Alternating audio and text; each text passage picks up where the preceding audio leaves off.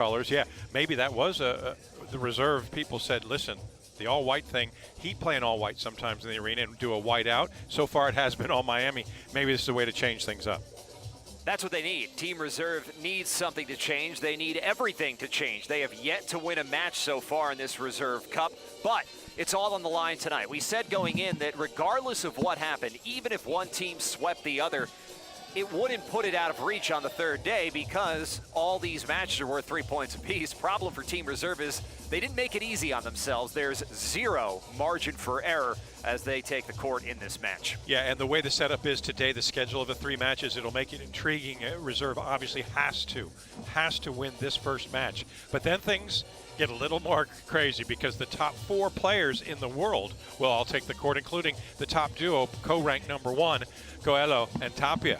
And that favors Team Miami in that aspect. That's the second match of the night. That's Federico Chingoto and Ale Galan going for Team Reserve. So don't go anywhere. That is going to be a sensational matchup. And then closing things out, it'll be Lucas Bergamini and Javi Garrido for Team Reserve, John Sands and Koki Nieto. Oh yeah, by the way, they're the Masters champions after they ended that historic run of Tapia and Coelho in Barcelona at the end of last year. So we have a sensational night of paddle. Right now we've got the Buzz RX coin toss in progress. It's been a sensational start already. We had some charity action on court. Jimmy Butler was out there playing paddle. He said he rates himself a 7 out of 7. Not sure he's at the professional level, but you cannot sell short his dedication to the city of Miami, to what Wayne Boych, the CEO of Reserve, is doing here at Reserve in Miami and around the country, and he hopes around the world. And Jimmy Butler has played a first-hand role in this growth. Yeah, it was fun to see him out on the court, and we wonder if that's the last sporting appearance as an athlete in Miami, at least playing at home. We'll see what happens with his career with the Heat. But what has been impressive is his presence to generate some interest, and there has been interest galore. The stands have been packed, and today it's standing room only. So we got here, and we're professionals, we get here early, but we got here and there were already people in the stands in the general admission section because they want to see these players. They know the matchups that await them tonight here on the final night of Reserve Cup Miami. You can see the VIP section, and there we get a look at this unbelievable backdrop. The reflection of the city of Miami reflected off the glass, and there you can see the shores of Biscayne Bay as these players warm up ahead of our first match of the night. It will be Martin Dinenno and Momo Gonzalez going for Team Reserve. Team Miami, we'll see how many times I can do that tonight. And then going for Team Reserve, it will be Juan Lebron and Mike Yanguas. Yanguas, one of the better young players on tour today. He's been impressive so far. Juan Lebron's been impressive so far. Nobody's been unimpressed for Team Reserve, and that's kind of the problem. They've played well. They've been in the mix. It's just about getting over the hump for Mike Yanguas, near side of your picture, and Juan Lebron on the far side. You're absolutely right. If you've not been with us and not caught the action, again, shame on you. You should have been here from the start. But now that we are here and we see the former #1, Juan Lebron, who dominated for the better part of 4 years, you know, Team Reserve has been not only in the mix, they've been in position to win. They've been leading matches, they've been out in front, they've had opportunities to seize victories, and they've let them slip away. And that's not to say that Team Miami hasn't just gone out and played terrific paddle, but for Team Reserve, yeah, they know what could have been, but now they have a chance to redeem themselves. And right there, you were just seeing Mike Yanguas warm up. He's the right side player here for Team Reserve, playing on the right side tonight. We see LeBron El Lobo on the left, and there is Mike Yanguas, just 22 years old. He's #8 in the world, and he is one of these guys who's an up-and-comer. We've talked a lot about the newfound Spanish dominance in paddle, all the success the Spanish players are having with guys like LeBron and Coelho and Galan. Well, Mike Yanguas could be next in line. He's playing this year with Koki Nieto. He turns 23 in about 2 months. He's a 2-time junior world champion. So the potential's always been there, and now the results are coming. It's been nothing but results for these two gentlemen, the Team Miami representatives in this match. Momo Gonzalez on the near side, also from Spain, and the lone Argentinian player on the court, that man, Martin Dinenno, 27 years old. He's been productive here in this Reserve Cup, came on as a sub with Koki Nieto to post a win on night 1. Last night, he won a match tiebreak with Agustin Tapia, and that's what we're doing. It's best of 3, but if they're tied after the first 2 sets, we'll decide the match in a 1st to 10-point tiebreak. Dinenno, the right side player, one of the more established players at the elite level. And Momo Gonzalez is somebody who's trying to get there. Gonzalez, you see him in the green top, or you just saw him in the green top. He moved out of your picture. Momo, 13 in the world. He turns 28 next month, playing at the Reserve Cup for the second time. Had a good way to close out last year when they made it to the third place match at the Tour Finals. He was playing with Edu Alonso. They were beaten by the eventual champions, Coqui Nieto and Jean Sanz, in the semifinals. But right here, Momo Gonzalez and Martin Dineno, they take the court for this match. And kind of that final pressure, Kev, because if they win, Team Miami's got it. Yeah, it's all wrapped up. If it goes to 12-0, by my math, if I do it even on both hands, 3 + 3 is 6. That's the last. That doesn't catch up to 12. So it is all on this match just to get things started, with the added incentive of knowing the marquee names that are on match number 2. Team Reserve saying, hey, let's give ourselves a chance here. Let's get in the mix. Yeah, this has been quite the showing for Andrew Schulz. He's the captain, the comedian captain of Team Miami. Not the case for Derek Jeter and Team Reserve, but you look at these points, and that's the Reserve Cup Series points, because the 3 events this year here in Miami, another in a North American city, and then in a European city. So there is that cumulative factor when it comes to calculating the final prize money, the final payout, and these guys sit pretty. It's funny you mentioned that, because I was going to ask you, I seem to remember, we've talked about it a couple times, there's financial incentive. I believe there's something called like $25K that's floating around that's on offer. Yeah, the winning players will get over $20,000 each team member, but don't forget that just for winning matches. So even if, let's say, Team Miami wins one of the first 2 matches and creates a dead rubber or 2, there's a financial incentive for all 4 players on court in any match that might not count towards the standings here in Miami, but $12,500 to split between the winning team. That's nothing to sneeze at. I think for Team Reserve, they might be saying, excuse me, because these are not the numbers that they expected to be posting here. We've got Ale Galan in the red because of how many times he's been on court. And Galan, that's no reflection on how good of a player he is. He's just been unable to get anything going. That's the number of sets played and won. And it has not gone Ale Galan's way, nor has it gone Captain Derek Jeter's way. Well, Galan likes the fact that he's going to be partnered with his partner, Chingoto, and that'll give them a shot in the next match potentially. But they've got to go up against King Arthur and, of course, Tapia, and that's going to be a tough ask. But the focus of the moment on this first match, and what's great about tonight, is that the skies have been relenting. No precipitation on the forecast. That's good news. Temperature, 66 degrees Fahrenheit. I'm actually wearing short sleeves today as opposed to being all rugged up in a parka. And for the players, that's 19 degrees Celsius, by the way, if you want the math. But yeah, it's just very favorable conditions. So they played through the arduous, difficult part. Now they can just settle in, enjoy the conditions, and get to work. Exactly. And it's conditions where we've talked a lot about how it affects play, and there are some benefits. It doesn't make the smashes fly when the temperature's cold. The ball doesn't fly like it would on a warmer day. But when you see players, to borrow you and your Australian friends' words, rugged up on court with the long sleeve shirts underneath, you know it's not ideal conditions for athletes to operate. So tonight, far more of what we'd expect from Miami in January. Maybe still a little bit chillier, but it's certainly an improvement over the last 2 nights.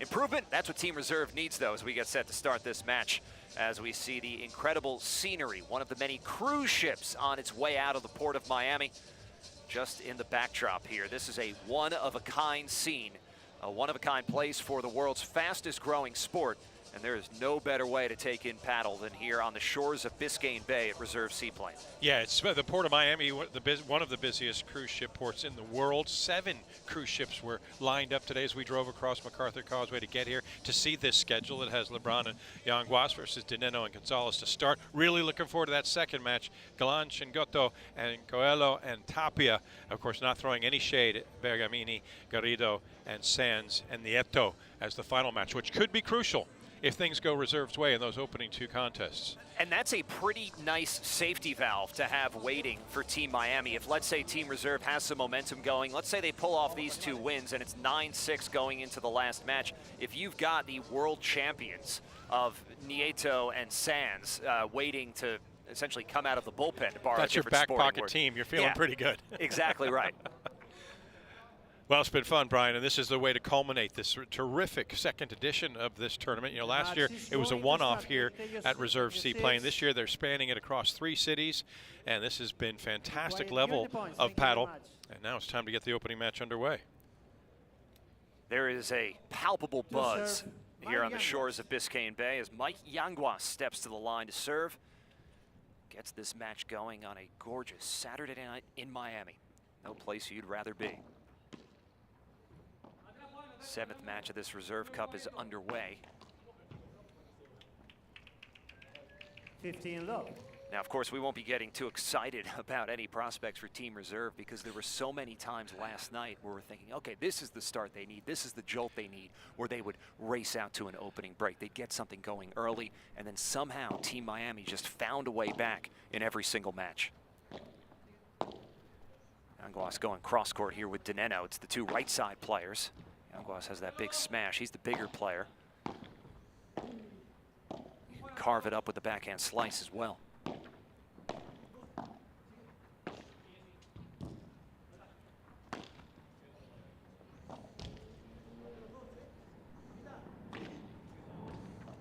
Bandeja from Yanguas, and a better smash. Tattoos Gonzalez on the backside, and you know, as you set up, the left side often the aggressive player, certainly a right-hander playing down the middle where most of the lobs go, but Yanguas offers so much in the way of power and aggression as well from the right side. What a brilliant display early of what he's capable of doing. Nice pickup from LeBron, had to wait that extra second. Now the defensive skills being tested. Saved by the fence and then bailed out by the Dineno miss. That was like watching the ball ricochet all off the upper wall. It hit the little support and sat up easily for Yanguas.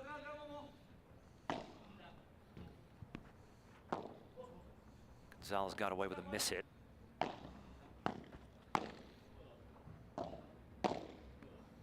Team Reserve applying the pressure here, and what a way to seal that opening hold. Yeah, that is a fantastic finish, and LeBron will just absolute delight in being able to clock it and put it out of play. You know, you were talking about the fact that Team Reserves have been in a great spot. LeBron last night in the final match against Sans Gonzalez, partnered with Garrido, you know, they lost the opening set, but they came back, second set, jumped out to a 3-love double break lead. They were up 5-2. And guess what? As we said, an all too familiar ending. Team Reserve ended up squandering that lead and lost the match. So LeBron, bitter memories of that from last night. Might have been venting some of that frustration in that slam, but yeah, they're still packing in, Brian. I mean, this is a crowd that is not only going to be capacity, but Wayne Boyd said they're having to start to turn people away. There's no room to allow them on the grounds. This is the place to be tonight in Miami, as Martin Dineno serving for the first time here for Team Miami.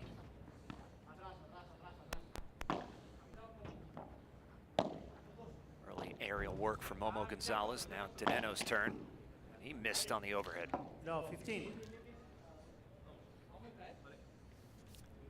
As you can see on that ideal shot, you see the lights of some of the big cruise ships off the water in the background. But all the eyes here inside Reserve Seaplane are on this court. Nice acrobatic from Yanguas. A lot of ground cover from Gonzalez. Now it's Dineno backways off the wall. The horn goes off. Players play through it. Yanguas right at Gonzalez. He feigned that like he was going to smash it. Went soft instead. I think we all know the ship is leaving now. And watch this disguise from Yanguas. Yeah, catches Gonzalez again. And this is a brilliant start for Reserve. You don't want to get too far ahead of yourselves, but you can't argue with 6 consecutive points to start. That's the kind of momentum they need.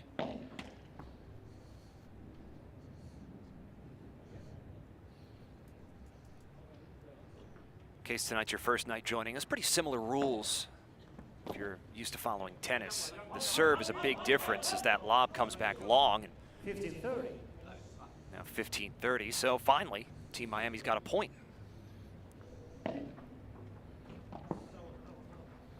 Their first after 6 straight for Team Reserve.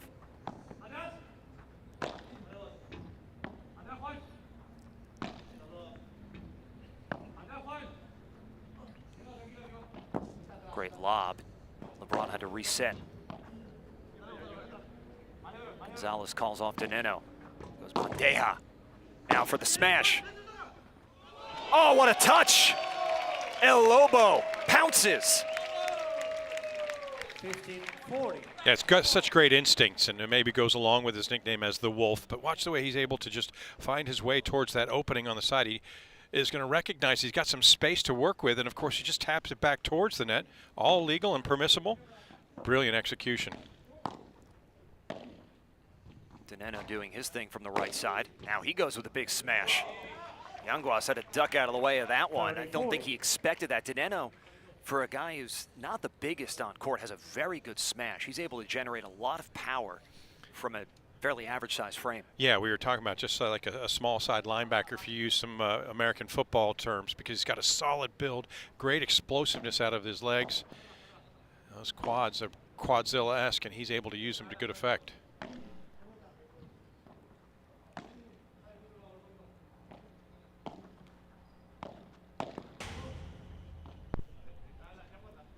Big gust of wind blew there, but that ball stayed in. Dineno's only play was off the back wall.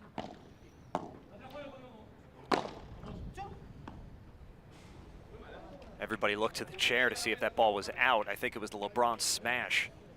Unclear if that hit the glass. It was a bang-bang play and lots of glances around the court. No VAR here, so we'll have to use our own technology to see if we can pick it up. And of course blocked by one of the light stanchions. They may play a let here just because there's such uncertainty. And it's not that anybody did anything wrong. It just happened so quickly that nobody could really tell. And indeed, they'll play a let. We're playing golden points, so no ad scoring.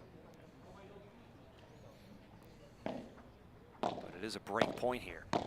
Big chance for Team Reserve, and it's a chance that's taken for the men from Team Reserve. They've taken the first 2 games of this opening match. Yeah, fantastic stuff, and it's such a good combination. As we mentioned, LeBron with so much experience, Yanguas with all the verve and vigor of a young man that just is so hungry to find his way to the top of the game.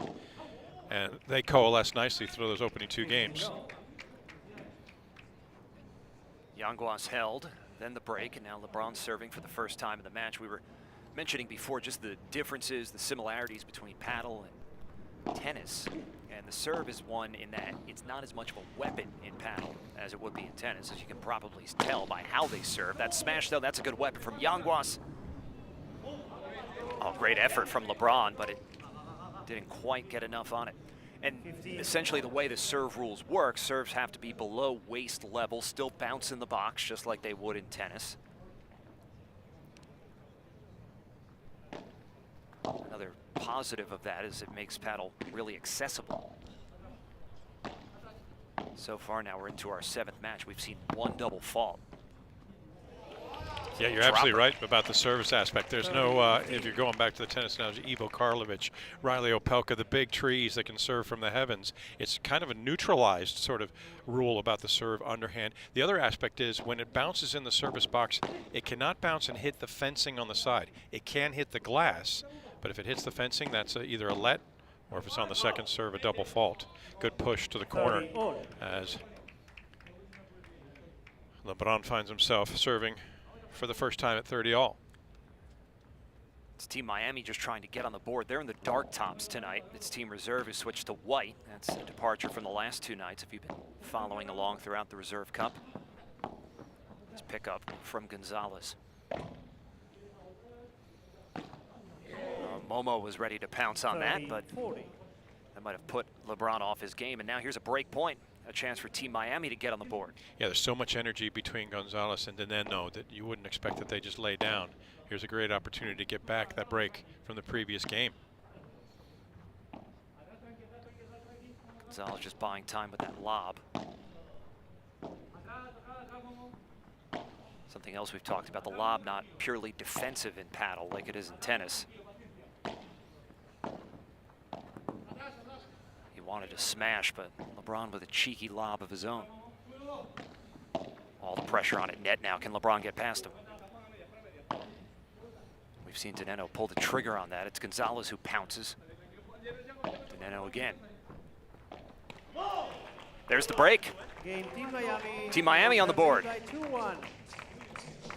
High-level start on the final night of Reserve Cup Miami. Team Miami playing from in front, trying to level this match.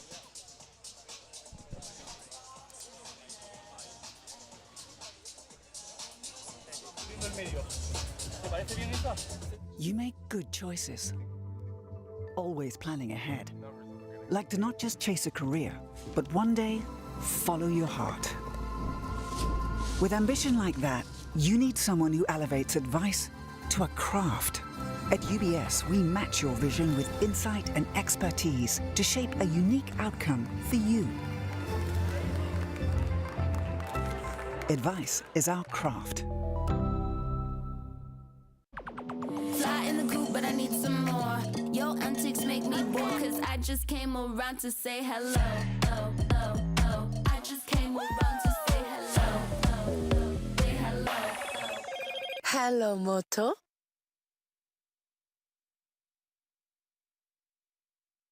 With BuzzRx, it only takes 10 seconds to save on prescriptions. Just search your medication, show the free coupon to your pharmacist, and save instantly.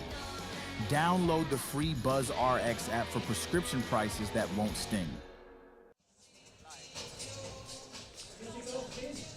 I love 305. That's the message in light. 305, the area code down here in Miami. And we love the 305. We love the paddle. We love this Reserve Cup, especially the start we've gotten off to. But not sure you can love anything more than that backdrop.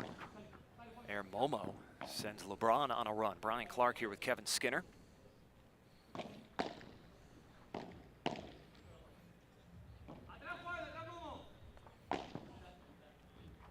LeBron wants to play in at net after he's hit these overheads. And that one just a little bit deep from No, Momo 15. Gonzalez.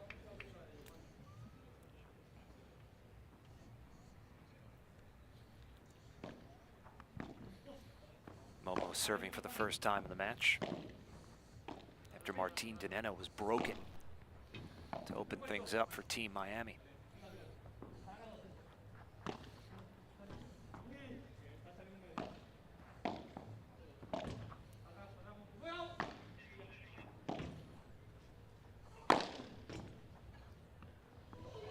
What a touch! That was Momo Gonzalez at his best, using every inch of his vertical leap to kiss that ball over the net. Mike Yanguas applauds, and then watch how it catches the net as soon as it bounces. So even though Team Reserve was right there, they couldn't do anything with it. Yanguas out the door. Oh, undone by the tape. 30-15.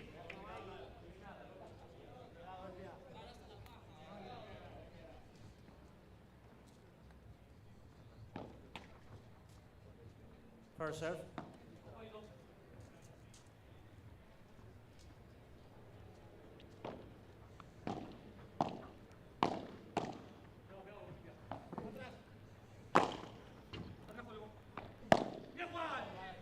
Big change of direction 30 all. as he smashed it away, out of the reach of LeBron, out of the reach of Kevin Skinner.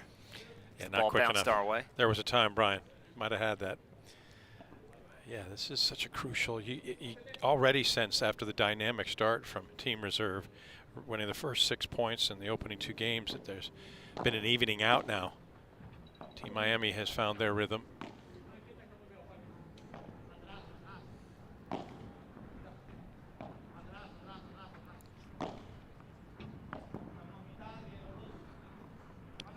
LeBron followed that in, keeping Gonzalez pinned back. 40-30. And we've seen a bit of this from LeBron, and we don't want to harp too much on the negative, but there have been moments, uncharacteristic mistakes that you don't usually see from Juan LeBron. It's bitten him on the heel a few times over the course of these 3 days, and that one might add to his woes. Oh, Dineno getting crafty. Game. Team Miami. Man, precisely what we've been talking about, Brian. So often it's just that little mistake. It's a pretty benign shot from LeBron for him to miss on the previous point. It just opens the door for Team Miami to get through, and look who's back at 2-all. A position we've been many, many times in this Reserve Cup so far. As Mike Yanguas serves. That 15 lob is a love. little bit long. It's 15-love. Yeah, that Dineno shot. He's able to angle it towards that side fence. That's always a target because you don't get a true bounce off that fencing as opposed to the glass. 30 love. Yanguas on fire himself, hasn't lost a point on serve yet in his 2 efforts. Held in love to open the match. It was 2 love for Team Reserve, but 2 games on the trot for Team Miami. Yanguas maybe getting a little too excited. Call that a heat check as he tried for the big smash, but left it long.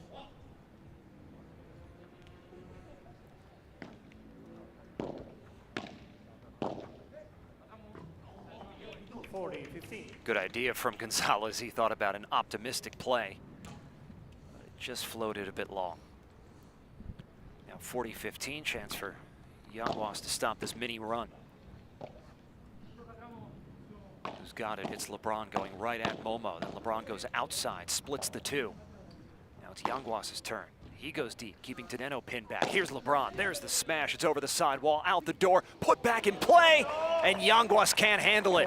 40-30. Momo Gonzalez covering every inch of court and then some for a big play for Team Miami. Yeah, that's magical stuff and such great anticipation. These guys are so good at reading the angles and anticipating, being able to break through out the gates and put the ball through in a winning position.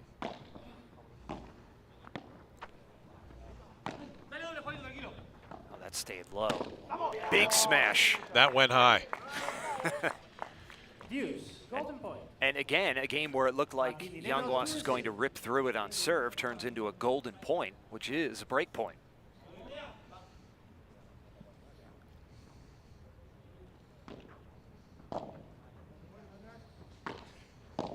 Golden point here, Yanguas. A lot being asked of him. It's off his foot. Big smash, Dineno. He says, come on. 3 in a row for Team Miami, 2 breaks in the process, and Team Miami has seized control of this first set. They've got a 9-0 lead in Reserve Cup Miami, and they're up a break here in the first set tonight.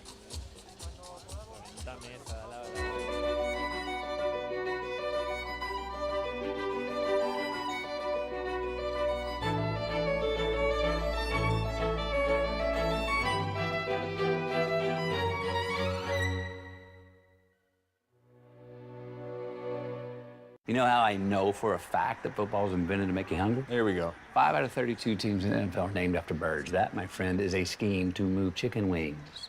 Look, no one's naming teams after birds just to sell. Wings! Get game day deals all season on Uber Eats.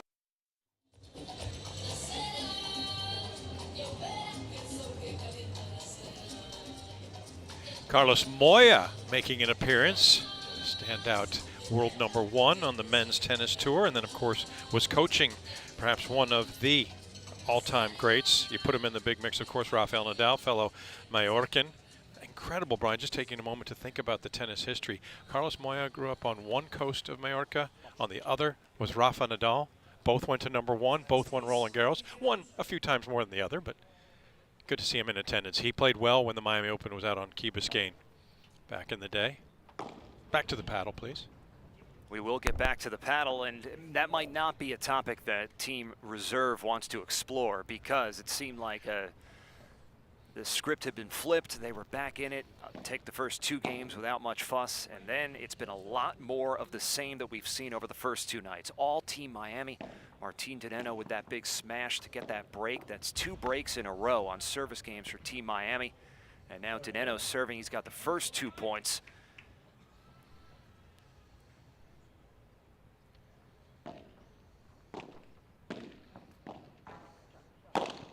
Go with another big smash. Yanguas able to get that back, though.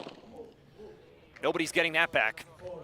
Dineno showing the power that comes when he gets to full extension. 40 love. It's so magnificent just to see Dineno in full flight and to be able to use his legs to such great effect, because of course we've talked about it. We know about the tragic accident that befell him at 19 years of age, lost 2 friends in the accident.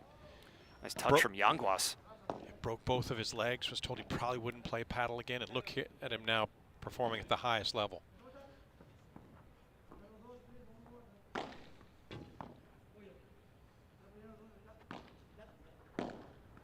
Oh, Momo.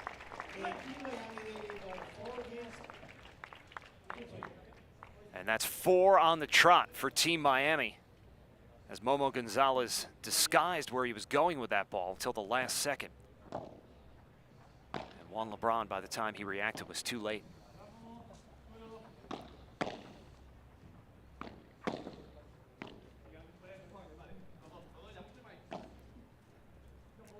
Yanguas under a lot of pressure right now.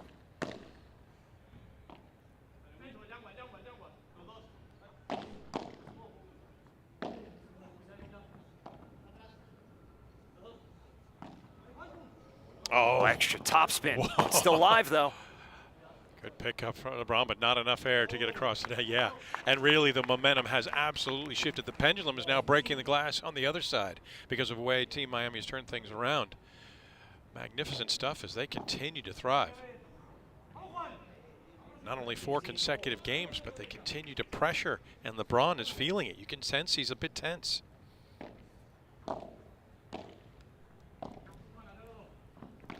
LeBron getting a bit tense, but they're also really heaping the pressure on Yanguas as you see Dineno go that way with the lob.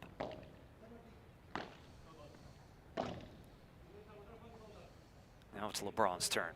But Dineno and Momo have all the answers.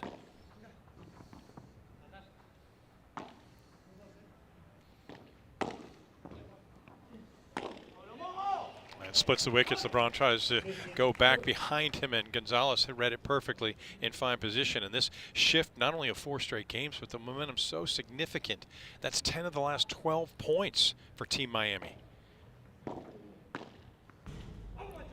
That's the exact example of why you want to go after that side fence, because he went cross court. Dineno was right there. If that's a ball off the glass, he's got it no problem, but it hits the fencing and just drops. No play available. Big couple of points here at 30 all.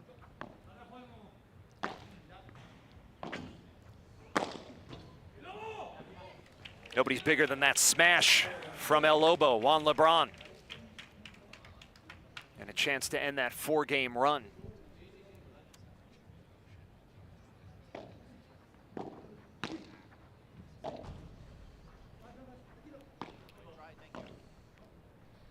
Yanguas backing up. Dineno going off the wall. Oh, LeBron saw the opening, gave Momo a taste of his own medicine. So that stops the run, but it's still Team Reserve with work to do. Down a break to Team Miami here in the 305. It's Reserve Cup 2025.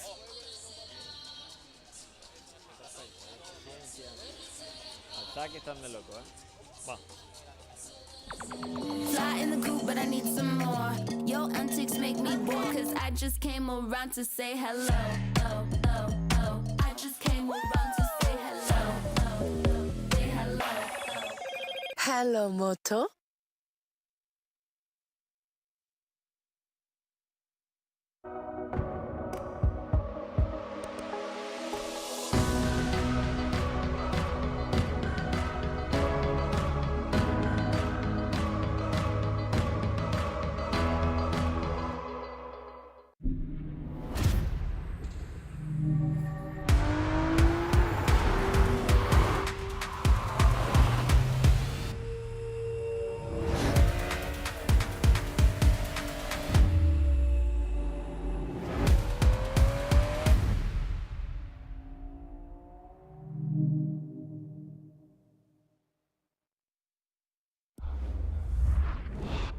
It takes dedication to leave your life's work rock solid for generations. At UBS, we match your ambition with tailored advice to craft a unique outcome for you. Advice is our craft.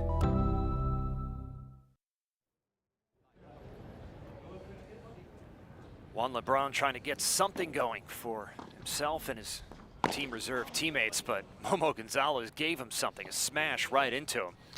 You know, the beauty of tonight in this opening match, Brian, if you think about it, you know, there's all conspiracy theorists everywhere. People are always trying to find a negative angle to take in things. Oh, too LeBron good for couldn't Momo. get there. Yeah. Yeah, where I'm going with this match is so important for Team Reserve. Now, of course, you know that, but some might say, well, what does it matter?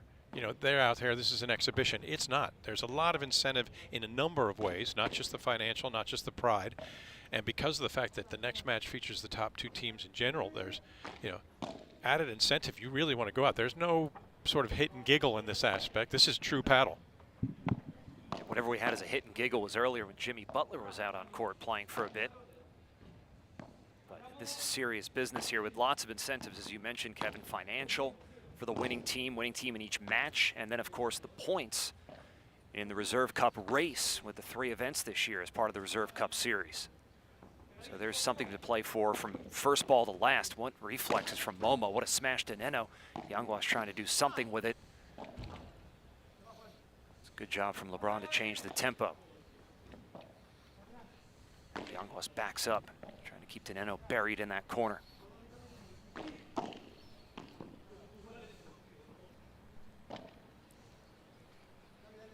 Bigger lobs we've seen. Yanguas takes out of the air.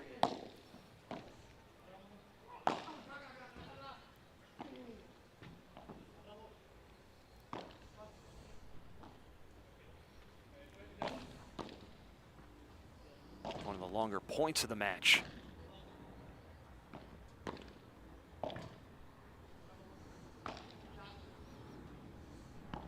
Team Miami happy to stay deep. This Team Reserve is pushing the pace.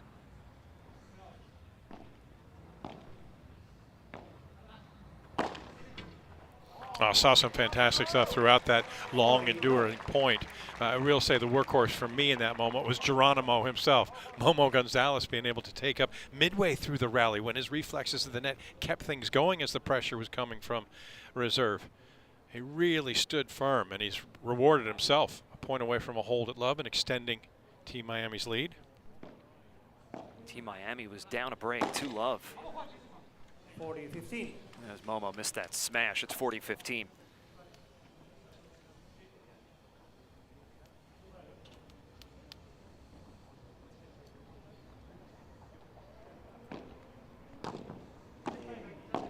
Another chance for 5-3 here.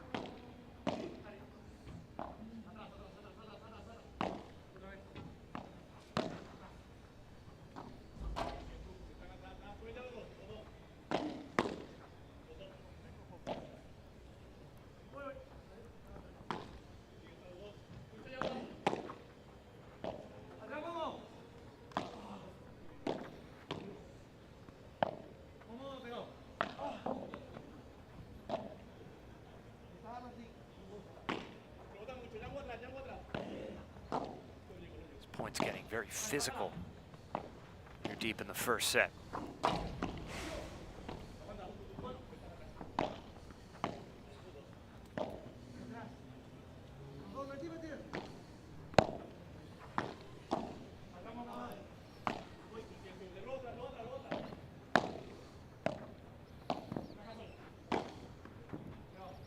LeBron let that go between his legs, went to play it off the glass, but it took an extra bounce, and that's a hold for Team Miami. And if that's not this entire Reserve Cup in a nutshell, I don't know what is.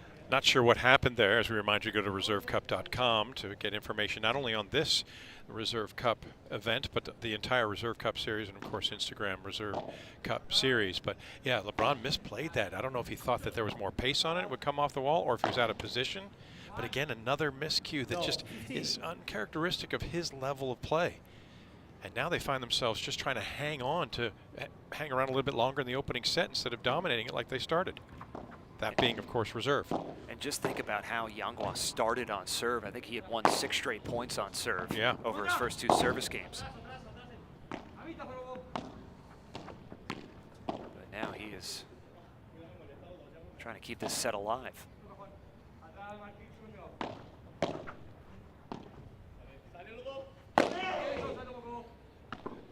Oh, brilliant. Oh, right place, right time. And now Momo's back.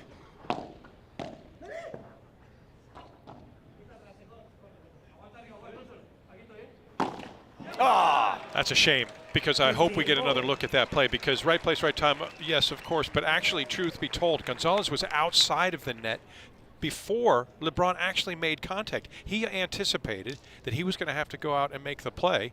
Yeah, this is unfortunate, goes in the net, but prior to that, what magnificent instincts to be there, get himself in position.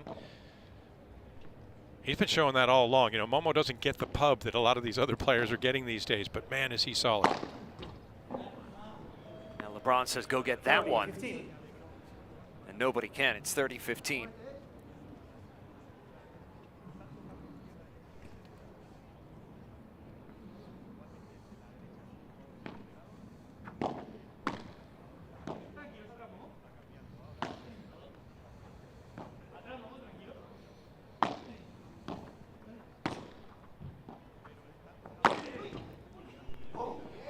Yanguas put it out of reach of everybody. 40-15.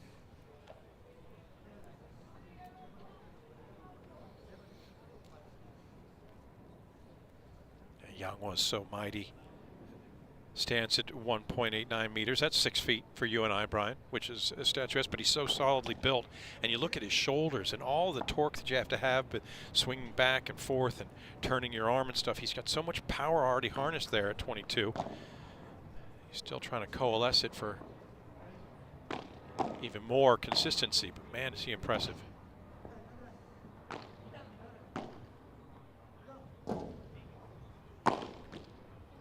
Put that up in self-defense and blocked it away. 40-30. Another one in the drink, just beyond the security guard's hands. And that's 2 that have gone swimming thus far. Are you keeping track of that on your stat? I think I'll keep a little. Yeah. Opening 9 games, 2 balls, taking a swim. Some blame on you for the first one. Yeah, and the that security guard on the second. That was an unforced error on my part, not grabbing that. Out the door again. Oh, he's just too good. Deuce. I mean, he was running the opposite way as he hit it backwards towards that. He didn't hit it laterally. He had to actually hit it behind him as he was running past. He knows going out. Boom. Fantastic. Golden point here. It's a set point as well. Yanguas LeBron under pressure, but the wind just took that lob not into the wall, over the wall. Team Reserve holds, but Team Miami Ball change. will serve for the opening set, try to put themselves 1 set away. Those 2 will try to stop it from happening. Reserve Cup Miami, night 3 continues here in the Magic City.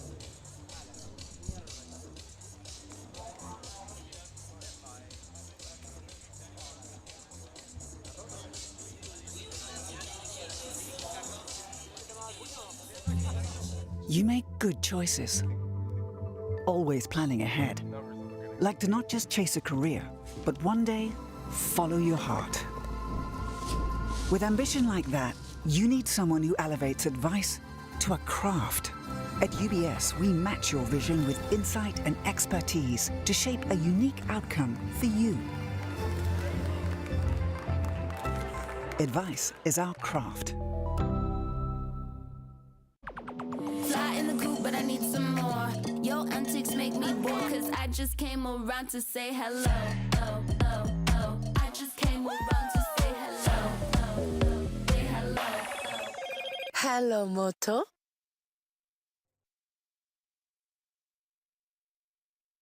With Buzz RX, it only takes 10 seconds to save on prescriptions. Just search your medication, show the free coupon to your pharmacist, and save instantly. Download the free Buzz RX app for prescription prices that won't sting.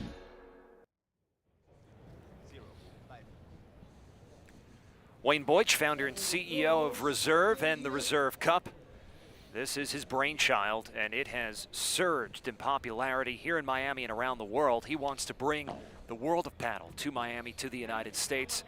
He's made big inroads, and he's got bigger plans ahead. Big moments here in this match as Martin Dineno lets that one go through his legs. Dineno and Momo Gonzalez serving for this opening set. And LeBron, another miss. Yeah, I'm not an unofficial tally, but that's 3 unforced errors that we've seen from El Lobo. Just, again, a head scratcher as to how it's happening, but I think it's because of the situation that's occurred over the last now 3 nights for Team Reserve. They've just been not able to close, and it tightens up the players, and LeBron seems to have felt it. Gonzalez joins the party. Oh, tight angle. We've seen him do that now 2 or 3 times in this match. Take that ball and wait till the last second to commit to a direction. And he puts so much pace on it that Yanguas and LeBron can't do anything about it. 2 points from the set.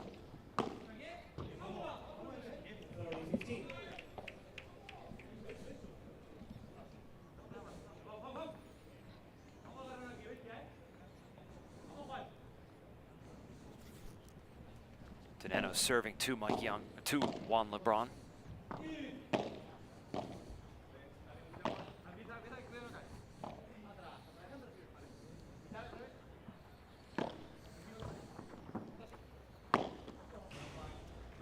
right at him. And they've gone right at them. That gives Dineno and Gonzalez a set point. Yeah, that's emblematic of what Team Miami has done since they squandered those opening 2 games that really Reserve took. But since that point, Miami's been all aggression. Set point here for Team Miami.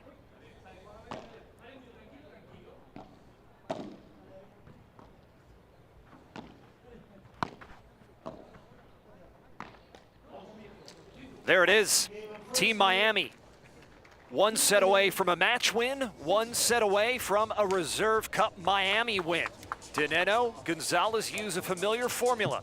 They crawl out of an early hole, they storm away, and they collect the opening set in 36 minutes. 6-4, Team Miami, a set away from a title. It takes dedication to leave your life's work rock solid for generations. At UBS, we match your ambition with tailored advice to craft a unique outcome for you. Advice is our craft. Fly in the coop, but I need some more. Your antics make me bored, cause I just came around to say hello. Oh, oh, oh. I just came around to say hello. Oh, oh. Say hello. Hello, Moto.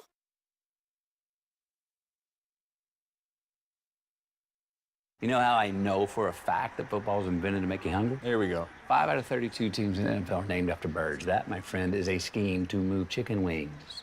Look, no one's naming teams after birds just to sell. Wings! Get game day deals all season on Uber Eats.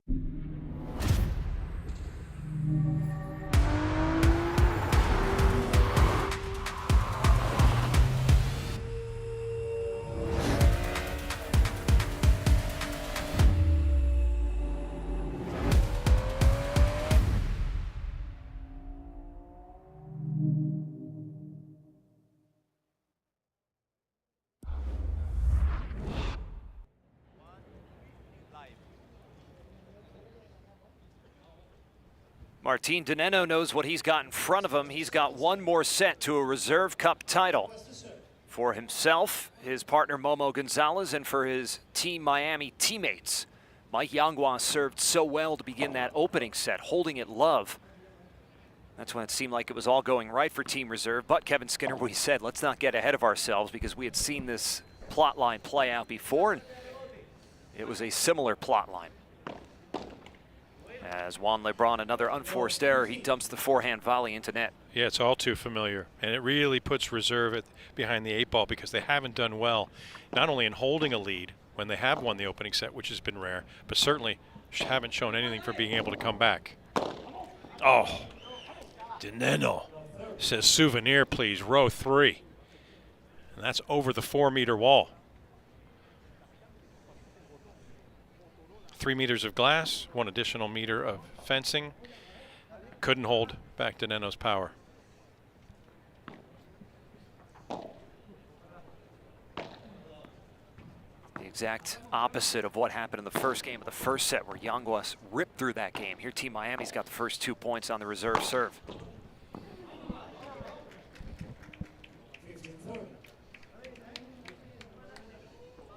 Don't forget that the coaches, the players, they're not completely out of options because there are the Motorola Razr player substitutions. Question is, when do you roll that dice and who do you go to? So that's a plot line to follow as this plays out. Breeze is picked up, not affecting the players though, as LeBron backs up for another overhead. Now Gonzalez into pressure, Yanguas poaches. Dineno gets low. From the back wall, staying low, now an overhead LeBron, dumping Gonzalez into the corner. Momo keeps it off the glass. Now in at net, down the middle, back whipped off the wall from Dineno. Looks like he's playing highlight. Kept that low, and low was the only place Momo could go, but he couldn't get it high enough off that back glass. Yeah, a crucial juncture. You hate to say it this early in a set, but you just have the feeling that if Reserve can't find a way to instill themselves here, get a hold, get the lead again, it could be lights out. We did see that in the match last night, where Reserve, including Wangas, who came in as a substitute, excuse me, the second match yesterday, won it. That's going to, ooh, I thought that hit the fence. I thought so as well, but we play on. And now the point resets with that lob.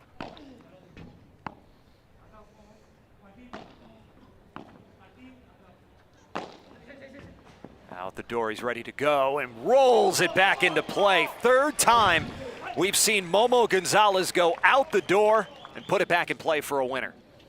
That's fantastic stuff, and the way he's able to put that racket so flat, just sort of shovel it in. He just gives it a little scooch, says, here you go. Where's that? Boom. And the little bunt just dribbles through.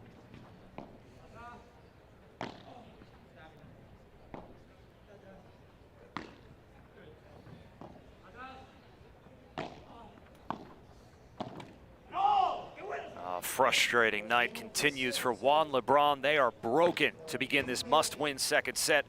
Mike Yanguas smacks the balls away in frustration. It's all going wrong right now for Team Reserve. It's been a rough 2 days, and their troubles have followed them into this gorgeous Saturday night in Miami.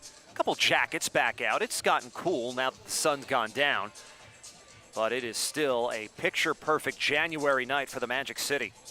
Yeah, it's not uncommon, of course, to see celebrities fill seats here. It's not far across Biscayne Bay that we see the Kaseya Center where the Miami Heat play. They're in the background behind the south end. And, you know, it's a big-ticket city. They like their excitement. They like to bring notoriety here. And it's amazing what Wayne Boych and the Reserve group have been able to do to bring the notoriety to this, because it's extended throughout the city. It's not just for, you know, the niche of paddle aficionados.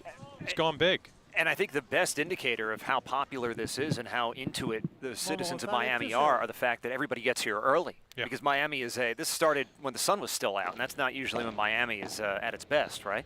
You are 100% correct. 4 o'clock, and the place was already buzzing. I mean, this is an 11 p.m. town, especially on a Saturday. Yeah.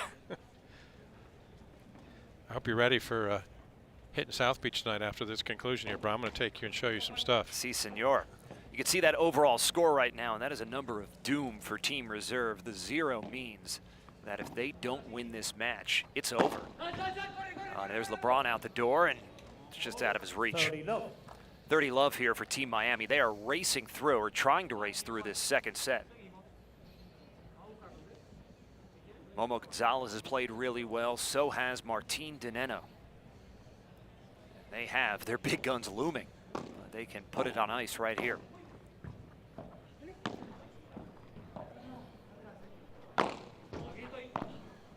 Nice hustle from Dineno. He was right in position to whip that back at Yanguas. Yanguas was ready for it, though.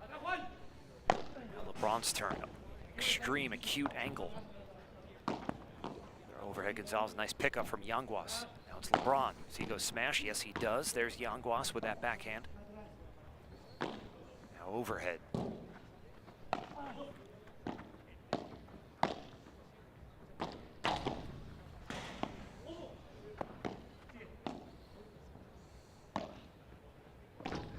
Team Miami pushing the tempo right now. Oh, between the legs and just wide off the fence. Awesome point all around. Crowd loves it.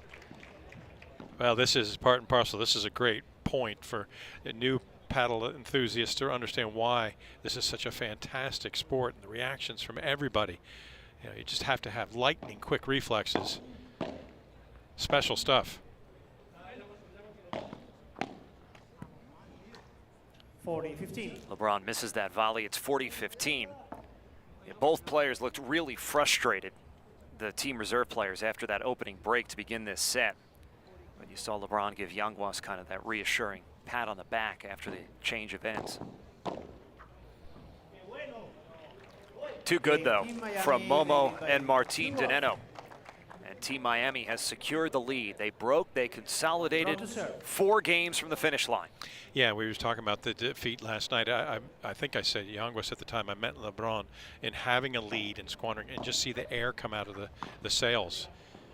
The second set of last night's contest when he was competing with Garrido against Sanson Gonzalez. Momo was the beneficiary in many ways of that. He's looking tonight to add salt to the wound of LeBron. Just a bit too strong. Hits the back wall on the fly. Yeah, as we were saying, the big guns still to follow. Second match, Arturo Coelho and Agustin Tapia, the world number ones. They'll be in action against Fede Chingoto and Ale Galan. They're the second best team in the world. Got to 14 straight finals last year, which would be incredible. It is incredible. But it was Coelho and Tapia who were just that bit better. Oh, nice shot from Yanguas. He gave Momo a taste of his own medicine. Chose his direction at the last second. Juan LeBron, his partner, likes that. It's 30 love as LeBron and Yanguas try to get on the board. And that's a skill, how you keep the body quiet till the last second. You direct where you want the ball to go. Another smash goes right at LeBron, that time from Dineno.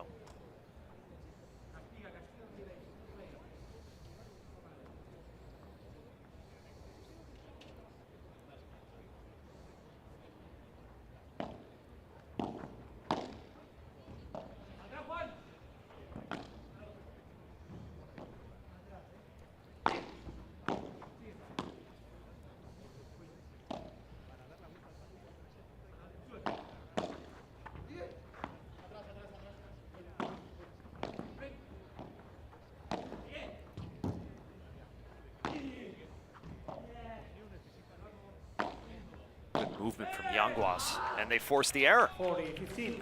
Good job from Team Reserve of hanging in the point. And even as they had to cross over a couple times and found themselves on opposite sides, LeBron is able to keep steady here, and he's had a couple unforced errors today. This is be crucial to regain the confidence of the former world number one.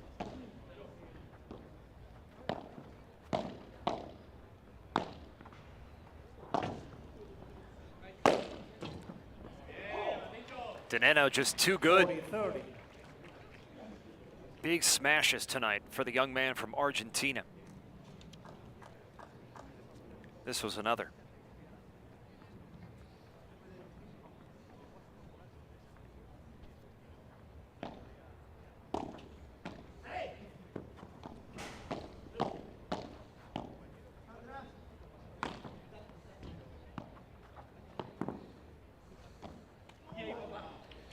Momo tried to go fine with that one.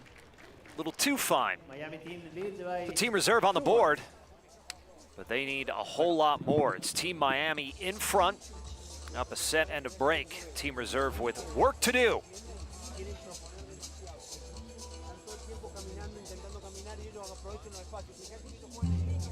You make good choices, always planning ahead. Like to not just chase a career, but one day follow your heart. With ambition like that, you need someone who elevates advice to a craft. At UBS, we match your vision with insight and expertise to shape a unique outcome for you. Advice is our craft. Fly in the coop, but I need some more. Your antics make me bored, cause I just came around to say hello. Oh, oh, oh. I just came around to say hello. Oh, oh. Say hello. Hello, Moto.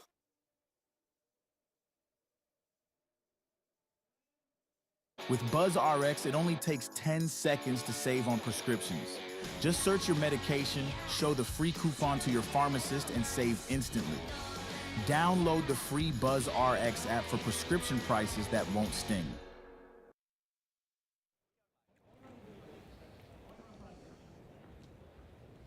Beautiful night in Miami. Third night of Reserve Cup Miami 2025. Team Miami closing in on the title. In front 9-0 overall. Martin Dineno and Momo Gonzalez, far side of your screen in the dark tops. Up a set and a break on the Team Reserve duo of Mike Yanguas and Juan LeBron. 15. What's really been impressive, Kevin, from Team Miami, these two on court, is how even they've been. It's not one player taking over into cheat code mode and the other player just riding the coattails. As I say that, Dineno sprays that wildly. They've both played really well Yeah, you're absolutely right. And it has been the hallmark of Team Miami's success in the ability to find chemistry quickly, but also accentuate each other's skills and back up the parts where maybe there needs to be some extra work. But, you know, as you're so desirous of making sure that chemistry is instant, I think there's a little more impetus to be pushing and, you know, reaching your best early. I think Dineno and Gonzalez have been fantastic in accomplishing that, even with the early stumble of the 2-love deficit. That was the only deficit of the match. They dropped the first 2 games. Recovered from that. They broke early to open the second set, and they have not looked back. LeBron's only play was behind the back, but that was a desperation play more than anything else.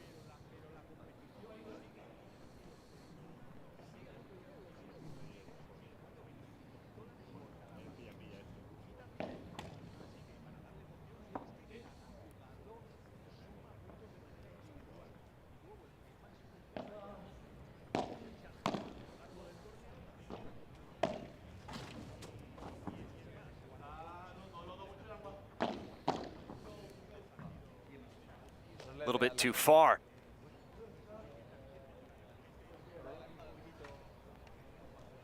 LeBron looked unhappy. I'm not sure if he wanted a call or if he thought maybe somebody should have been a little more vocal.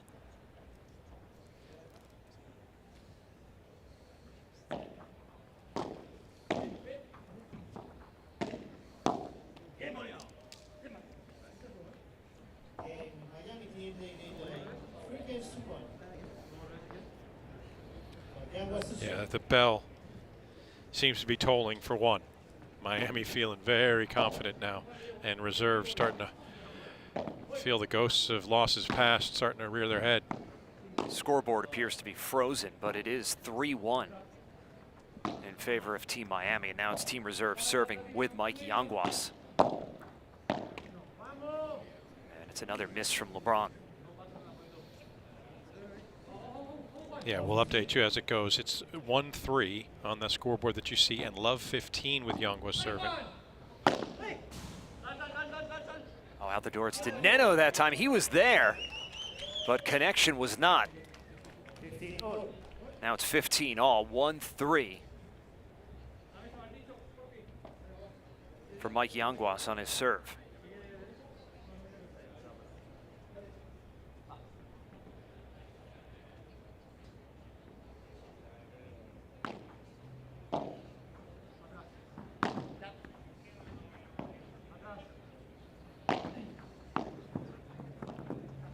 Pick up LeBron. The side fence threw off Gonzalez there, but he adjusted to it.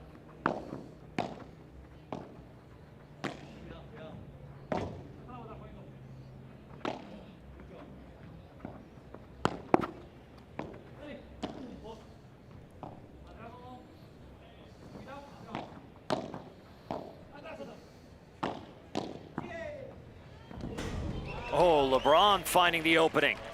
Gonzalez going left and right, which he's done all night long with great success, but LeBron able to hang in the point and then finally see that little opening. Yeah, such a difficult ask from Gonzalez to try to get his racket between the ball and the glass and make a play on it. Excellent positioning with the shot for LeBron as it moves to 30-15 in favor of Team Reserve serving. Problem for Team Reserve is the big number on the scoreboard, down 1-3. Biggest number, 9. That's how many points Team Miami has, 0 for Team Reserve so far. Oh, that ball just died. It just sat there as if it were stuck. A little Velcro perhaps on the glass, just kind of pulled the ball and plopped it down on the surface. 30-all. That's 30. Velcro's not allowed, Brian, by the way. You know, it's important that we keep people informed with the rules if they're not used to paddle, but yeah, we can assure you no Velcro allowed.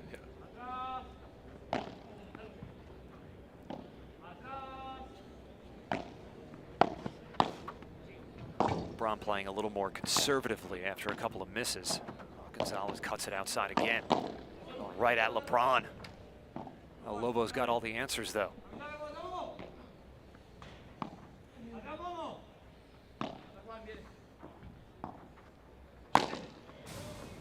Out the door, Gonzalez, but that Yanguas smash picturesque. It dropped once it got over the side wall. Yeah, and that's a great example of using your bat or your racket as a shield to defend your body. LeBron midway through that rally having to do so at point blank range, but that kept things going, and Yanguas able to clean it up in the end.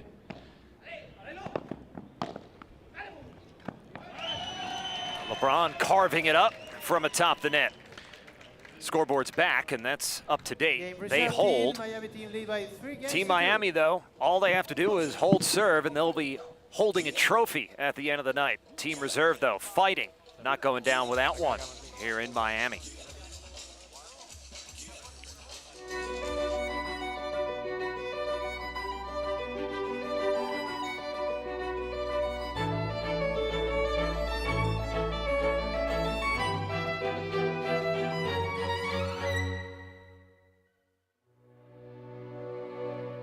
You know how I know for a fact that football was invented to make you hungry? Here we go. 5 out of 32 teams in the NFL are named after birds. That, my friend, is a scheme to move chicken wings. Look, no one's naming teams after birds just to sell. Wings! Get game day deals all season on Uber Eats.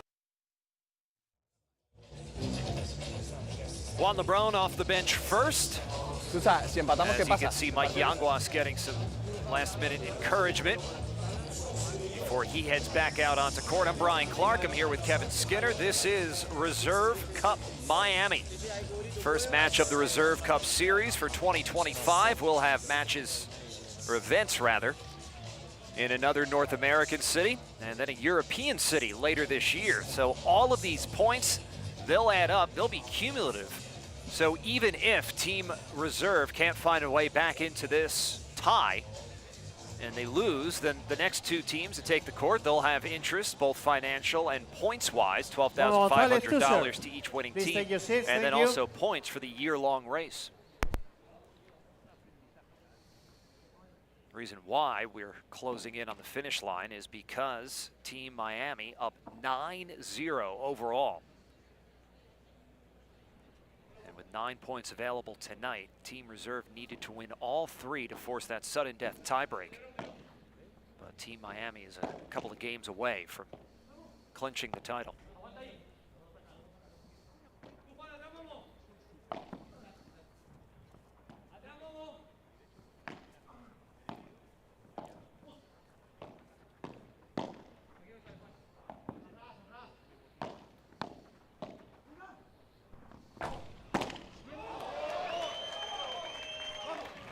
Law 15. Great hustle from Yanguas. You could see the lights shaking. And Gonzalez right on top of the net just missed it.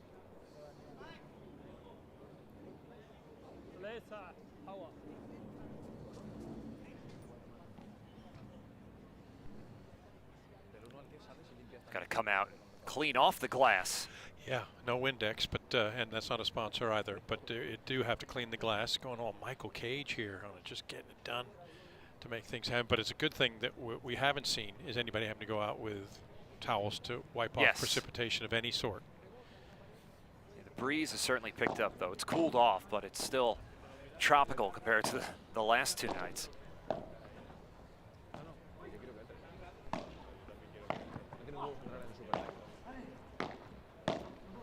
Dineno hasn't been called on as much over the last couple of minutes. It's been a lot of Momo Gonzalez, who's played really well.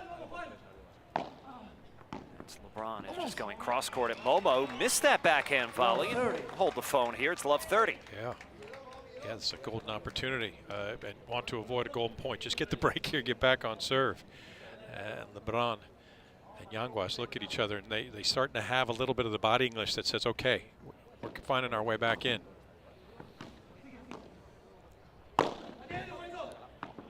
There's LeBron. He apologizes. Good sportsmanship as Dineno was right away telling him that's okay as he went right at Dineno. It is the play. He was parked on the net. We talk about the shoulder strength and the tension in the arm. Have to keep it loose, and LeBron getting air and then able to just flick back over his shoulder. A shot that he has mastered over the course of his career. First tense moment of the second set, though. 15-40. And LeBron just missed that. He's done that once or twice in this match. Just curl that ball along the wall, but the problem is on that one, it touched the sidewall before it touched the court. It's 1 break point saved.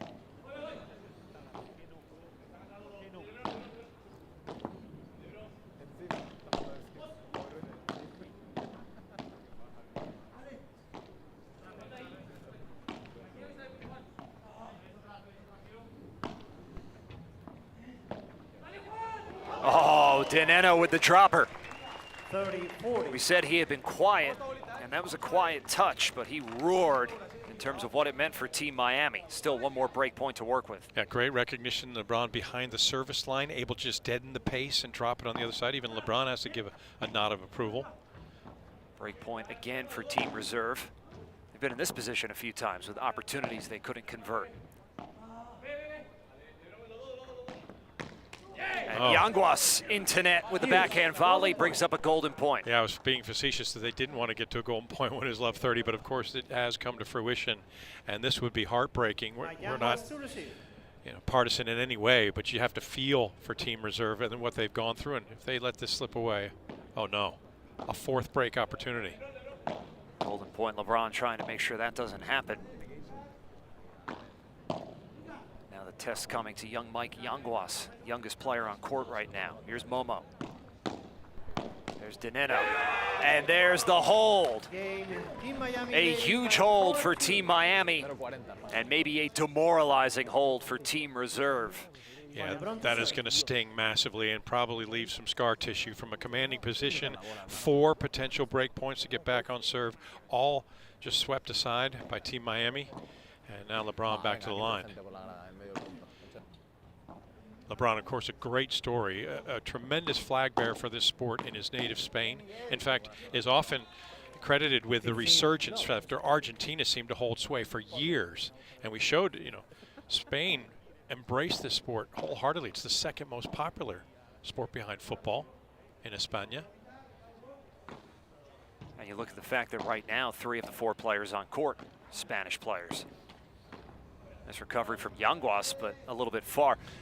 And a world-class athlete in the stands from Spain. We saw Carlos Moya earlier, a former Roland Garros champion, and there's a tie-in with LeBron at Roland Garros that's very important for him personally as well as the nation of Spain. Yeah, that's exactly right. Winning one of the Masters events there, the Paris one, is played at Roland Garros. So you're a Spanish player who wins something at Roland Garros, you obviously can't help but think about the greatest player ever at Roland Garros, Rafael Nadal. Well, LeBron has said Rafa is a major inspiration, no pun intended there. 14 titles at Roland Garros for Rafa, so it was a huge moment for him. Yanguas carving it up. Oh. 15-30. Groan from the crowd as LeBron missed that overhead. It's 15-30. That pendulum swing can be huge, whether it's paddle, whether it's tennis. When you have the break points you can't convert, and then dealing with that disappointment as you then have to hold, that could be crucial. Momo couldn't quite get the mad hops that he was looking for. He was looking to try to get up and extend, but at 5'9", just missed by 1.5 inches. Yeah, you're absolutely right. Emotionally, it's such a letdown to have let those opportunities get away. And, was that on the fly? 40-30.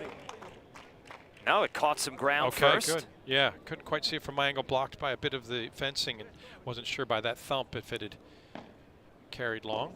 Well done by Yanguas.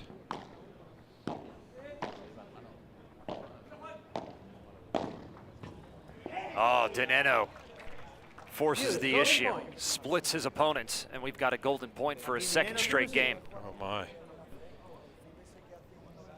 Huge circumstance, to say the least. I mean, this is all here for Team Reserve. It's put up or pack up.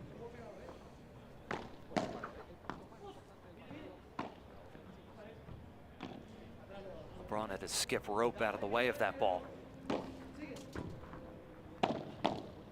Oh, they've crossed over.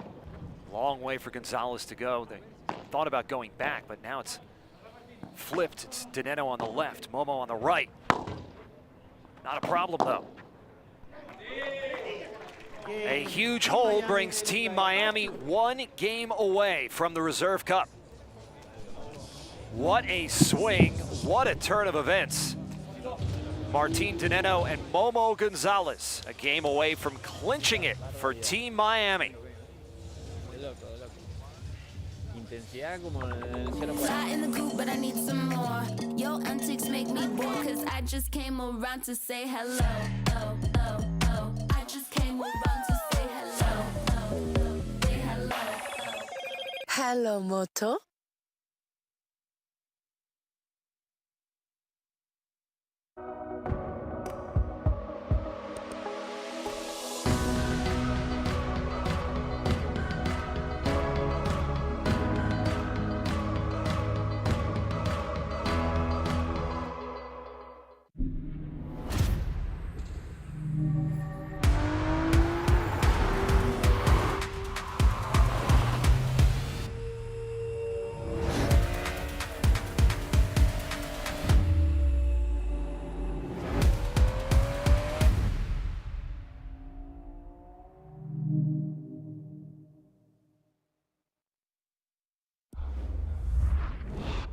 It takes dedication to leave your life's work rock solid for generations. At UBS, we match your ambition with tailored advice to craft a unique outcome for you.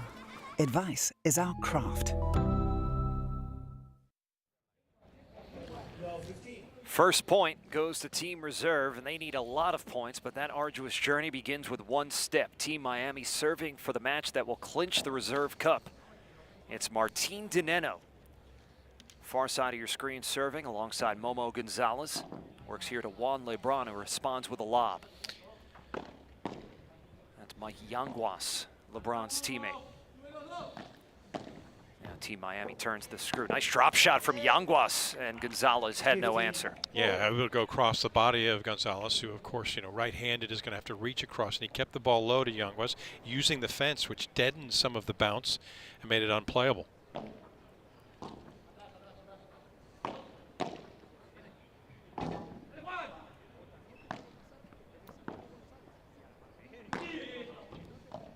Yanguas going big. Now it's Momo's turn. Out the door goes LeBron. He can't get there. Air Momo connects. 2 points from the match and the title.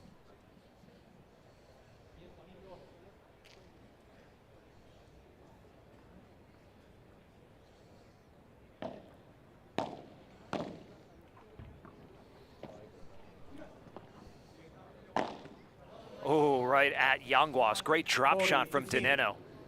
And then he brought the power behind it, and we've got double match point. That is, in fact, double championship point.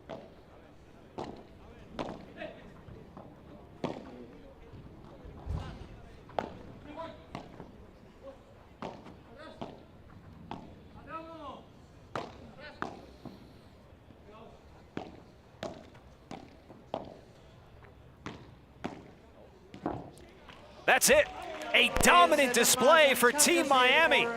It's Dinenno and Gonzalez to get Team Miami over the line. They clinch the Reserve Cup.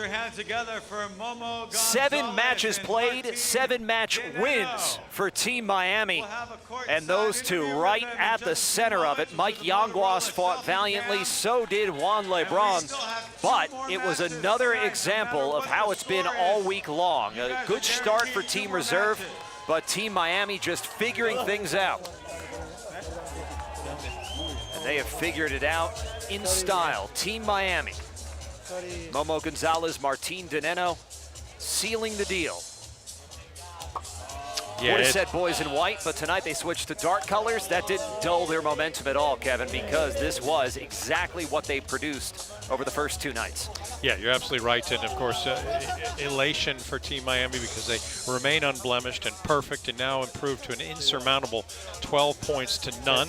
They will be the champions of Reserve Cup 2025 in Miami. But your heart has to go out to Team Reserve. They gave it their all. They really showed some incredible paddle skills, and they even had opportunities. gains, pushing ahead, breaking early, getting the momentum. But what has been the story of this is Miami's resilience, and it's been Team Reserves just breaking down in the end. There's Wayne Boych. As Derek Jeter said earlier today, Wayne is Switzerland this year because last year he was actually the captain of a team. Derek Jeter's team beat him. Wayne Boych just taking it all in. Right now we've got the Motorola Razr selfie cam. You can go to Reserve Cup Series on Instagram. You can see every Motorola Razr selfie taken after each match. You can like, you can comment. And I think we're going to hear from Martin Dinenno and Momo Gonzalez out there with Nico Pereira and Andrew Krasny. Bueno, muchachos, felicidades, ya es oficial, salieron campeones invictos del evento, pero ¿qué tal este ambiente en Miami esta noche? Pues la verdad que, primero que nada, gracias a todo el público que está aquí. Espero que hayan disfrutado de este partido. La verdad que el ambientazo increíble, la grada llena, un lujazo estar aquí. Después, muchas gracias Martincho por jugar a mi lado este partido. Era la primera vez que jugábamos juntos, ya sea entrenamiento o tal, y creo que nos hemos acoplado muy bien, hemos jugado de loco, así que muchas gracias por compartir la pista conmigo. Y nada, con respecto al equipo, la verdad que hemos entrado a full porque sabíamos que aún nos quedaba un partido para cerrar la eliminatoria, así que hemos entrado con todas las ganas del mundo para poder cerrar y nada, aquí tenemos la victoria. Very thankful for the crowd staying and very thankful to his partner. The first time they played together, so I think you're going to be playing together a little more, and they're just happy to give the team the win. Cuéntanos, ¿cuál fue la clave para la victoria de hoy? Bueno, creo que estuvimos muy rocosos, muy duros en el fondo de la cancha, defendimos muy bien, contragolpeamos muy bien y bueno, creo que elegíamos bien el momento para cuando entrar. Mike y Juan son un parejón, es verdad que no juegan juntos, pero bueno, pueden acoplarse como en este partido, así que nada, creo que nosotros también jugamos un partidazo, muy feliz también compartir cancha con Momo. Es verdad que no habíamos compartido ni entrenamiento, que eso es muy raro, pero nada, le agradezco un montón, así que nada, a disfrutar de este evento que todavía quedan 2 partidos más. Bueno, muchas gracias, felicidades y que disfruten el resto de este lindo sábado en Miami. All right, way to go, guys. Let's hear it one more time for this incredible team, folks. We got more tennis coming, more paddle coming up in just a few minutes. A lot still on the line. Each match is worth 25 grand, $50,000 more on the line tonight. Momo Gonzalez, Martin Dinenno, putting Team Miami over the top. 2 more matches coming up in just a few minutes as paddle continues. Reserve Cup Miami, part of the Reserve Cup Series. Well, you could hear it from Andrew Krasny right there. Still a lot on the line, a total of $50,000, $25,000 for the winners of each of the 2 matches. But that number right there, that's a shutout. And that is a clinched Reserve Cup Miami for Team Miami, as they have taken all 3 one-point matches. They took the 3 two-point matches. So that was 9 points coming in. And they took the first of 3 3-point matches. 12 points for Team Miami. But the match that everybody came to see, that's up next, and that is Arturo Callejo and Agustin Tapia, the top team in the world, against the second-ranked team in the world, Ale Galan and Fede Chingoto. That's on shortly. We'll have it all. But what a match it was. Martin Dinenno and Momo Gonzalez. 3 points that clinch Reserve Cup for Team Miami as they take down Juan Lebron and Mike Yanguas 6-4, 6-2. We've got more coming up, though. Don't go anywhere as Reserve Cup Miami continues in a moment. It takes dedication to leave your life's work rock solid for generations. At UBS, we match your ambition with tailored advice to craft a unique outcome for you. Advice is our craft. Fly in the coop, but I need some more. Your antics make me bored, cause I just came around to say hello. Oh, oh, oh. I just came around to say hello. Oh, oh. Say hello. Hello, Moto.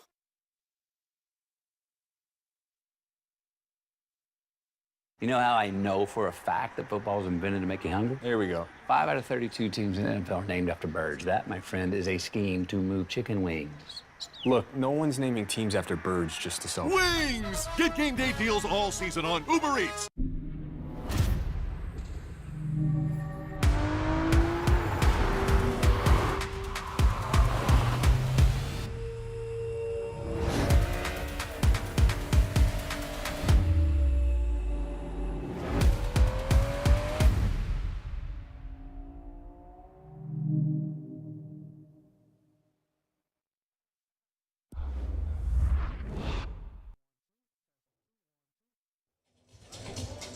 Continuing on from the Magic City in the backdrop of downtown Miami on Watson Island at Reserve Seaplane. This is the site for the second straight year of Reserve Cup. Now Reserve Cup Miami as one of 3 stops on the Reserve Cup Series that will be contested in 2025. The growth of paddle in the United States paramount in the minds of organizers, including CEO and founder of Reserve Paddle, Wayne Boich. And that is the harbinger of why things are going to be big in this sport when this catches on in the U.S. It's already caught on in Miami. We've had 3 days of exciting action, 7 matches in total played. Paddle fan, if you've been with us, well, then you've been thrilled. If you haven't, go to reservecup.com to check out the results. They've all been for Team Miami, as Team Reserve has struggled. And don't forget to go to Instagram at Reserve Cup Series. That'll tell you how things go. And we're looking forward to the announcement of the next 2 cities in the Reserve Cup Series. There will be one more North American city to host this event. Hasn't been announced yet, nor has the European city that will finish off the year. But we have eyes on España, of course, because of all the dominating players that hail from that nation. We're awaiting the arrival of the 2 teams for match number 2, and this is going to be a good one. This might be the one match that is going to be an indicator of something we'll see a lot in 2025. They were the top 2 teams last year in performing, and they will come out against each other. They are the top 4 players ranked in the FIP paddle rankings. We'll tell you all about them as they get ready to take the court. We're, of course, talking about the dynamic duo, Goello and Tapia, as they take on Galan and Chingoto. Their arrival forthcoming as we await their presence on center court. Been a fun day. There's already been some celebrity action. We saw local Miami Heat hero Jimmy Butler. Yeah, Jimmy Buckets was out on the court for part of the celebrity matchup. And all in all, it really set a nice tone for a day where not only has this event been sold out all 3 nights, but it's also sold out tonight in standing room only fashion. There has been an inordinate amount of people requesting to come in at the last second, try to buy tickets. It adds that conundrum where you're sitting there going, well, we're already sold out, but all these people are here and they want to pay to get in. Maybe we can find some corners that we can stuff them in. And so they've been able to do so safely, mind you. The fire marshal has not come out, not issued any warnings. But here's a good look at the court that's reminiscent of that court. If you follow tennis, the Masters event that's held in Monte Carlo, it's got a little bit of that feel, Brian Clark. The waterfront feel. And you think about that Monte Carlo shot, that iconic shot from atop the grandstand they build there. You know, Monte Carlo, the cliffs. I know you've been there. You're a world traveler. I have not. But you could just see it's iconic in the world of tennis. This is iconic in the world of paddle. And the scenery goes a long way in terms of adding to the atmosphere. You're not kidding. And speaking of iconic, we have players about to take the court that are going to be, if they're not already featured and thought of as icons, they are certainly on their way to legendary status. It's going to be a real battle royale. We're excited about this second match. Even though there's nothing on the line in team standings, Team Reserve cannot catch Team Miami, as it stands 12-0 on the scoreboard, and with 3 points each for the final 2 matches. As you can do the math, best Reserve Cup can do, or Team Reserve can do, is cut the lead to 12-6. But that doesn't matter, because now it's time to get down to brass tacks. All right, Miami, it's time for some more paddle here at the Reserve Cup Miami. Are you ready? Make some noise, Miami. You guys ready to go? Please welcome from Team Reserve, Ale Galan and Fede Chingoto.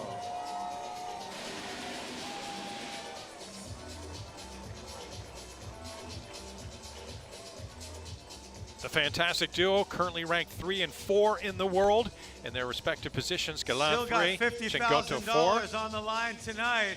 But they have to go up against the Miami, co-number 1s. Agustin Tapia and Arturo Coelho.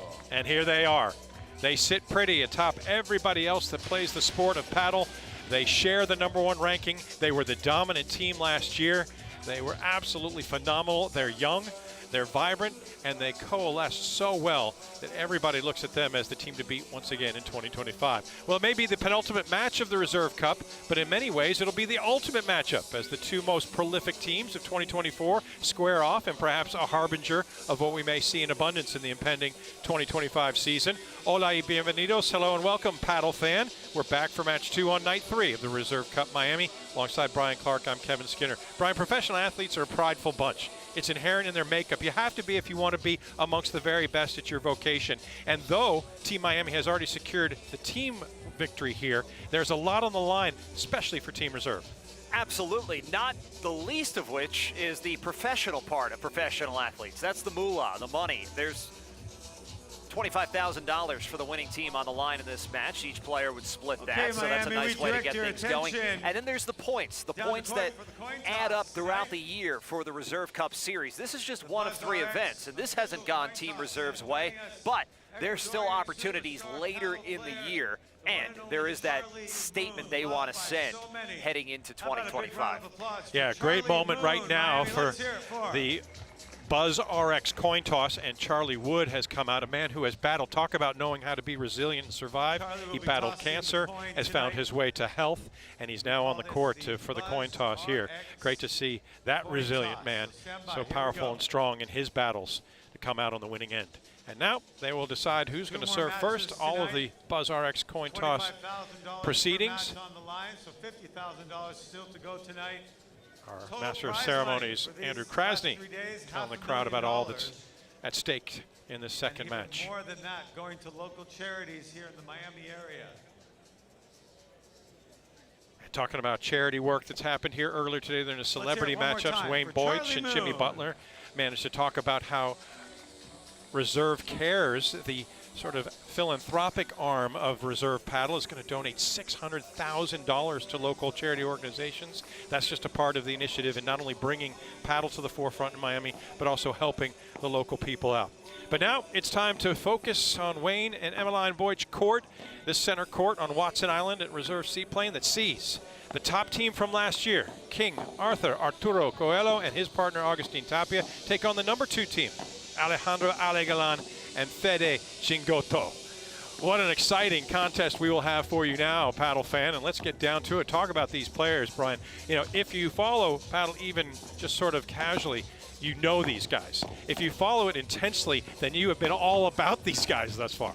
Well, when 3 of the 4 players on court, you've got the number 1 player in the world in about the last half-decade. That's Alegalan. When he and Juan Lebrón, they were atop the rankings for 3 or 4 years, and then they were able to be replaced by Arturo Coelho and Agustin Tapia. There is Alegalan, now teamed up with Reserve. He's going to be spending a lot of time in Miami this year, but once he broke up with Juan Lebrón last year, he got right to Fede Chingoto, and they had a huge year together, 5 titles, 14 appearances in finals. He knows what life is like at the top. Maybe a new taste for his partner, Fede Chingoto, but it's not too rich for his blood. From the 28-year-old Spaniard to his partner, 27-year-old Federico Chingoto. And for him, 4th in the world, just 1 spot behind his partner. He really is the spark plug. I mean, he's a diminutive fellow, admits that, but that adds to his desire to be amongst the very best. When you see somebody who's relatively undersized, you know they have to be in tip-top shape. And you know they have a motor that doesn't stop, and that's exactly what Fede Chingoto has. That's what's taken him inside of the world top 5, and it's what has him poised, along with Alegalan, for an incredible season ahead. Meanwhile, across the net, they have become household names in the world of paddle. Paddle fan, you know them, you love them, and they are quite the duo. You've got the one wielding his racket as if it's Excalibur. He is King Arthur. Arturo Coelho, the 22-year-old from Spain, grew up just about 2 hours north of Miami, or excuse me, Madrid. I made the slip there because he's moved to Miami, Brian, recently, as he hopes to thrive in this environment. He wants to play a role in Wayne Boych's mission of making paddle a dominant sport in the United States. He thinks he can play a role in that. Well, you play a role in making it big if you win. Miami's a city that loves its champions, loves its winners, and Arturo Coelho last year, the ultimate champion, alongside Agustin Tapia. You go from King Arthur to a Renaissance man, the Mozart of Catamarca. This is, of course, Agustin Tapia, a 25-year-old from Argentina. As interestingly enough, Brian, both teams are a pairing of a Spaniard with an Argentine. Argentina for so long dominating the sport of paddle, and Spain has come on in the last time. But for Tapia, he really has been the guy who has been just the, lunch pail, hard hat, go to work, get it done guy this 3 days here in Miami.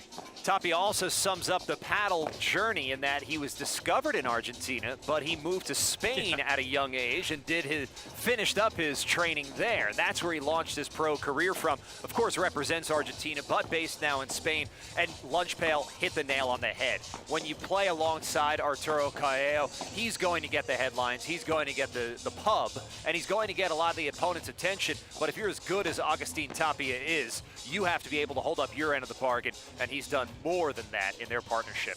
We're going to ask your indulgence, paddle fan, because if there's any novices or people that have not been exposed to the sport that have tuned in, good for you, because you're going to be really thrilled with what you're going to see. But we are going to, for the aficionados, at times get down to simplicity and break it down, starting with the recognition that this is really a combination of tennis and squash, but a lot of the rules parlay into the tennis world, such as scoring on serve. Scoring on serve is exactly like you would see in regular tennis, 15, 30, 40. We're playing no ad scoring, so if it's a deuce point, it would be a golden point. Next point wins the game. The serve itself is a little bit different. Not as offensive as it is in tennis. That's something we can talk about as the match goes on. But that part of the scoring is about the same as it would be otherwise. Yeah, and of course, also like tennis, it's first to 6 first to 6 games in a set. If it goes to 6 all, there will be a regular tiebreak. First to 7 win by 2. If it goes to a third set tonight, any of the matches will be embroiled, as we have seen all tournament long in a match tiebreak. Yeah, that's a first to 10-point tiebreak right there, where you don't need to play to 7. When you play to 7, you keep going on to 10.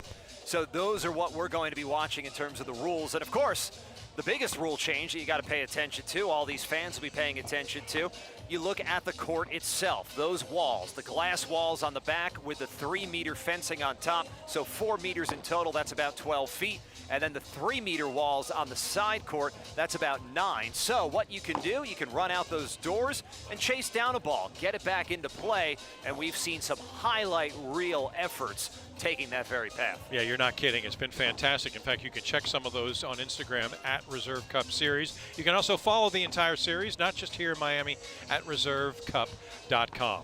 Yeah, it is a court that is 10 meters wide at the baselines, 20 meters long from end to end, enclosed in glass and fencing, and the walls are in play. Going back to the serve part of the rules, it has to be bounced below the waist and hit and struck into the service box diagonally across from the opponent. When it strikes the court, the ball can kiss off of the glass portion, but it is not allowed to make contact with the fencing. And of course, there's 2 attempts to serve, as in tennis. A double fault would result in losing the point. So we hopefully have got the ground rules sort of set, and now it's time to watch the action. But as we have gone on, you know, it's been remarkable the juggernaut that Team Miami has thrown, coached by, or honorary captain by Andrew Schultz, the comedian and podcast host, up against Derek Jeter, the captain of the Yankees for virtually 20 years, and yet it's been all lopsided one way. Yeah, it's been one-way traffic. It's been a situation Derek Jeter's not accustomed to, and that is losing as a 5-time World Series champion. But what Team Miami has done, it's been a very familiar formula. The level's been high in these matches throughout. It's something we've hammered time and time again, where Team Reserve gets off to a good start, but then Miami claws its way back, or Team Reserve has some chances, but they can't convert them. And then Miami is able to save its bacon and then surge forward. Not a coincidence, we saw both of those situations in the first match tonight, the match that clinched this Reserve Cup for Team Miami. It's not the most apt analogy to draw into here, but it has some relevance, and that is the tortoise and the hare. Because, you know, it was slow and steady wins the race. It hasn't been as if this is not a slow sport. But if you're steady, as Team Miami has been, even when Reserve has raced out to a lead, had an advantageous position, they've not been able to hold. The more cool, calm, and collected Miami has prevailed every single time. Here's a reminder of what we're in store for. The top 2 teams from 2024 are going to battle once again to give us a taste of what we expect to see throughout 2025. Coelho, Tapia, as they take on Galan and Chingoto. This is a battle royal against the 4 top players. That's the top 4 positions in the FIP rankings held by these 2 teams. Co-number 1s on the same team, Coelho and Tapia, number 3 Galan and number 4 Chingoto. So we've set the stage for you. We're looking forward to this one. We hope you are too. They're going to give us a little pump fake here as both teams wearing white now to take the court. Miami in the first 2 days all white. In the first match today, Reserve was in white, and it was Team Miami in the dark, but now everybody thankfully has their name on the back. We know who they are, but just so you can keep track, we'll see how things go. A beautiful night after a cold and wet first 2 days. Miami shining bright on a Saturday night, and the Magic City ready, as are we, to get things underway on the premier match of the top 2 teams in paddle. It'll be Arturo Coello serving first, the lefty from looking to eavesdrop on the conversation. The Spaniard puts the ball in play, and we're underway.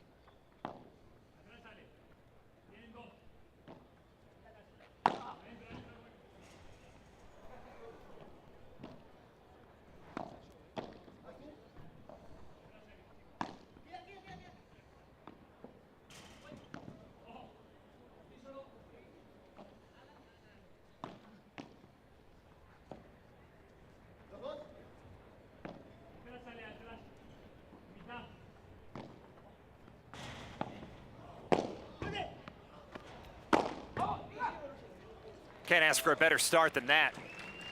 As we saw what makes paddle so exciting on display, players using the back wall, using the side wall strategically to try to get the ball to die, and then ultimately just too much power.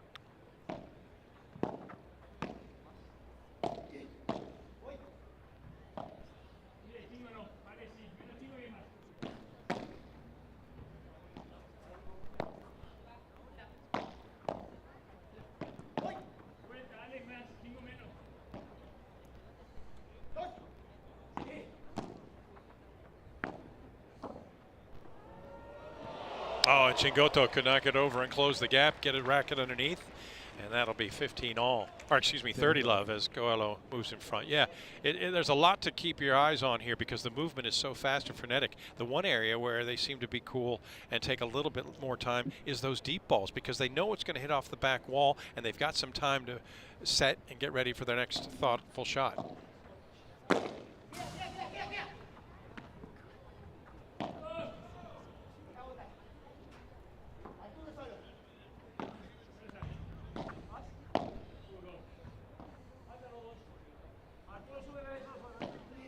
Wind starting to gust a little bit more than it had earlier today, just sort of surrounding the court. Of course, below 3 meters, the players are somewhat protected. A bit of a swirling aspect inside, but almost nominal, so not really an impact as Team Reserve on the board with their first point.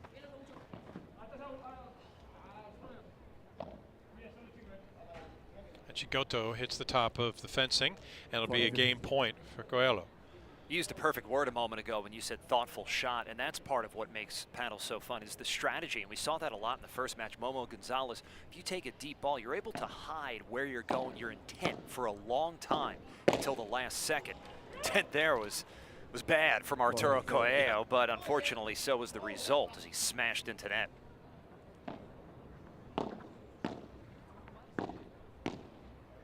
Miami at the net being very aggressive. Galan tries to go back behind. Well-placed lob.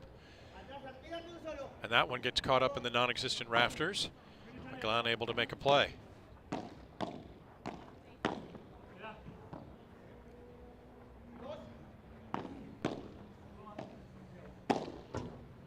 Yeah, just bringing in the big sweeping forehand from Tapia seals the deal for his partner.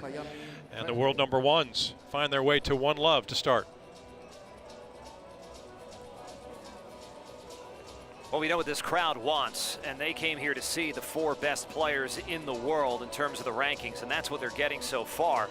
Not that, okay, one game is going to say it all, but that game just showed the level where we can expect this match to be played, and that is the strategy that's involved, that's the physicality that's involved, especially with those big boys from Team Miami.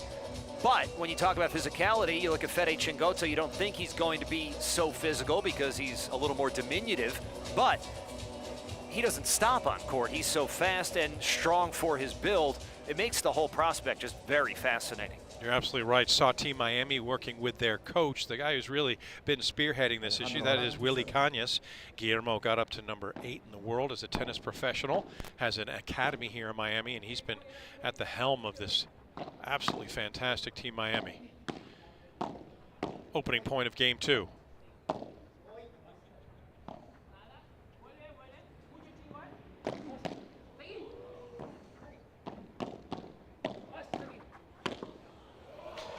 And Coelho goes up high, stretches his entire 6'3" frame to use it to an advantage and deposit that beyond the high rent seats right behind the baseline. This exchange, though, was so impressive, with the rapid fire volleys from about 2 meters.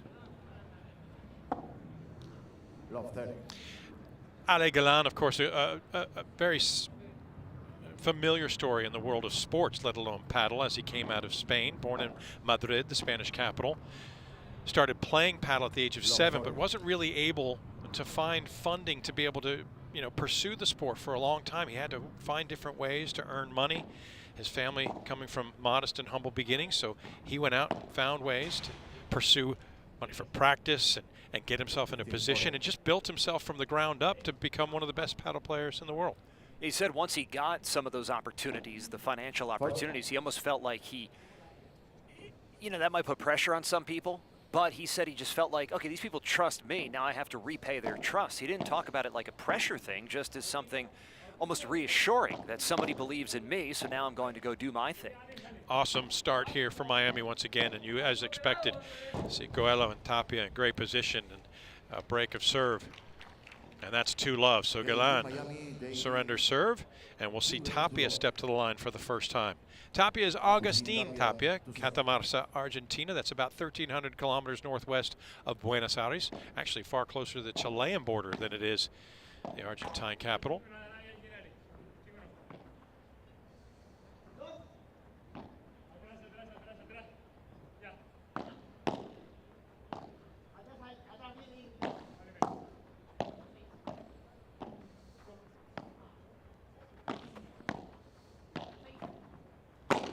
Oh, it tagged. Coelho somehow got his racket on that. Thought it came off of his backside, but the racket was in place. First person to smile there was Ale Galan, too, as he had put his hand up to apologize. But, yeah, tagged is exactly what he's got. He's probably going to have a tag tomorrow from the mark that ball left on him. But just to be able to get a piece of it with the racket to keep the point alive.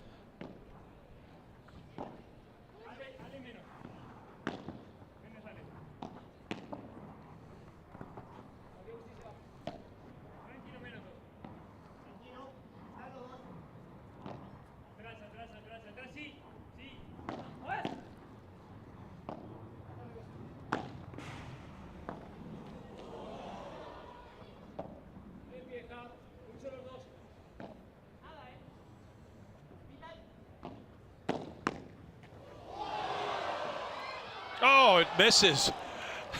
Chingoto did not think that ball was going to come back at him, as Tapia, again, also protecting himself magnificently with his reflexes. Yeah, that was self-protection, and exactly, it's like Chingoto just thought, I'm not going to have to make a play here, so by the time he did, he was too close to the door. Sent the ball out the door.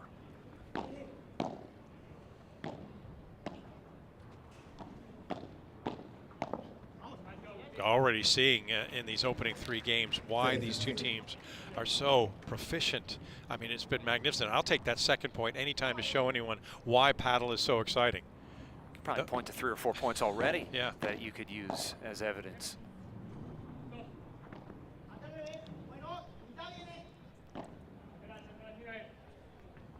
And that's a bit too long from Galan. I'm going to say that's just one of the rare miscues. But Brian, what we've seen is it's so incredible, because the lob in tennis is a defensive move 9 times out of 10. In fact, 99 out of 100 times. Here, it's actually a strategy, and they can put it within a foot of the back court.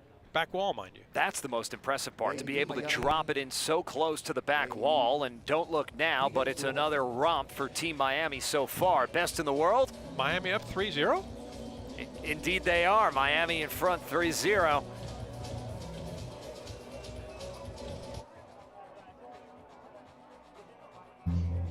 You make good choices, always planning ahead. Like to not just chase a career, but one day follow your heart.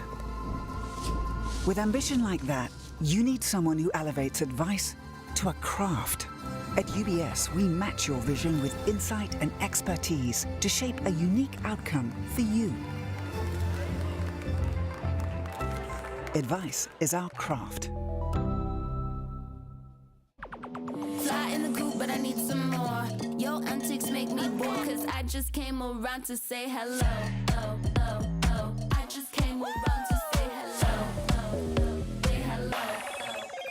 Hello, Moto.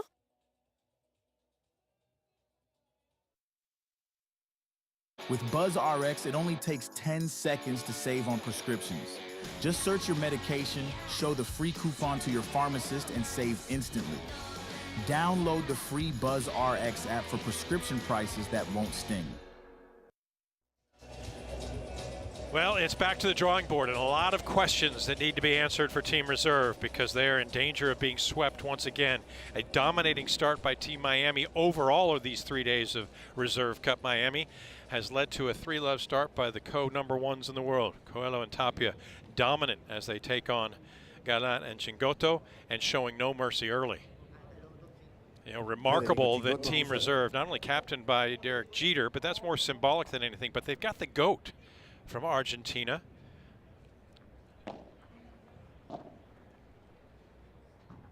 And not laying any blame on the coaches here. Obviously the players have to produce, but with Juan Martin Diaz and his 13 years ranked #1 in paddle, he is on the bench and helping out Team Reserve and trying to manufacture some way to allow Reserve to get back in the mix. And thus far, everything has been meager. As here is Chingoto. Fede, also known as El Raton, because of his size, he's the super mouse, and he's got a great personality, and also he's got a great outlook on life, knowing that despite being not statuesque, it actually fuels his desire to be amongst the best.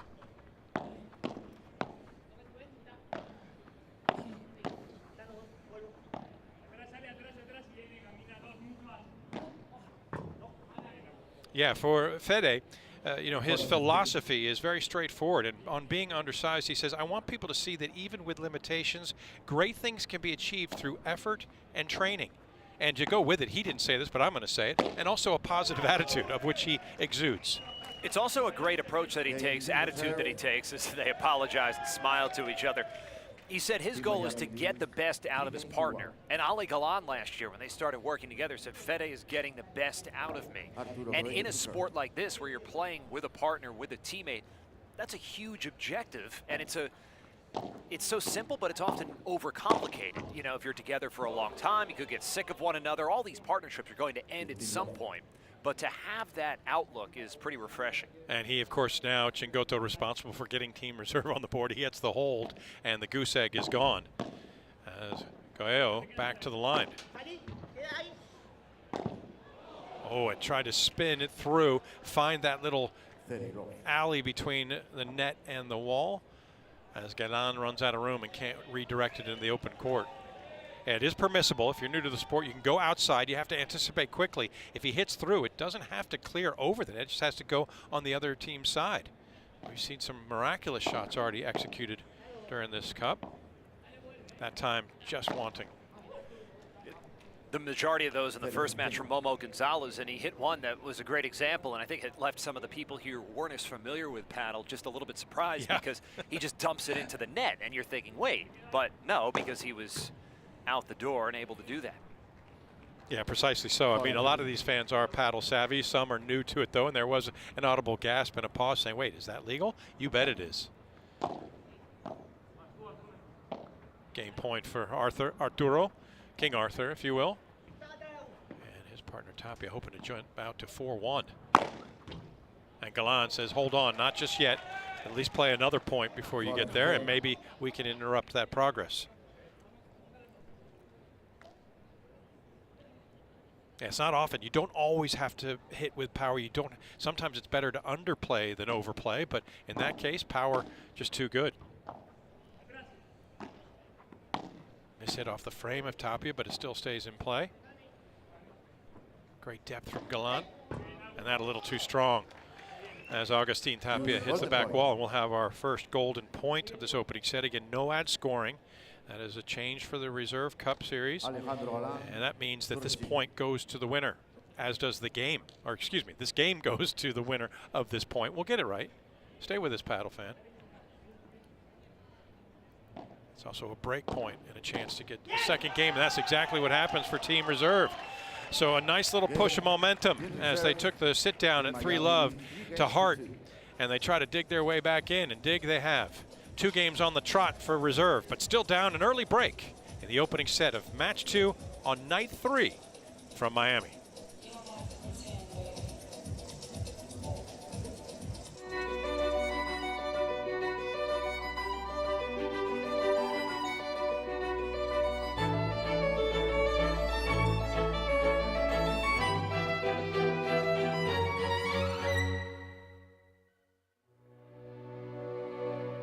You know how I know for a fact that football was invented to make you hungry? Here we go. 5 out of 32 teams in the NFL are named after birds. That, my friend, is a scheme to move chicken wings. Look, no one's naming teams after birds just to sell. Wings! Get game day deals all season on Uber Eats. Once again, the man bending over is Guillermo Cañas, a former standout, top 10 player in the ATP Tour of men's tennis. And though this is not tennis, paddle has the similarities. And of course, many of these players that are so proficient and amongst the elite in paddle started as tennis players or played both tennis and paddle, just made that switch because they felt this was the sport that was going to find their way towards, hopefully, fame and fortune. Exactly, and you're seeing a lot of that overlap. We've talked with Carlos Moya here about Rafael Nadal, and he's got his massive academy now in Mallorca that also has paddle courts. So a lot of the big academies in Europe and in South America, they're offering instruction in both. Chance to see Ale Galan serve once again. Of course, it was his break of serve that led to the 3-love start for Team Miami. He'll try to regroup, find his way to success. And Chingoto just having a little trouble with that backhand. He's having to work extra hard as Tapia went after Fede to good success.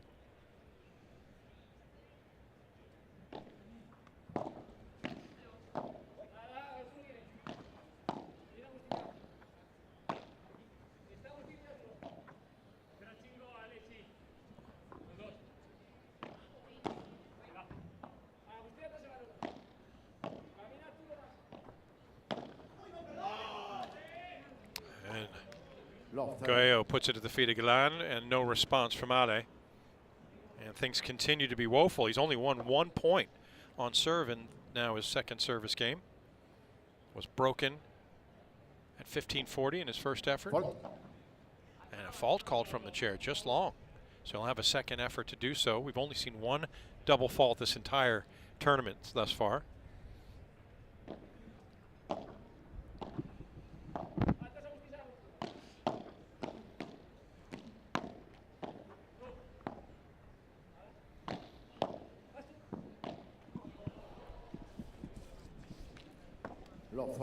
Breeze is picked up, but that didn't affect that miss.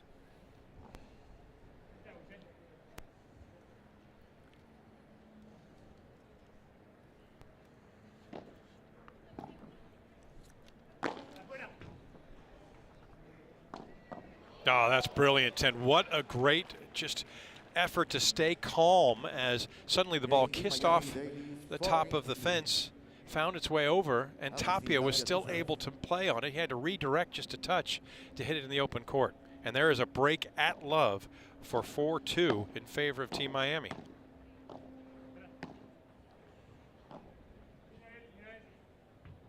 And that's too far. And the momentum shift already now.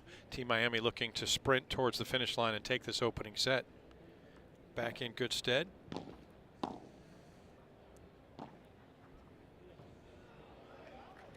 That stayed in, where it looked like that was going to, oh no, it did go out. Thought Galan was able to tuck that along the wall. And Tapia making swift moves towards producing another fantastic hold. In fact, he, unlike Galan, who only won 1 of 8 points at the line, he's about to go 8 for 8 if he can secure this hold for 5-2. Again, the serve, not a dominant portion and tool like it is in tennis, but it's still impressive when you can move through unblemished.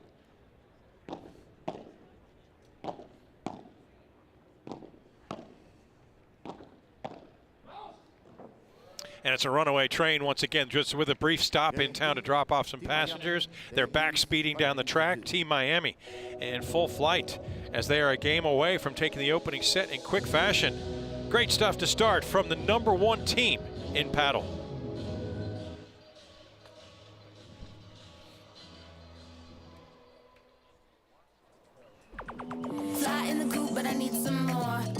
antics make me bored, cause I just came around to say hello. Oh, oh, oh. I just came around to say hello. Oh, oh. Say hello. Hello, Moto.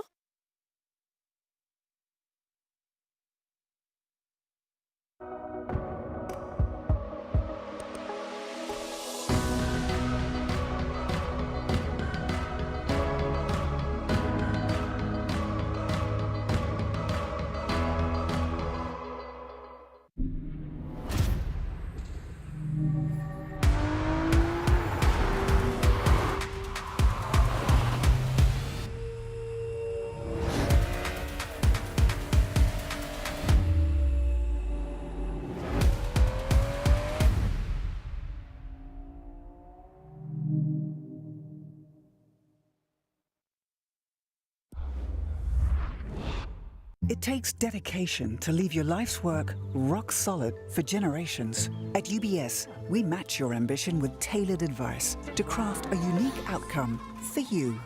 Advice is our craft.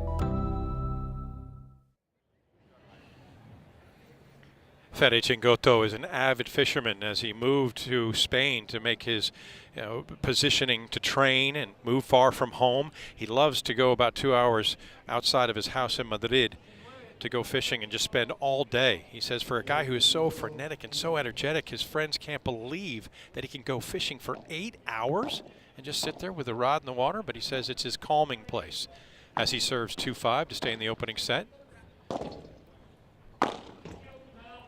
And Galan says enough of that, opening point to Team Reserve. Yeah, and with that, Chingoto, Brian, he loves to fish, but thus far it's been holy mackerel. Team Miami has been dominant. Meanwhile, Team Reserve floundering. I got nothing. Got nothing after that. I was working on one about how, the other side of the net, we've got Mozart in his countryman Agustin Tapia, and then here we've got Hemingway in Fede Chingoto as an avid fisherman. But, I mean... Well, let's hope Fede stays away from the daiquiris. Yes, yeah, that was a downfall for Ernie. But yeah, he is an inspiration. There's no doubt about it. And you made a great point yesterday about if you want to do a tennis parallel about what a guy like Diego Schwartzman brought to tennis, and of course a fellow Argentine, because of his positivity.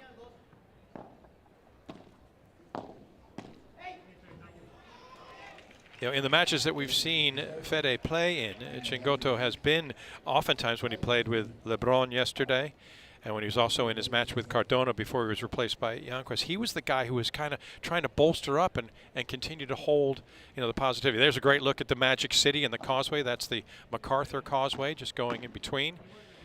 That brings us out here to Watson Island, where Reserve Paddle is located, and the home setting of the Reserve Cup Miami. Just one of the Reserve paddles here in Miami not kidding, now with buddy. the new facilities that have opened. Yeah, they're booming. They've opened up a paddle facility, one in each of the last now 3 years, including 25. Just a couple weeks ago, Sole Mia up in the North Miami area.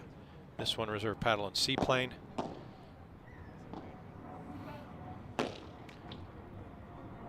Not going to get there as Galan, even as big as he is, and they've got another in the Design District, and they've moved up north. They're in your neck of the woods in Midtown Manhattan. Yeah, Hudson Yards, the hot new neighborhood in New York City, just on the far west side, right outside the Holland Tunnel. Obviously only open in the summertime months. You would not want to be outside right now playing paddle in New York, but yeah, they've done a great job up there as well. It's been very popular. The sport just growing and growing, and Reserve has taken the initiative to lead that charge here in the U.S. And Coelho, trying to help his own cause, once again serving for a third time, has had a mixed result to this point.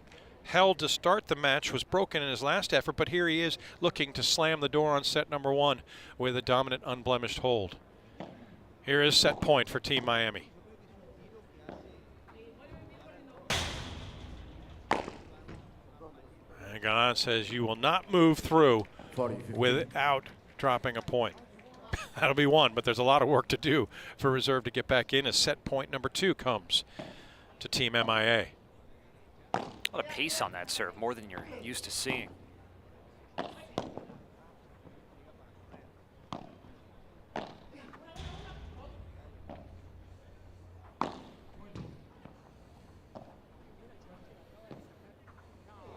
Oh, well done in the disguise. Just that little angle as he tilted the racket. Just caught Galan standing still.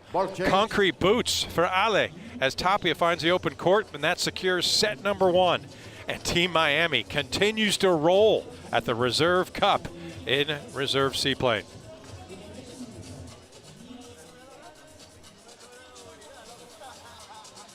It takes dedication to leave your life's work rock solid for generations. At UBS, we match your ambition with tailored advice to craft a unique outcome for you.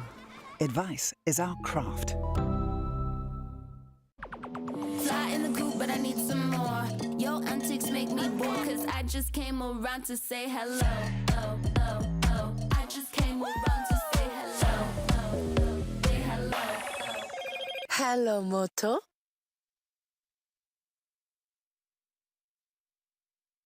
You know how I know for a fact that football was invented to make you hungry? Here we go. 5 out of 32 teams in the NFL are named after birds. That, my friend, is a scheme to move chicken wings.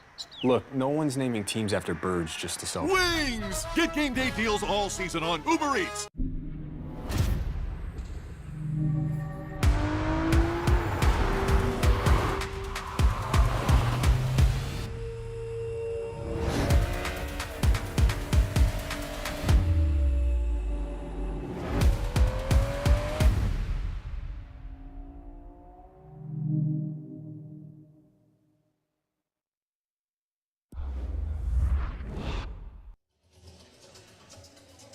One of the biggest cruise ship ports in the world, the port of Miami. Here is the inlet and government cut. South Beach just at the end off to the left. This is where the cruise ships depart from. And today it was a full house.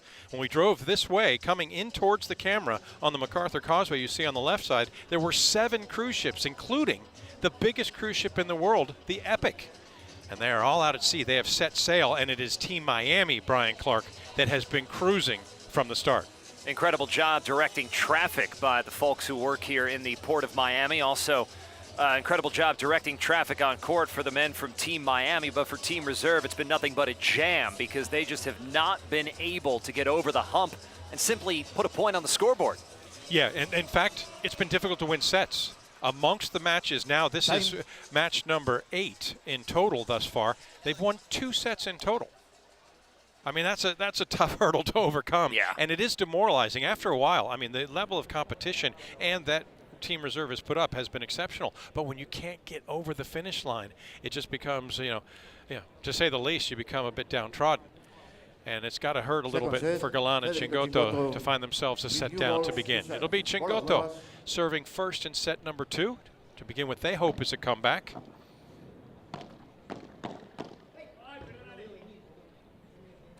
Low.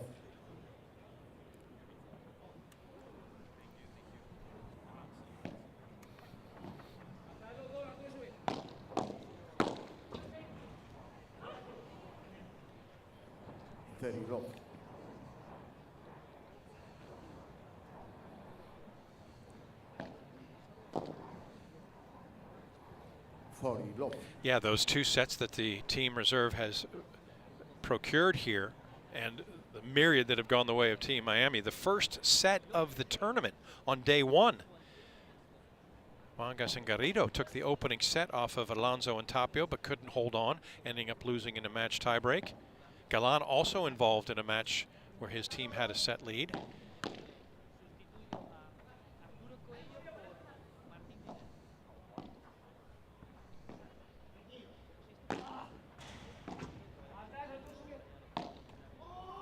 Yeah, Galan was partnered with Lucas Bergamini against Tapia and Dineno in yesterday's match. They won the opening set 6-4, but lost a lopsided tiebreak, 10-3. But those are the only 2 sets. Oh, up and high goes Coelho. And that was magnificent. He had some Jordan hops there. He had some Jordan hops, and he had some Patrick Ewing height, or Shaq here. We're in Miami, so Yeah. we'll be appropriate. Or Alonzo Mourning. We'll keep it a lifetime Heat player. Zoe might be here, by the way. He was here last year. And it's that extra inch because we saw, Momo Gonzalez last match, good hops, but just unable to get to some of those balls. Not the problem for King Arthur. Shingoto finds his way to a hold. He does his job to get the team out in front once again. One love. That's actually the only lead the Team Reserve has had this competition here in match number 8. So the conversation between the two, Galan and Shingoto, and what they have to do. Well, first things first, let's hold. We'll get the point. Just looking for Juan Martin Diaz there amongst the group, if he had any knowledge to impart. At a certain point, what can you say? Go out and play, guys. Good luck. It's been a juggernaut between facing the world number ones.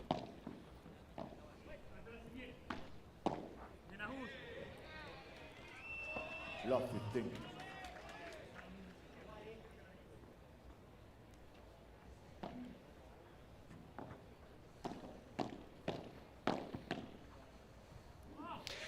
What's terrific as you take a look at Arturo and his partner Agustin, Coello and Tapia, they are enjoying their time at Reserve Cup Miami. That's all well and good. They're playing for Team Miami here.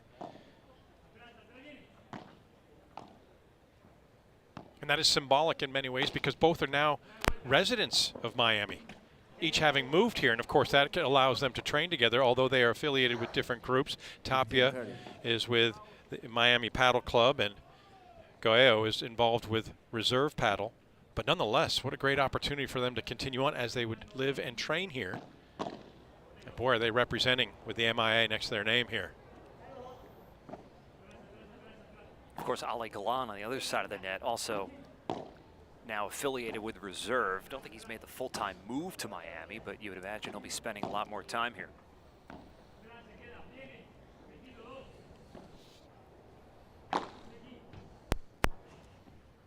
Ooh. Oh, that's magic stuff. And that is the brilliance of using the body to deflect the intentions of Tapia. He just had his back to Shingoto and Galan, and watch just the little flick here as he just pokes quickly, and it's just not able to get the reflex from Fede.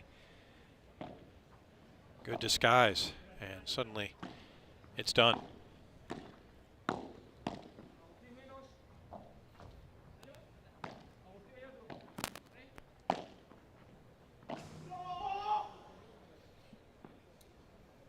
That'll be a chance, game point to get to 1 apiece. Yeah, we'd be remiss if we didn't mention also John Sands, who we'll see later in match number 3 playing with Nieto. He also has moved to Miami to train and live.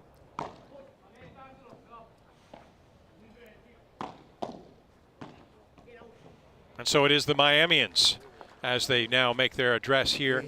They continue to do well from the line, and they hold serve, that being Arturo Coello. And now we'll see Galan.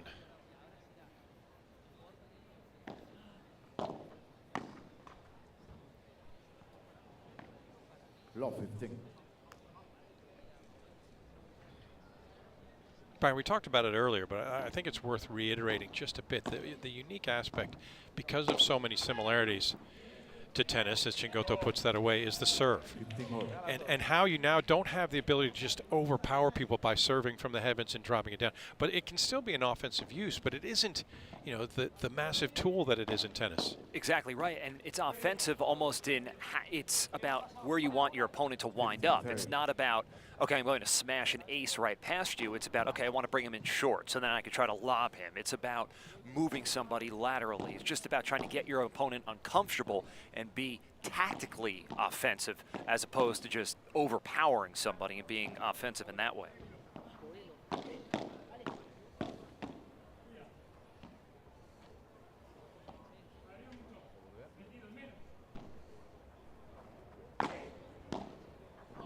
Oh, that's terrific stuff, and the redirection just caught Shingoto leaning. He was going to go towards and poach in the middle, and just that little hesitation in leaning the wrong way opened the door for Tapia. It's the non-existent alleys that don't exist in paddle that would be there for tennis, but he found the space nonetheless.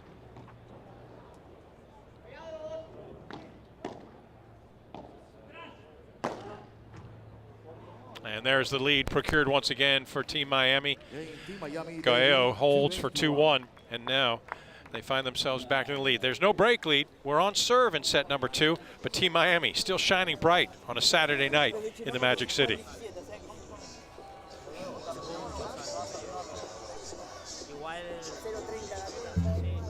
You make good choices, always planning ahead. Like to not just chase a career, but one day follow your heart. With ambition like that, you need someone who elevates advice to a craft. At UBS, we match your vision with insight and expertise to shape a unique outcome for you. Advice is our craft. Fly in the coop, but I need some more. Your antics make me bored, cause I just came around to say hello. Oh, oh, oh. I just came around to say hello. Oh, oh. Say hello. Hello, Moto.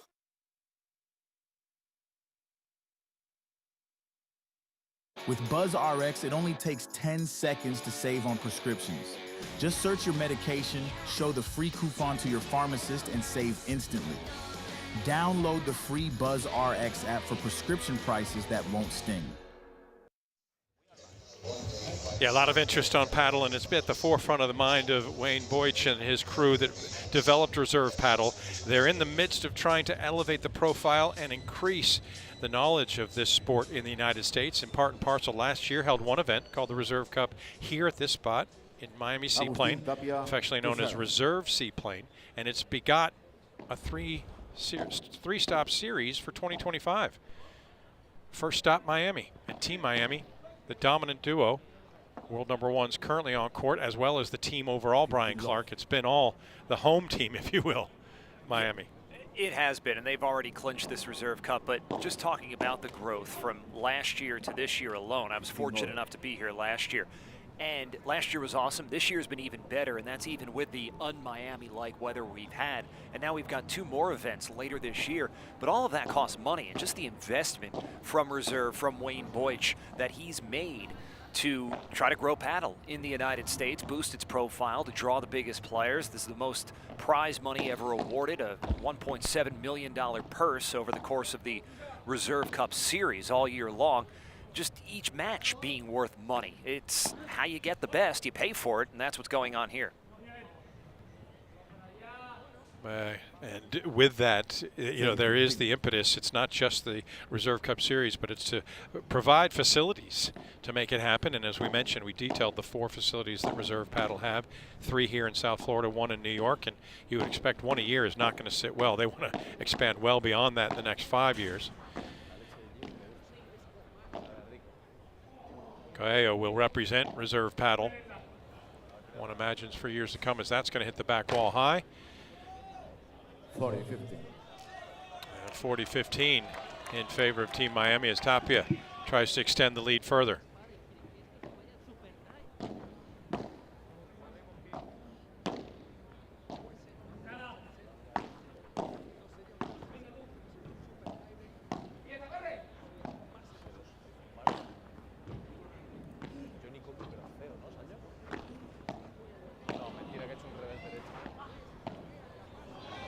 Oh, that's quality finish for Chingoto, but really the master class was Tapia and his just sort of reverse back paddle, almost like a beaver tail, just slapping it into play. 30. There were about 4 shots in that point that made me drop my jaw. One of them was that backhand slice from Galan, just to keep that so low. That produced that well-put beaver tail shot, but just the highest level stuff.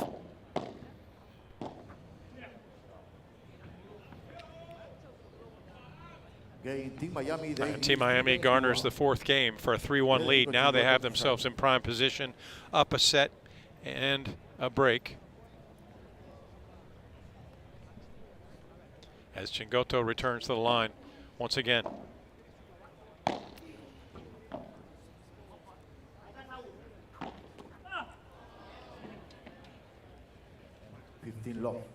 That's Coelho who got pelted. Problem was there, did not touch his racket and wind up on the other side.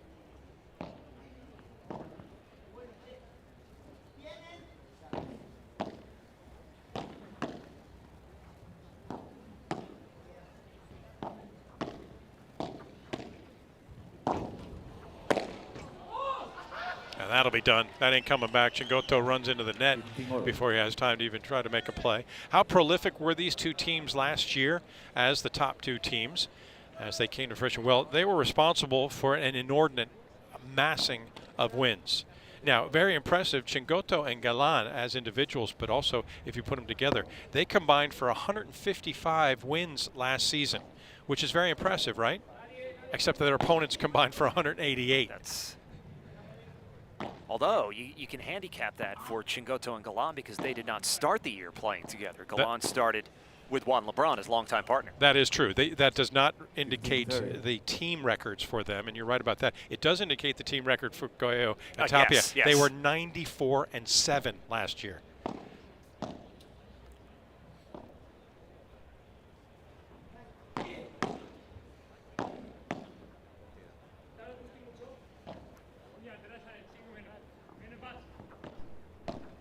The last match they lost before that winning streak was the Rome final at the Foro Forco Italico. That's wet. That's going into the drink. Biscayne Bay has another ball. By my tally, that's 3 today. I've been trying to keep a shorthand tab, but yeah, you're right. And of those 94 wins, they had 47 when they began a streak where they ran off 47 straight. Remarkable way to get through the season as they virtually doubled up their total in one stretch. And that made their loss at the Tour Finals even more surprising. Absolutely. Ooh. Yeah, nice stuff. Chingoto's able to keep that low. He just found a nice flat angle. He's able to exploit it, and that closes the gap. But they're down a break and a set. Team Reserve really on the skids. They've already been eliminated from team play. Can they find a way to produce a victory in match 2 on night 3 at the Reserve Cup Miami?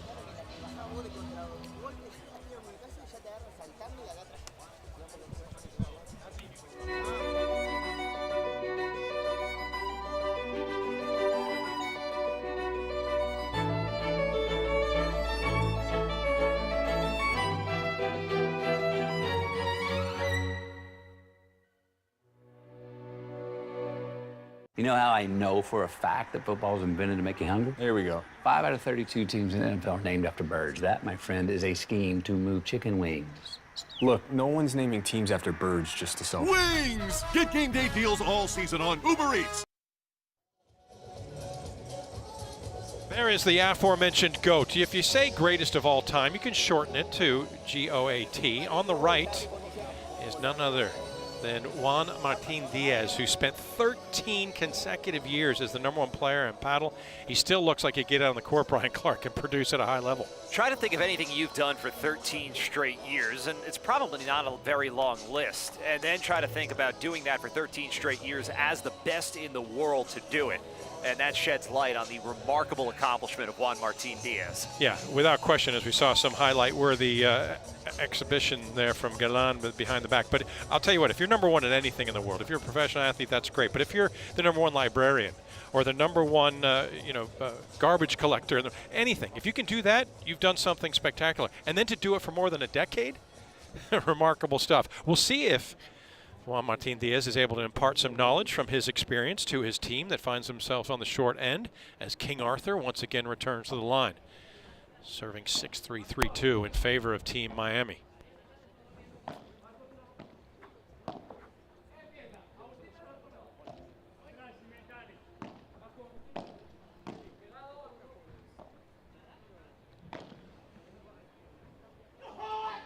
And it's worth noting there is some time before the season, the tour season, week in, week out starts in earnest, but this is high stakes paddle. There's points on the line, there's money on the line.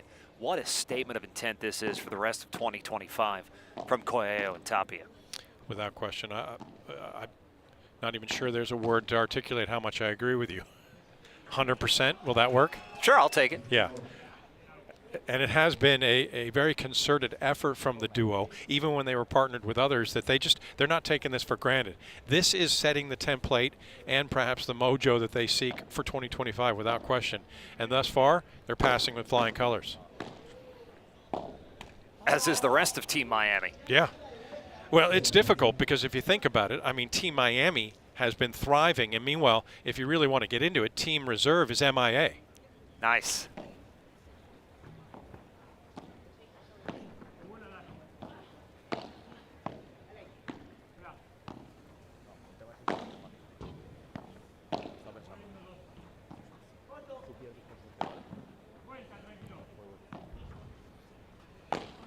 Am I, of course, not referring to Miami International Airport, although players might want to be heading there quickly and get out of line of sight if this continues in this fashion for reserve. But also, you know, missing in action. They are not on the scoreboard in any way as a team, trailing 12-0 because of the losses in 7 matches over these 3 days.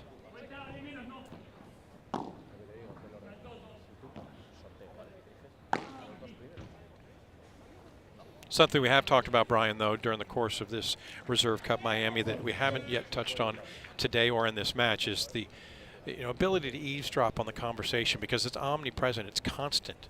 And it's not just about hit here, go there. I mean, they're constantly telling each other a vast information. It's fascinating, and even if you don't speak Spanish, you're still able to pick up the general sense of what's being communicated. It's usually about who's up, where a player is, where you should go. You can even sometimes hear cinco, meaning the 5-meter line. That's where somebody is, position it like that service line area, just so, and that constant dialogue, or really monologue, is a fascinating element to follow. Golden point here in this 6th game, and a chance for Team Miami, of course, to increase their lead. So important for Team Reserve just to get to even terms here in this 2nd set. That's good stuff from Tapia. He missed the previous point in the net, makes no mistake here, and a good push deep into the corner sends Shinkoto scrambling. He can't make the play. And hold on a second. Forgive me, I think I misunderstood there. Did that hit the wall? I guess it did, yeah, because it did. I was right there with you. Yeah, I'm blocked by this thing. I'll blame it on myself anyway, but I didn't realize that it had already gone through. I saw Shinkoto's response. That is a break of serve for 3-all. So that is a breath of fresh air for Team Reserve.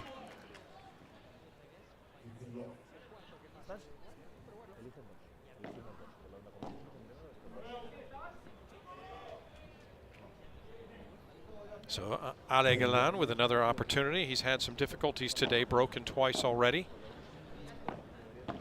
And brilliant stuff right down the middle. Splitting the difference between the two is Arturo Coello.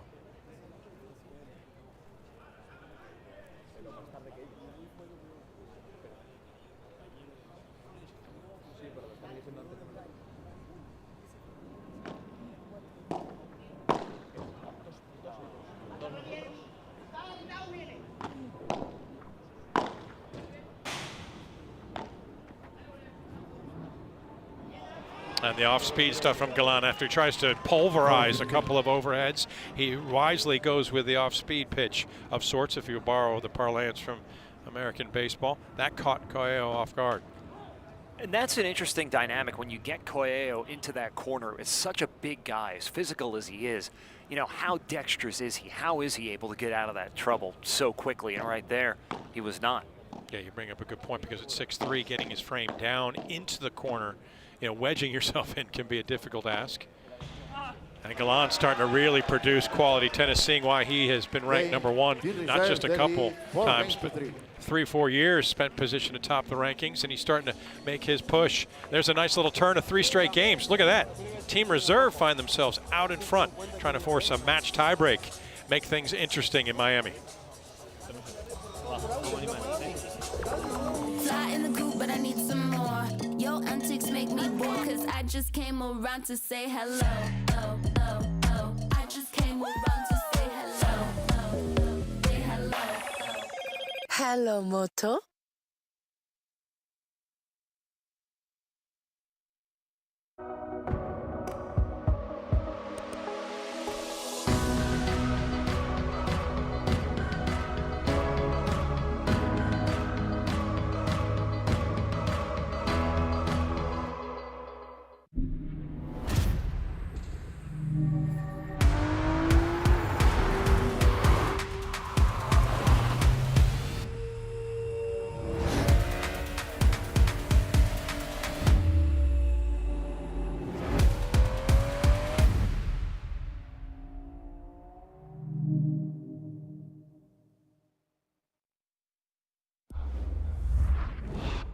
It takes dedication to leave your life's work rock solid for generations. At UBS, we match your ambition with tailored advice to craft a unique outcome for you.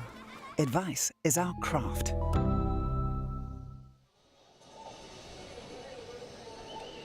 Often referred to that the adage, because this sport of paddle is so synonymous in many ways with tennis, paddle aficionados like to say, if tennis is checkers, paddle is chess, a thinking man's game, and there's a lot of maneuvering.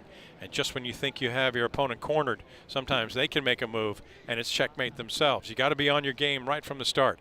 Here is Agustin Tapia serving from a deficit 3-4 second set.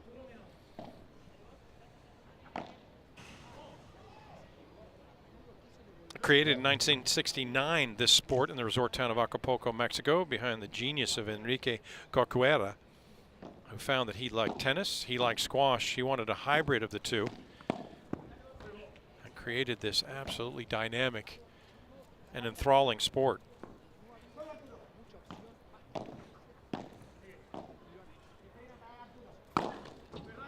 When that tags the back end of Coelho, Alain offers his apology.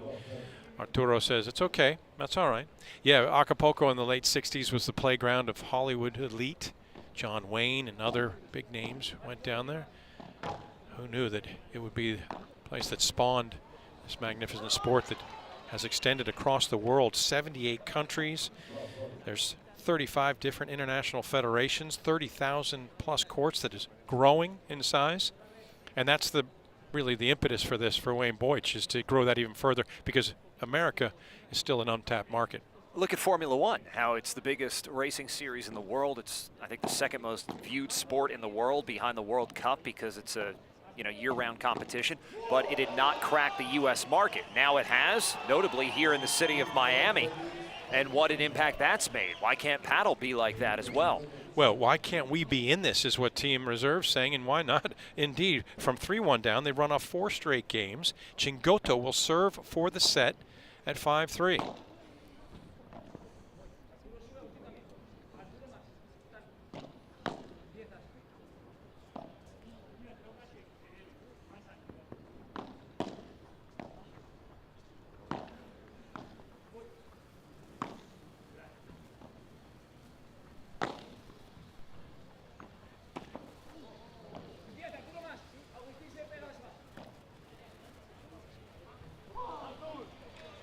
Just a bit too much from Chingoto as the opening point goes in favor of Team Miami. Yeah, that'll be to be continued. We'll see how the progress. We'll check back in a couple years to see as paddle has expanded in the United States.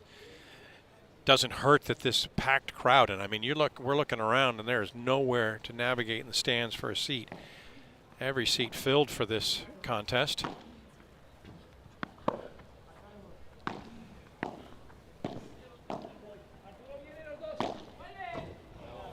And again, long from Chingoto. He's starting to get frustrated with himself as he spots a half chance at love 30 to Team Miami to get back in. In fact, it's so popular. I think I'm looking across at the Icon high-rise across. I think I see someone with binoculars trying to watch the match here, Brian.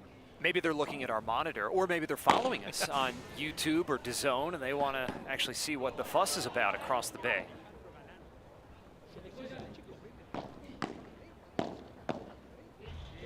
That's off the wall, and that'll be a point for Team Reserve. Yeah, of course, downtown Miami and that area over by Bayside is where Ultra Fest will be held, the 25th anniversary. They're used to it thumping and a lot of energy and noise coming there, but they look across at Watson Island and say, what's that? What's the fuss over there?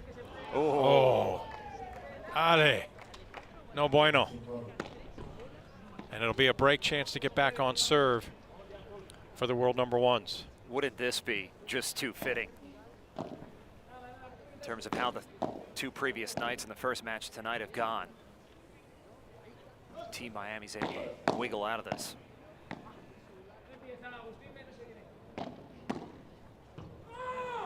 Just a bit long. Tapia couldn't control the volley. Offers a lifeline of sorts as a second break opportunity. Potential for 3 if it has to go to a golden point. Chingoto, certainly no room for error.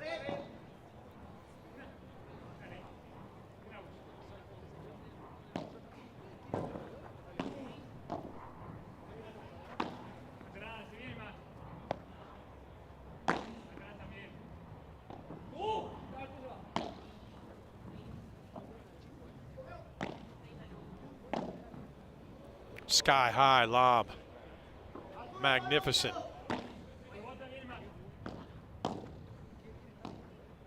Oh. Tapia can't clear the net, and this creates a den of intrigue here on center court at reserve seaplane, as a couple of break points saved, and now a golden point that hangs in the balance, and it could result in the set for Team Reserve.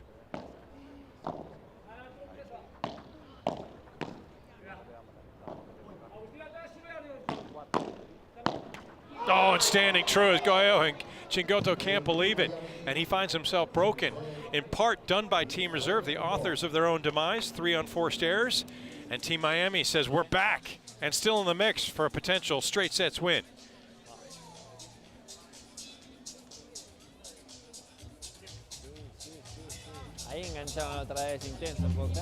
You make good choices, always planning ahead. Like to not just chase a career, but one day follow your heart. With ambition like that, you need someone who elevates advice to a craft. At UBS, we match your vision with insight and expertise to shape a unique outcome for you. Advice is our craft.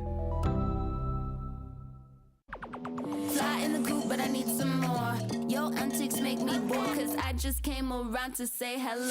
Oh, oh, oh. I just came around to say hello. Oh, oh. Say hello.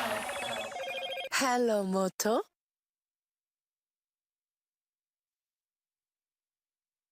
With Buzz RX, it only takes 10 seconds to save on prescriptions. Just search your medication, show the free coupon to your pharmacist, and save instantly. Download the free Buzz RX app for prescription prices that won't sting. Fede Chingoto just ruining missed opportunities, or missed shots, if you will. Their own hand was much of the cause of their break of serve in the previous game. They had a set point, a chance to head to the match tiebreak with quick succession, but it couldn't be converted. And it'll be Arturo Goyo serving to try to get to 5-all.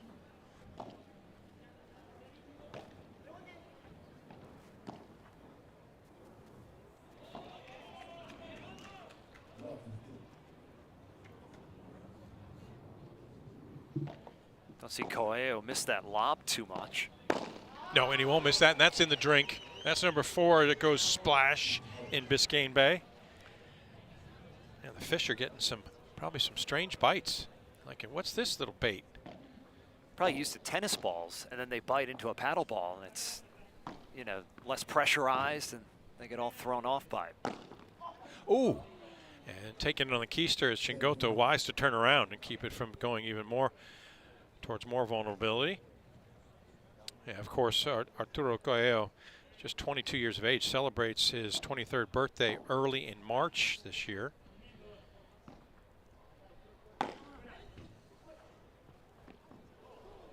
Comes back with it, puts it in play, but there's a lot of room to cover. What a magnificent pickup for Tapia, and another. Oh my. Wow, I hope you have a very soft spot for your jaw to land, paddle fan. Awesome stuff all around, and the amount of time out the door that those two players spent to play it over the wall like that, because that was the only play. Quite the dance from Tapia.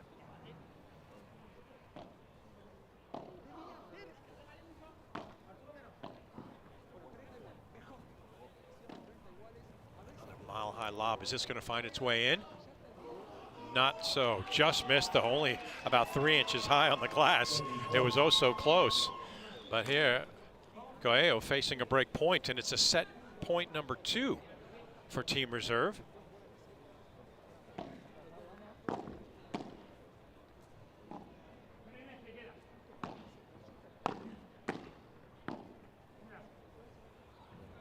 And for the second time, the threat extinguished as Galan finds himself just hitting long. And now we'll have a golden point that's set point number 3 for Reserve, or 5-all for Miami. 0 for 3. And so far, 0 for has been the definitive term for Team Reserve. They have no matches won. They have 3 set points that have been erased. And now they got to get back to work at 5-all. 0 for 7 in matches played to continue on that thread as Galan back to the line.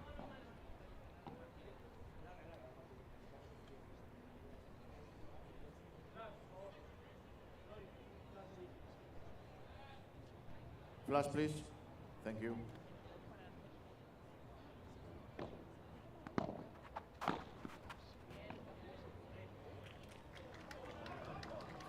Coelho feared the worst and pivoted out of the way. Galan didn't hit it at him as hard as he thought he would.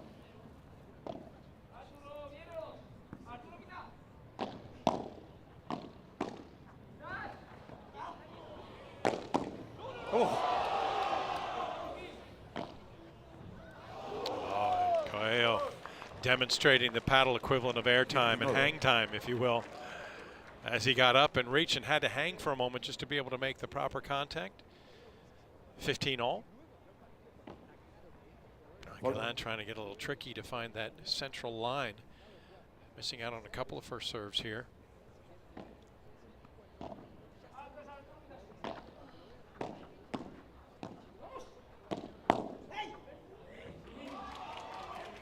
That's quality stuff, Chingoto, as he's able to hit that volley, and he kept it on the shoe tops of Coelho. That all he had to do was hit up. He couldn't do anything else. It's one of the many skills that you see in paddle, how low players are able to keep the ball and how that's able to neutralize your opponent. And that's another fascinating element of strategy. Galan, who's had his difficulties at the line today, he split 2 holds, 2 breaks to this point. Has a chance to put his team back in the lead.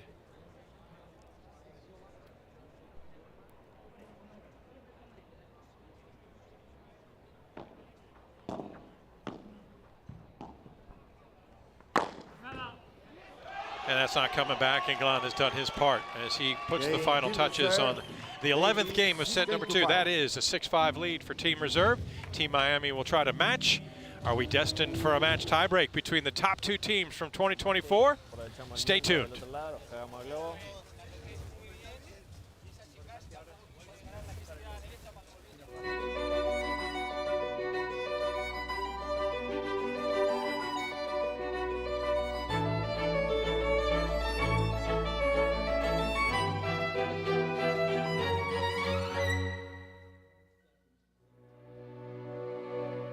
You know how I know for a fact that football was invented to make you hungry? Here we go. 5 out of 32 teams in the NFL are named after birds. That, my friend, is a scheme to move chicken wings.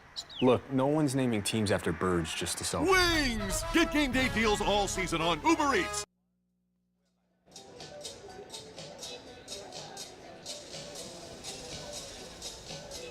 Now they put their best foot forward. They have remained competitive, and they're doing their part. Team Reserve just staying in, hanging tough, despite all the demoralizing losses that they've suffered here, which includes 7 losses in 7 matches. Ale Galan and Fede Chingoto keep plugging away as they're trying to topple the top team in paddle, Coelho and Tapia. Time. Now we've talked so much about the nicknames of these two, King Arthur for Coelho, and the Mozart, or Mozart himself for Tapia. Mozart, of course, in the form of Tapia.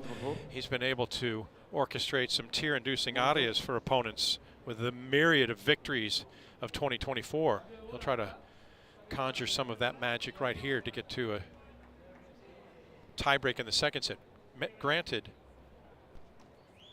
as we have a momentary pause here, Brian, worth repeating that if Tapia is able to hold, it'll be a standard second set tiebreak that we'll go to, 1st to 7 win by 2, in order to try to get to the match tiebreak. We saw that last night, and we never got to the match tiebreak because that second set tiebreak was won by who else but Team Reserve, and they've won every match, or Team Miami rather, they've won every match so far, so the match tiebreak was not necessary. That's the goal of Team Reserve, who's already had 3 set points and have not been able to advance to the match tiebreak as of yet. I believe we're having a change out of balls.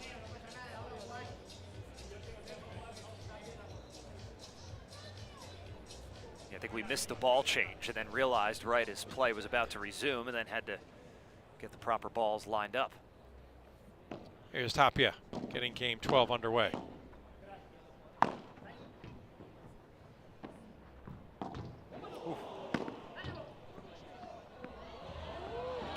And Chingoto finds himself off the court. He's just a spectator as he went outside the little exit net side.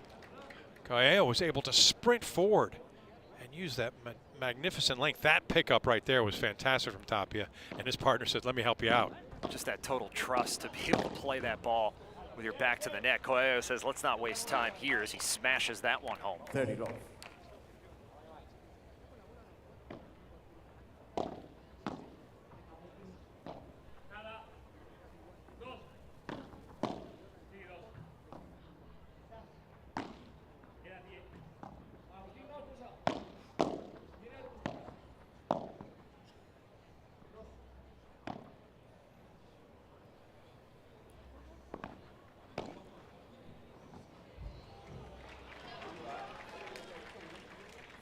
It's something interesting to think about, especially with young guys like Coelho and Tapia.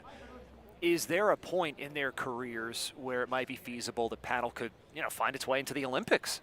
Yeah, well, that's definitely a source of conversation amongst certainly not just the paddle players, but the paddle industry. They're hoping that that is going to come to fruition. It would seem likely in time. I mean, it is a massive sport in Europe, massive sport in South America, becoming very popular in the U.S.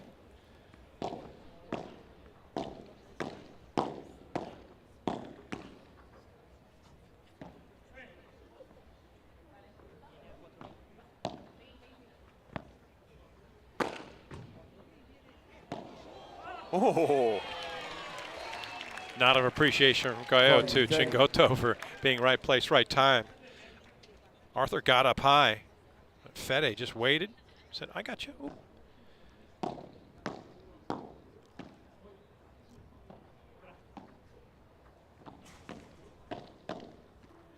Oh, just off the frame of Galan, and that's disappointing. That does result in a second set tiebreak as we're at 6-all. And just going back to that point, not throwing shade at anybody who is proficient at whatever it is they pursue in sports, but if breakdancing can be an Olympic sport. Breaking, fair play. Breaking can be an Olympic sport. I dare say this one should be amongst the mix too. Well, what's interesting too is how the International Olympic Committee, they've taken that kind of dynamic approach to putting sports that are popular in the host nation in the Olympics on a trial basis. For example, LA 2028, there'll be flag football. Yeah. So that competition, okay, so LA, I think it would have been announced by now paddle was going in. Brisbane 2032, but maybe 2036. If something goes to Madrid, Madrid's been in the mix for a while, that would seem like a logical time to get it in. Good core coverage from Galan, showing his expertise and calmness, keeping the rally alive. And that's too long, well left by Tapia. And 1-all. And if you're curious, and you might be, paddle fan, we'll tell you, this is now the 6th tiebreak or match tiebreak of the event in the 3 days. 6th overall amongst the 8 matches played. And one team has held sway the entire time. Brian, I'm going to give you a hint. Does it start with an M? It does, and it ends in an A. And I think you know who it is. Miami? It is indeed. 5-0 in tiebreak or match tiebreaks this event.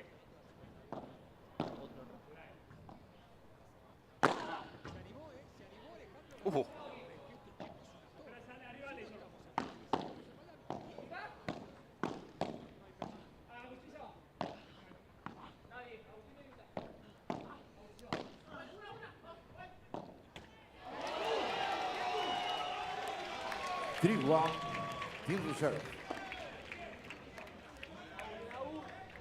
Just a little beam of hope and a glimmer, and you can hear the crowd. They want to see a third set, which would be the match tiebreak. They don't want this battle between the top 2 teams of last year to end. A bit partisan at the moment, even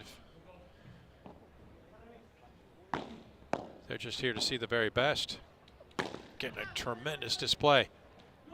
Oh! 4-1. 4-1 in favor of reservist. Oh, he was right there, and he just got tripped up under his own thought process. Let's see if we can see what the actual issue was. He almost caught the ball instead of just dunking it over the net. Yeah, it looks like he just misjudged how far it was going to travel over. This is going to come our way. 5-1, Team Reserve. And a dynamic beginning as they'll swap ends, and it's Reserve who's out in front 5-1. Rarefied air for Team Reserve. This is the best catbird seat they've been in so far, and they've found a way to make it complicated. And that's why they are yet to get on the board in this match. But as you said before, they had only won 2 sets, and now on the verge of winning just their 3rd set over 3 days. They can't win this Reserve Cup, but they can at least restore some pride, make some money, pick up some Reserve Cup points in the process if they can win this tiebreak and then win the 10-point tiebreak that follows. Yeah, step by step. The first things first.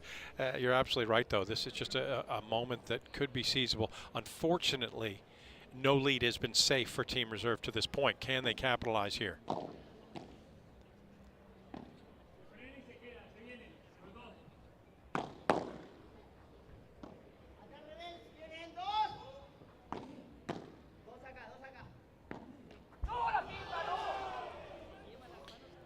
That was a good thought.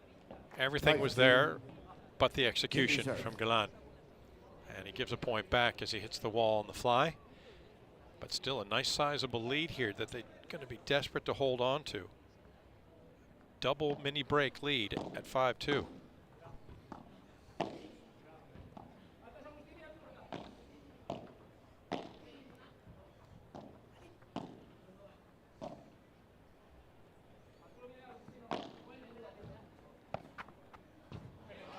Just thinking about that Galan miss from 2 points ago. Here it is, set point. You know, in tennis, you're told to play the high percentage shot. The percentage down the line is actually lower in paddle because not only do you have not the room long, you've got the sidewall to deal with. Set point number 4, in fact, for Team Reserve, and it's an unreturnable serve as we will head to a match tiebreak. So they're finally able to convert. Team Reserve finally has won a tiebreak. They've won their 3rd set. Can they win a match? A match tiebreak will decide it between the top 2 teams from last year and possibly 2025. Miami, super tiebreak will determine who wins this match. It takes dedication to leave your life's work rock solid for generations. At UBS, we match your ambition with tailored advice to craft a unique outcome for you. Advice is our craft. Fly in the coop, but I need some more. Your antics make me bored, cause I just came around to say hello. Oh, oh, oh. I just came around to say hello. Oh, oh. Say hello. Hello, Moto.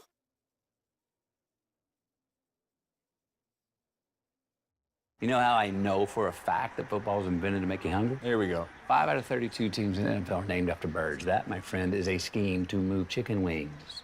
Look, no one's naming teams after birds just to sell. Wings! Get game day deals all season on Uber Eats.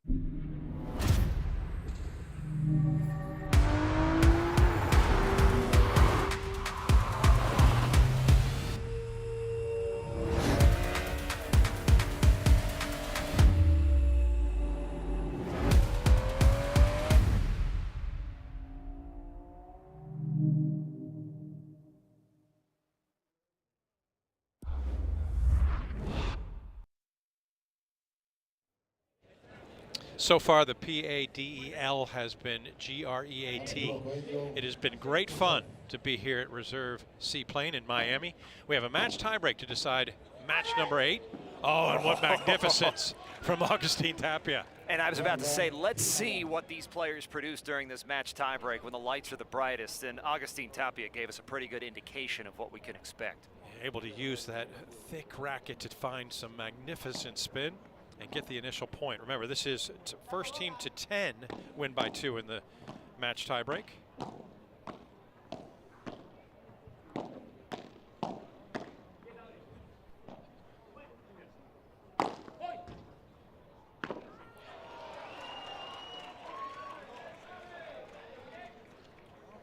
Galan sees to it that another ball departs the departs the court, heads in the stands, gets the ball back. He wants it back. That's superstitious.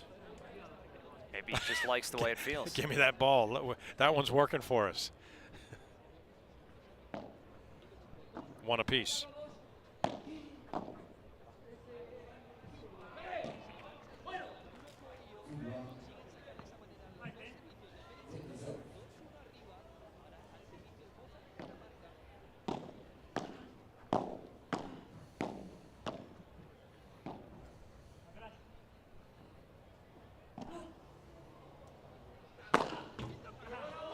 Smart stuff from Galan. He saw that Tapia had fallen. He had to get down low and sort of shovel that over his head to try to keep the ball in play. And Ade said, while you're down, I'm going to put you out. Put it right back at him.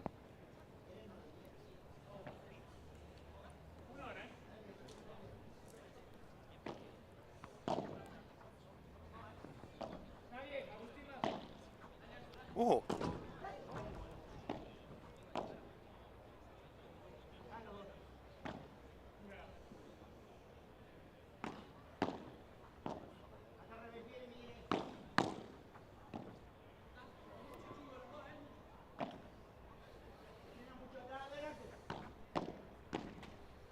Oh, goodness. And Galan, after the smashes and the putaways with the mini break, can't capitalize on that ball in the net. A couple of those lobs just absolutely sky high, such that the air traffic control will be asking for their flight tail numbers. But back to action now. Still a lead for Team Reserve at 3-2, but very early in the match tiebreak.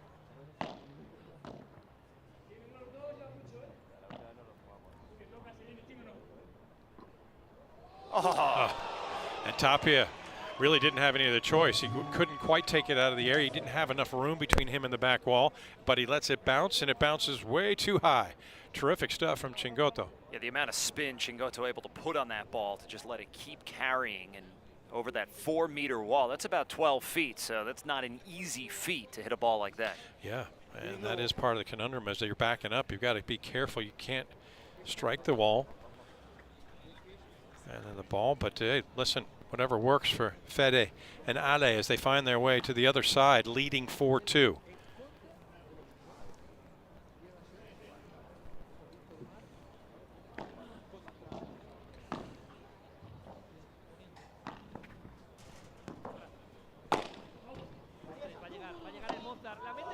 Another magnificent effort to get outside the court. I mean, he was on his horse quickly, was Tapia.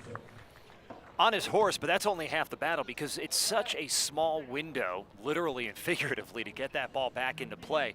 And again, it doesn't have to hit the ground on that side. You just whip it into the net like he did there. But he makes that look a lot easier than it is. Yeah, Bill Bradley, the former NBA standout in the National Basketball Association, has a book called A Sense of Knowing Where You Are. And for Tapia, before the ball was even hit by Galan and hit the court, he was already heading towards the door. I mean, he knew because of his positioning and his experience that that ball was going to ricochet out. And what a magnificent way to finish. And no John McPhee needed. He was the co-writer.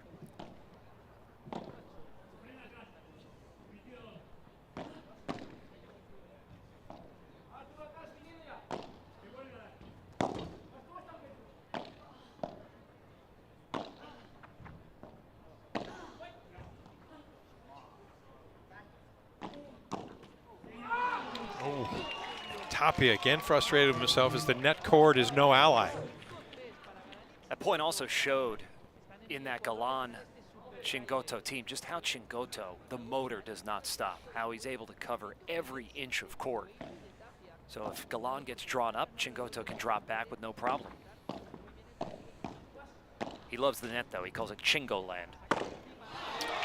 That is heading towards Marine Land or Parrot Jungle or any of the spots on the other side of that wall by Galan. But yeah, he is truly, I mean, it's a 10 by 10 meter court on your side of the net. Obviously it's longer than that if you include the other side, but if you keep it on your side, 10 by 10, that square footage, Chingoto can get to every corner of it.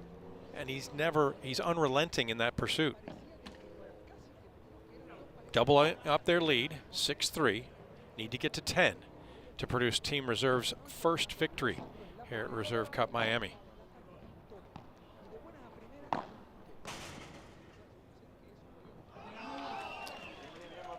And 3 points away.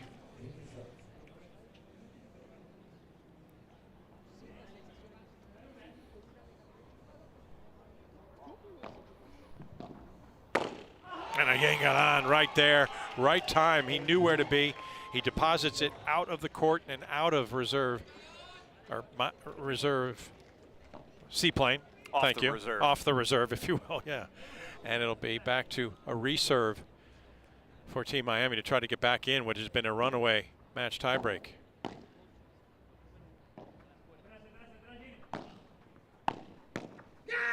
And it'll be a match point. Wow, Team Reserve has come on strong.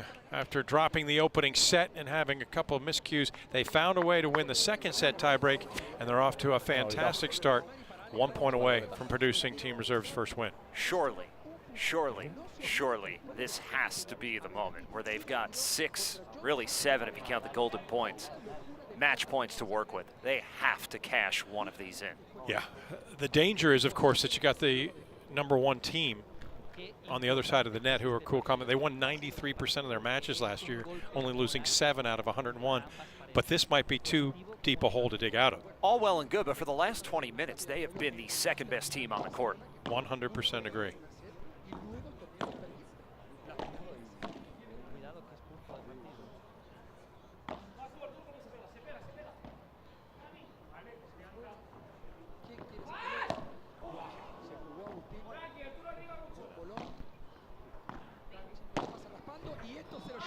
And Chingoto lays it all on the line as he laid out to keep the rally going and finishes strong.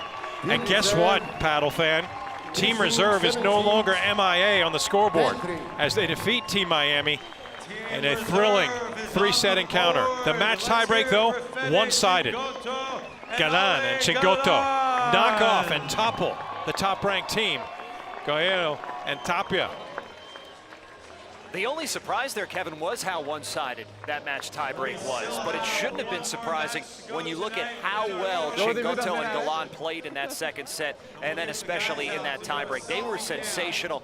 And remember I said earlier when it looked like Coelho and Tapia were going to run away with it, what a statement of intent it was heading into 2025. We'll take that and maybe reverse it for Chingoto and Galan, who've got their eyes set on bigger things after a sensational first year working together. Well, they were even better here to begin 2025, playing together at the Reserve Cup. They get the first win for Team Reserve.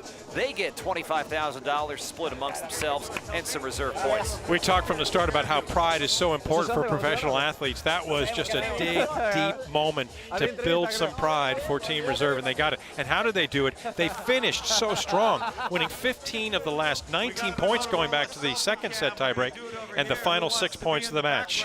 As now we'll have a moment, they will pause and head over towards the fans on the far side because it's time for the, as you heard, Motorola Razr post-match selfie. All right, you guys are in the background. They will capture the moment with big smiles from Fede Chingoto and Ale Galan.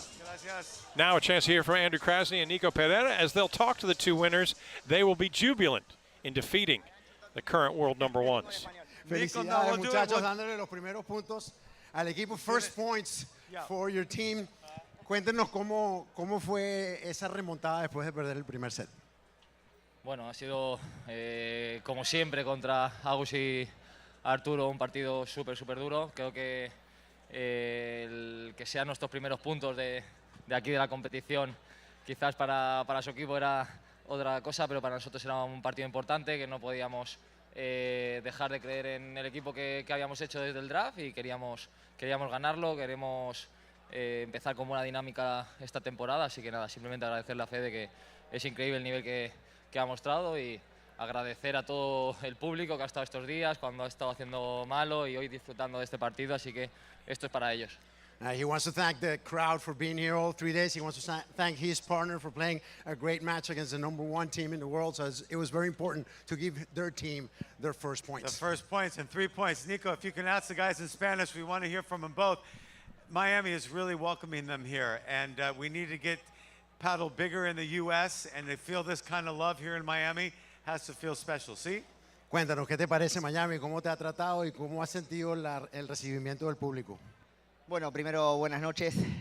No sabía cómo era el protocolo cuando ganaba el equipo, nada, estamos debutando acá, así que estamos nerviosos. Nada, feliz de estar un año más acá en la Reserve Cup, agradecer a Wayne, a todo su equipo, a nuestro equipo por seguir creyendo a pesar de que nos arrasaron en la eliminatoria. La verdad, los muchachos, felicitarlos porque creo que son un equipo increíble todos y lo bueno es que nada, disfrutamos entre todos estar dentro de la cancha. Espero que la gente también, así que nada, muchísimas gracias de corazón, agradecer a Ale y a todo el equipo nuestro que está acá también trabajando con nosotros y nada, contentos con el partido que sacamos. He wants to thank the city. He wants to thank Wayne Boych for putting up this event. Want to thank his partner for a great match and congratulates the winning team that they're happy to get their points. Hey, they got some redemption. We got one more match. We'll see if we can chalk up some more points.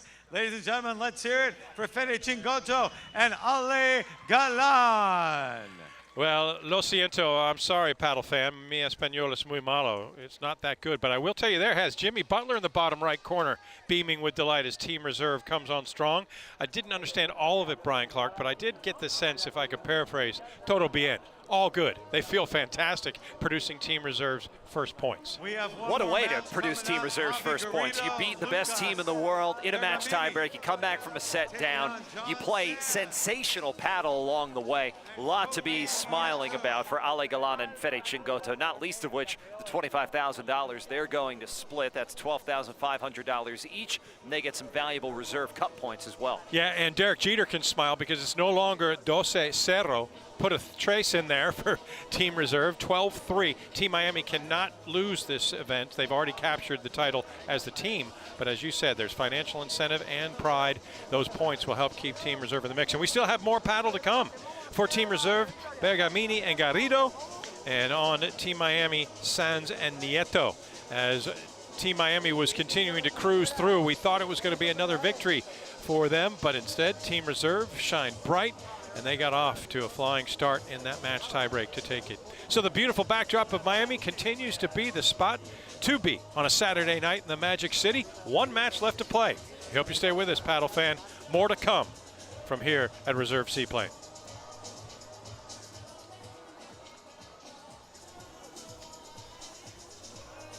It takes dedication to leave your life's work rock solid for generations. At UBS, we match your ambition with tailored advice to craft a unique outcome for you.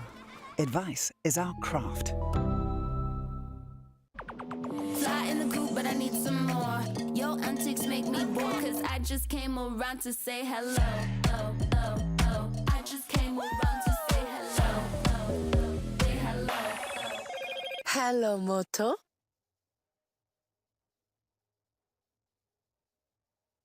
You know how I know for a fact that football was invented to make you hungry? Here we go. 5 out of 32 teams in the NFL are named after birds. That, my friend, is a scheme to move chicken wings.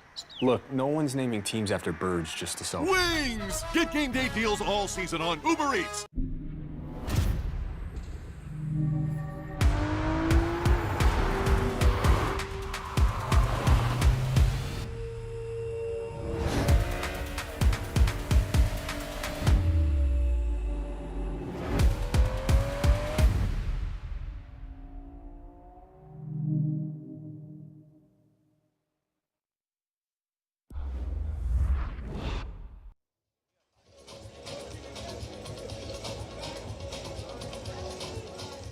Back in Miami at Reserve Seaplane, the Reserve Cup sealed for Team Miami.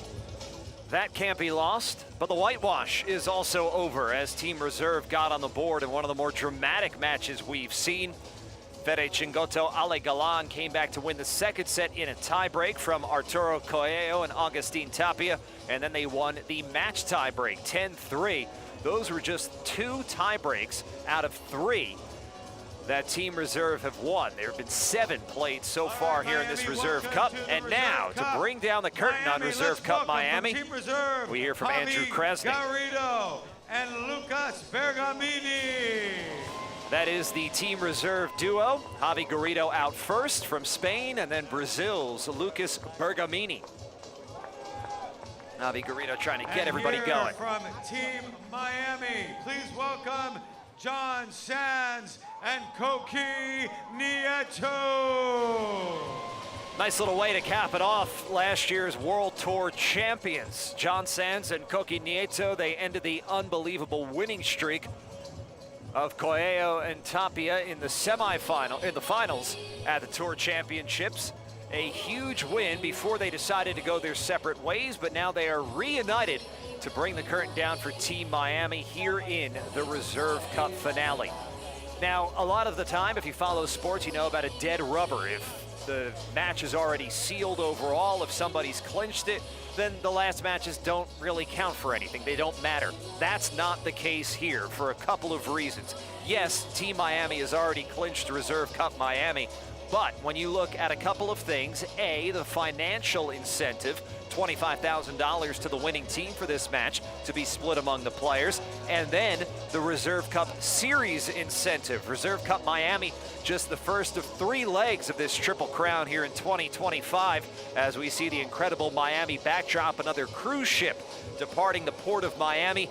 As before we depart from this Reserve Cup, we will have the finale of tonight's session, John Sands and Koki Nieto against Javi Garrido and Lucas Bergamini. Buzz RX. Right now it's the Buzz RX coin toss.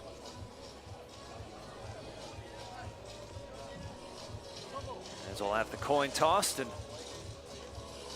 somebody will choose which side they're going to serve and which side they're going to defend.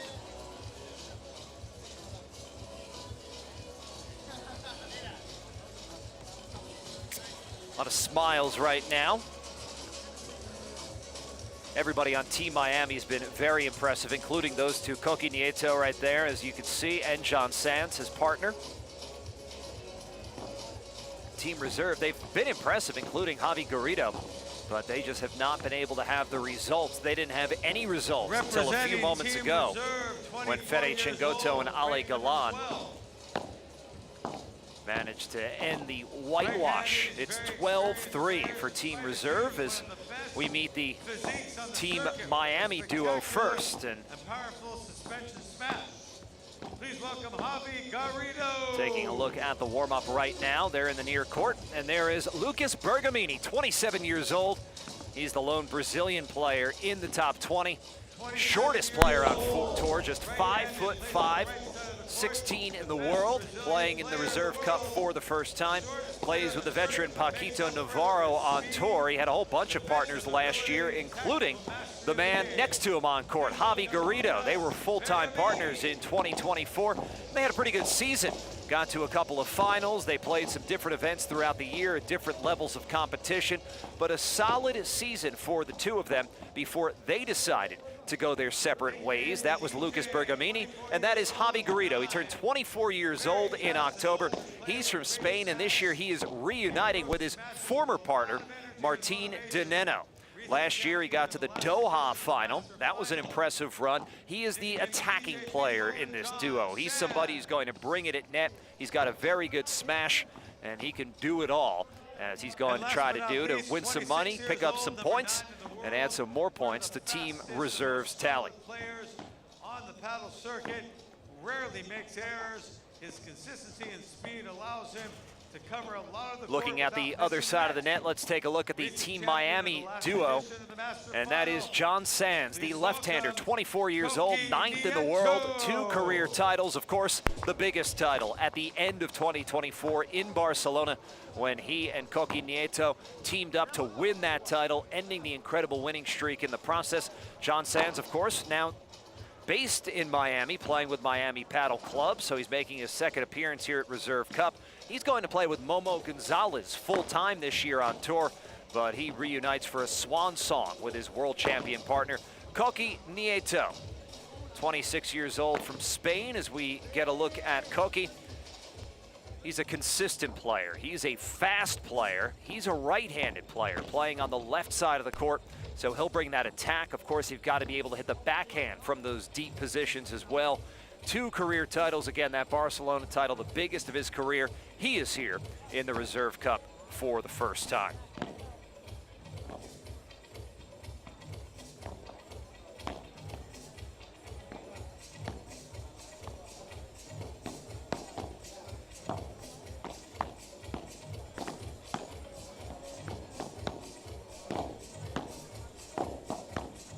Two minutes.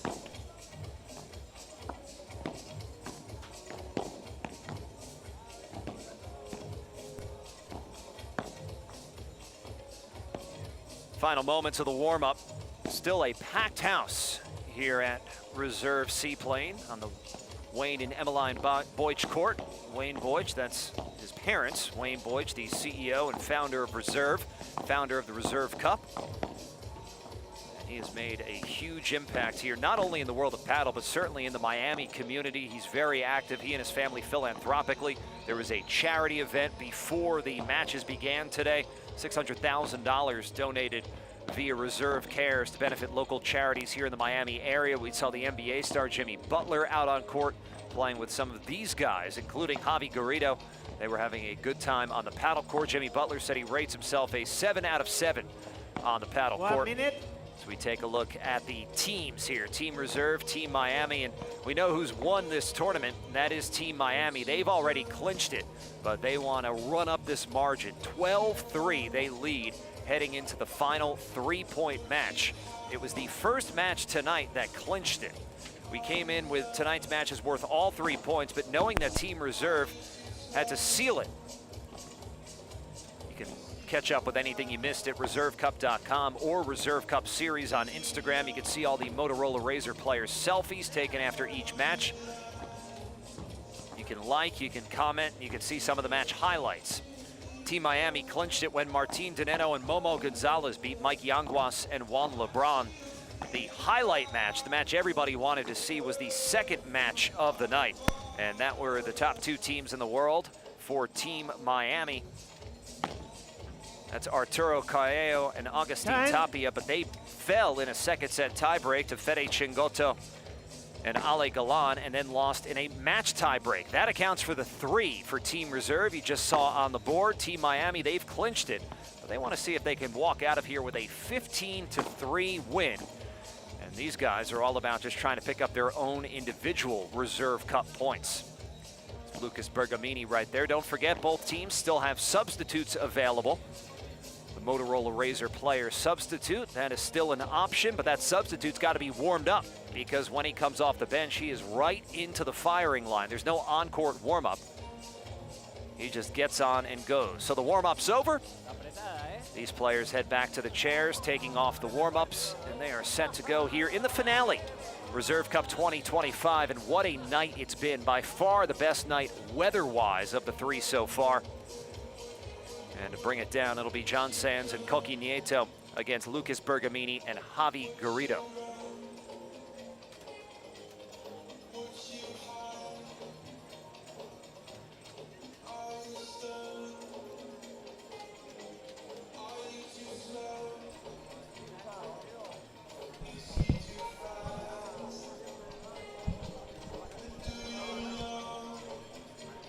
Time.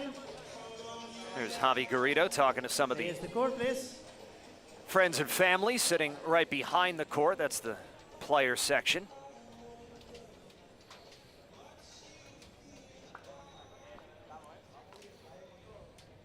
The match is going to start. So Garrido and Bergamini, they're on court. And now their Team Miami opponents, John Sands, Coqui Nieto, have joined them. And it will be We beg your silence during the points, please. Team Reserve to serve first. Some good vibes all around for Bergamini Silence, please, thank you. and Javier Garrido as they are set to go. And it is Javi Garrido serving first. We're underway in the finale. Bit of a false start. We'll do it again.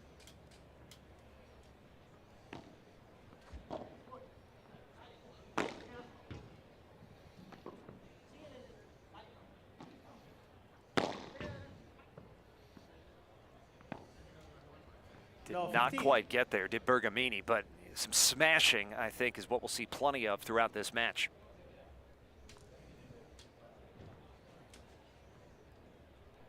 Garrido now serving to Nieto for the first time.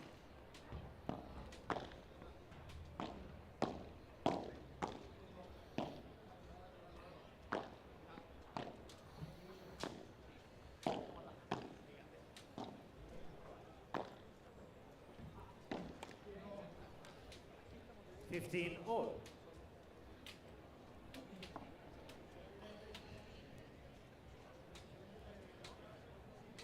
There's always that lull in an event like this after the prior match had that electric ending, the big buzz, things quiet down, everybody goes out, gets a drink, gets something to eat. So it's a little bit quiet at first, just a little bit out of sorts, and then inevitably the excitement builds, the atmosphere builds, and that's what we expect here in this finale.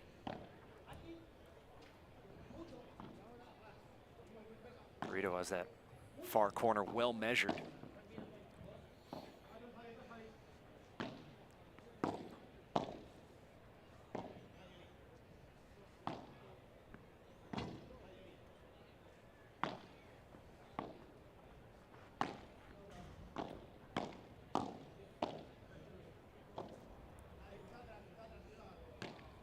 Team Miami pressing in at net.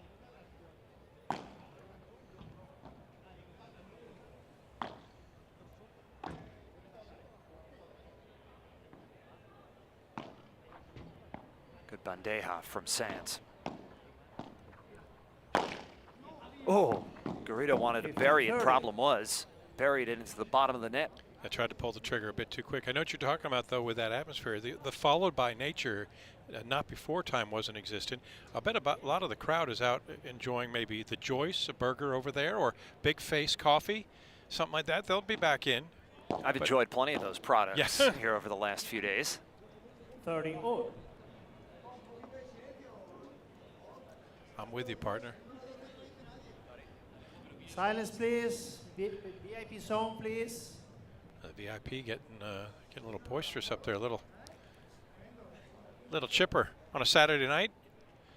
Can understand. It's starting to get to the witching hour. 9:30. It's just everybody starts to wake up. So overhead, Bergamini had hustled, anticipated well to get to that ball.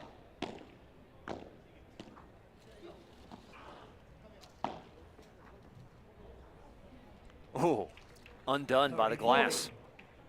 Now an early break chance here for Team Reserve. Another ship departing the port of Miami. All part of this incredible backdrop that makes this venue so unique. I think you hit the nail on the head earlier, Kevin. You talked about the Monte Carlo Masters, the world of tennis. This has similar scenery. First game of And there's an opening break. Team Miami. And good fortune for those passengers on that cruise ship in the background. They paid good money for their ticket and for entertainment. They're getting a little extra bonus here as they cruise by. Reserve seaplane, maybe get a nice bird's eye view of some of the best paddle players in the world. We've certainly enjoyed our position here. We hope you have too, paddle fan. It has been our pleasure, whether you're watching on DAZN or YouTube TV, however you're capturing this magic. It has been magic. What a terrific venue, what a terrific tournament, and what a great way to start the series. It's fantastic, and I know, speaking for myself, Kevin Skinner, and I'm sure you would agree with me, you know, we work predominantly in tennis, but we do some paddle here and there, and to be able to be exposed to a sport like this that's so popular, it's a real treat just to be able to learn as we go and to bring it to everybody. I concur, my friend.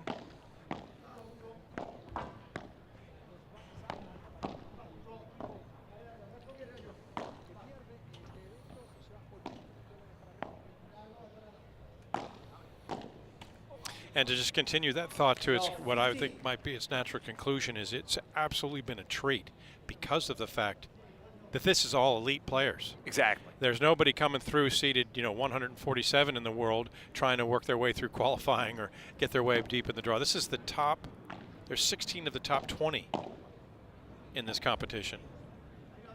Sterling. Yeah, it is high caliber stuff, and even the players who maybe aren't in the top 20 yet, it's a lot of guys who are young, promising, and you can expect to see big things from them. So it's cool, the whole catch a rising star up on the way. Absolutely.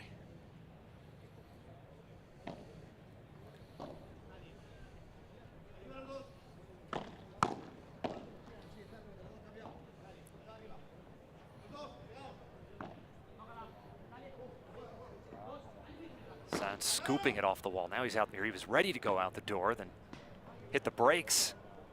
30-15. Koki Nieto put the finger up to show that ball hit the fence before it hit the ground. Please silence. Silence, thank you.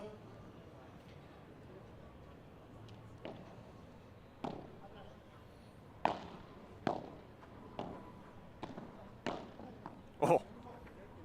Koki on the deck and right back up.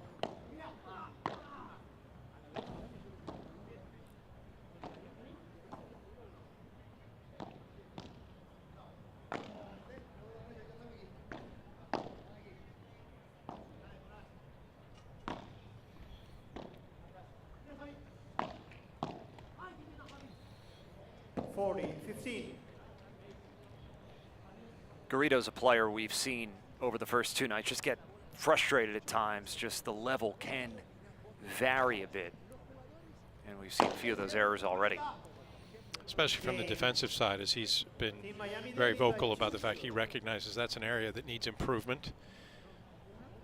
As Team Miami establishes a nice little foothold early. You know, we've been talking about the similarities in how we follow tennis. Am I wrong in saying there's a resemblance of a world-class former tennis player on the court right now? And can't be handled. Nieto made a great move to get outside and almost ran the full length of the opponent's courts to try to put that in play. But I'm thinking about Garrido.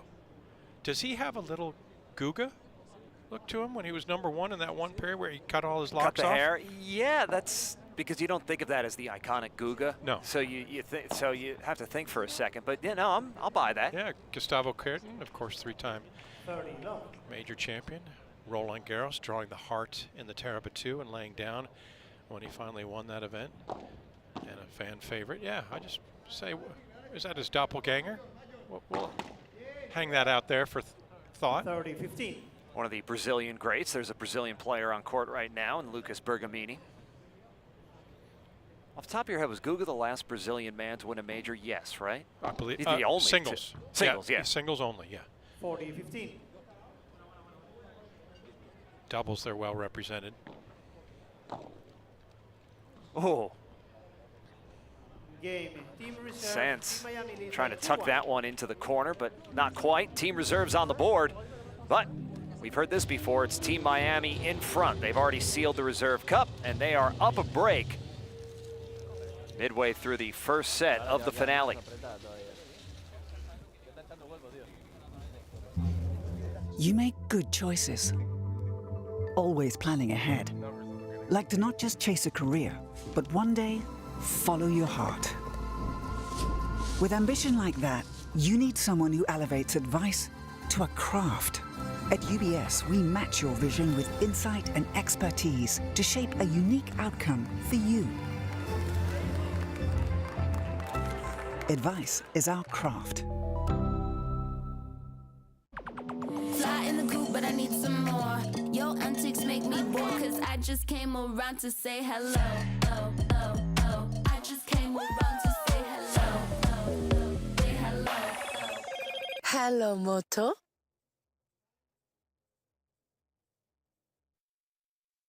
With Buzz RX, it only takes 10 seconds to save on prescriptions. Just search your medication, show the free coupon to your pharmacist, and save instantly. Download the free Buzz RX app for prescription prices that won't sting. John Sanz serving, working first to Lucas Bergamini. Team Miami up a break here in the finale of this Reserve Cup Miami.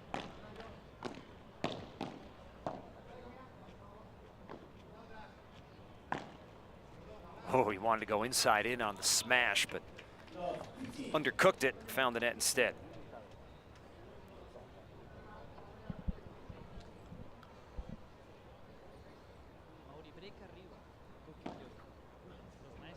Hold.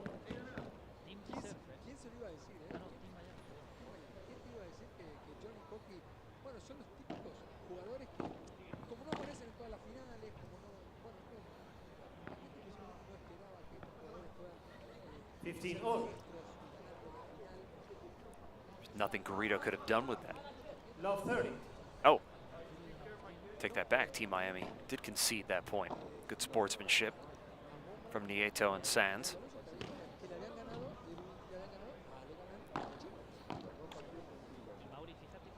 $15-30.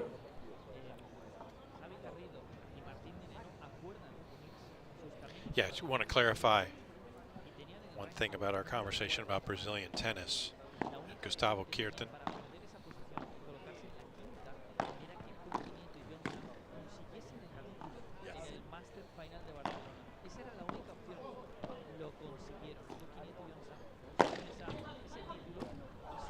Bergamini, the only Brazilian player ranked inside the top 20, and we're talking about Brazilian tennis. We of course say Kuerten is the only man to win a major singles. Maria Bueno did so on the women's side, but the most decorated you can make a case for is Bruno Soares. Right. In doubles, he had 3 titles to his credit, and had major titles, had an abundance of doubles titles. But anyway, just to put that in context for clarity.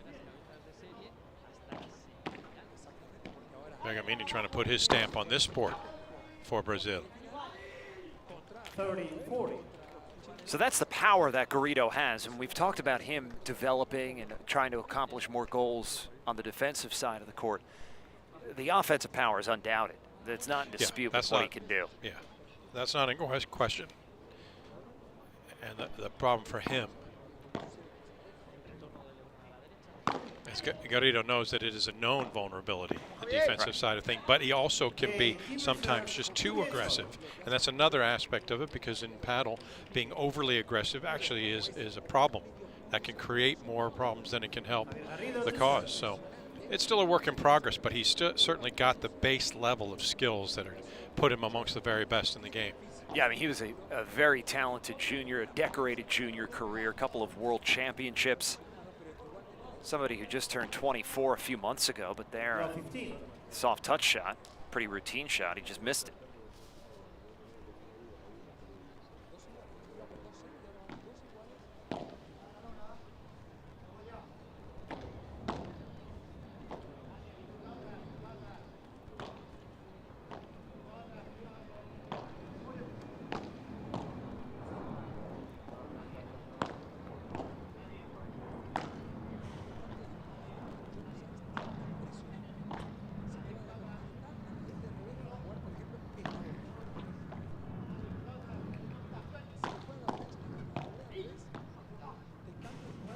Nice backhand from Garrido.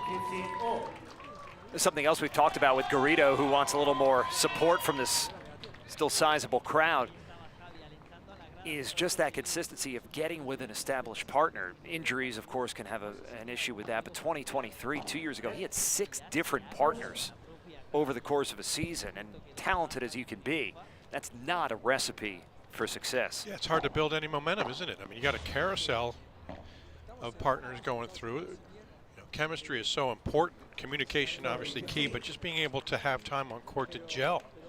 When you're not getting it, if it's, hey, thanks for coming, next. Right.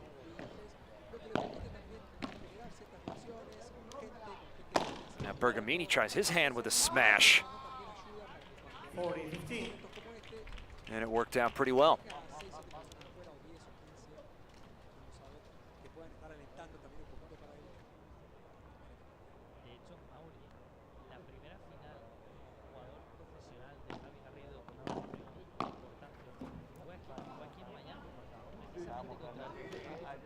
Garrido and Bergamini, they have surged through 3 consecutive games. Impressive stuff from the Team Reserve duo, trying to close out this Reserve Cup in style. They've got an opening set lead.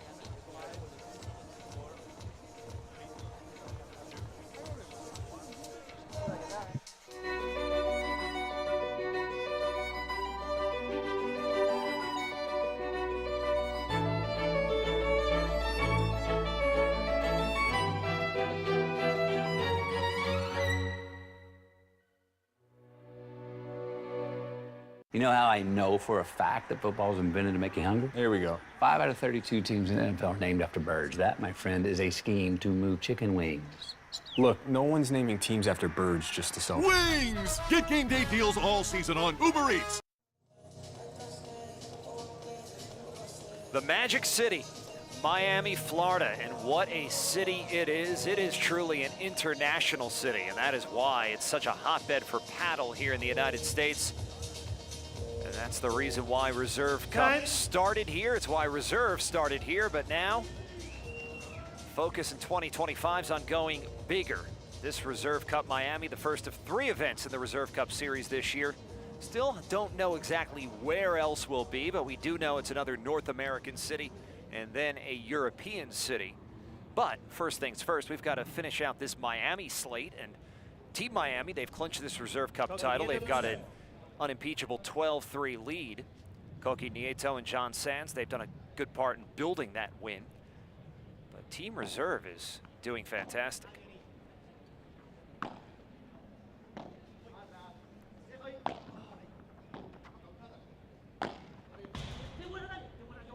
Unfortunate bounce took it away from Bergamini.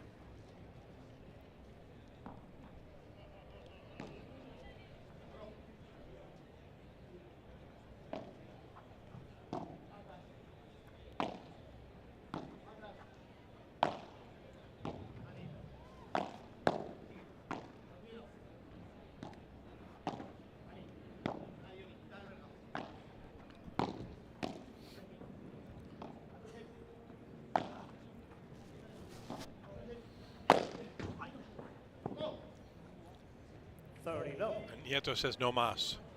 I will say, though, that maybe the carryover that we've seen evidence of this early competitive bit from Team Reserve is the carryover from the previous match. And what Galanich and Goto were able to accomplish is that kind of just has an odd spin along the tape and finds its way through. Nieto with a disingenuous sorry, not sorry. But just it helps relax your team when you finally get off the slide.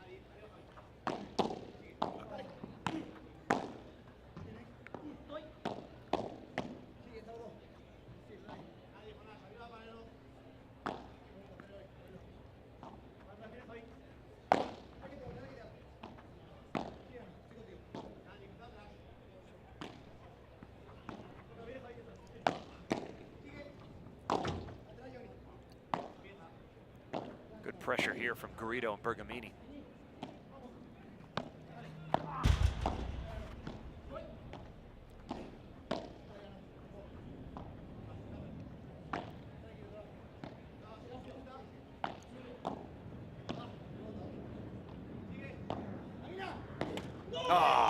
It was there for him, Lucas. Oh no. Almost bangs his head on the net post in frustration. Can't believe it was missed in the hole to love. But what I meant by that as we watch the replay is that you're unencumbered by the stress now. You're not playing as to be the only representatives to win a match. And I think that Bergamini and Garrido to this point have done well. They're playing the role of counterpunchers more often than not. It's Nieto and Sanz who are the aggressors, but they're just relaxed out there on the court. And it's impressive for somebody like Garrido to play that role because it takes that maturity to play in that counter-punching role. And for somebody who's young and powerful, that's not the most natural position to play. It would be for somebody like Bergamini. Garrido wants more from this crowd, though. He's being aggressive towards the crowd. Yeah, and they're picking their times to be aggressive, but I agree with you. You know, just knowing. It's like holding back and not trying to always smash the ball on an overhead. Sometimes that's not the appropriate shot. The maturation process helps you to get to that spot, and who knows how this match will go. I'm not saying that they're going to win the match. I'm not saying they're going to lose it, but just watching them come out a little bit more relaxed than I expected them to, and they probably would have if it was still all Team Miami to this point.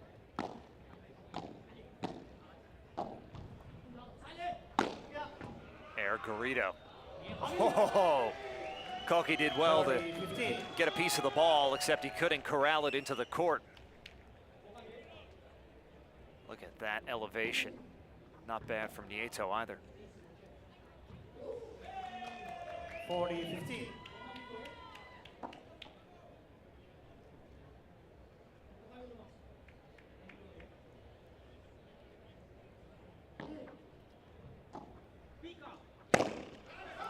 Another one into the bay as Garrido is smashing his way through this set. Team Reserve, they lead by 4-3. Team Reserve firing here in the opening set.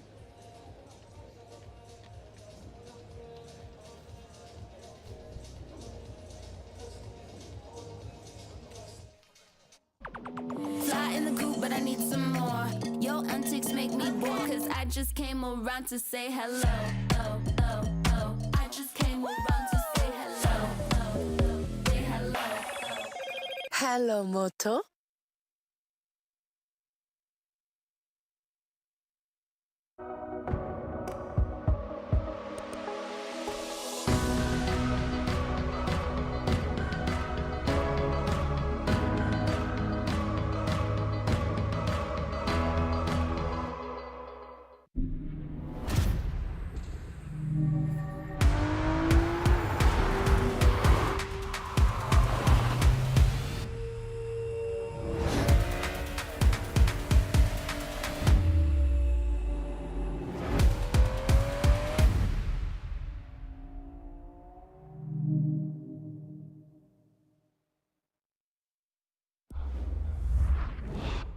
It takes dedication to leave your life's work rock solid for generations. At UBS, we match your ambition with tailored advice to craft a unique outcome for you. Advice is our craft.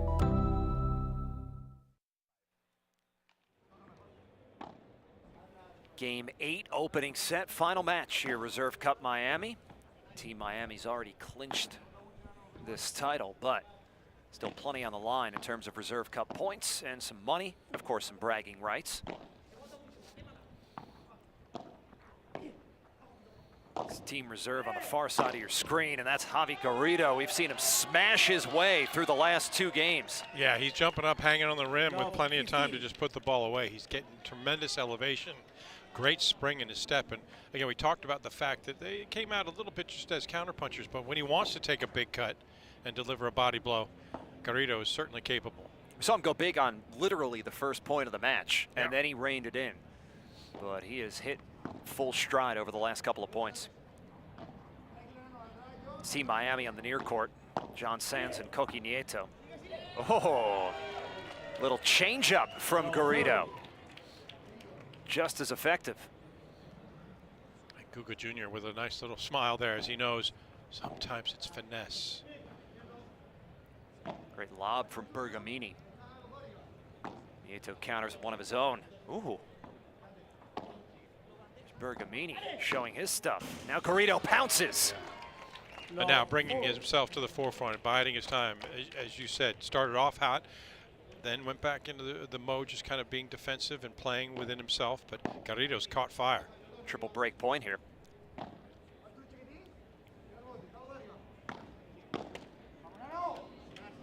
And they get it, first time of asking. Javi Garrido will be serving for this opening set for Team Reserve. Really impressive from the Team Reserve duo over the last couple of minutes as John Sands tries to stem the flow here.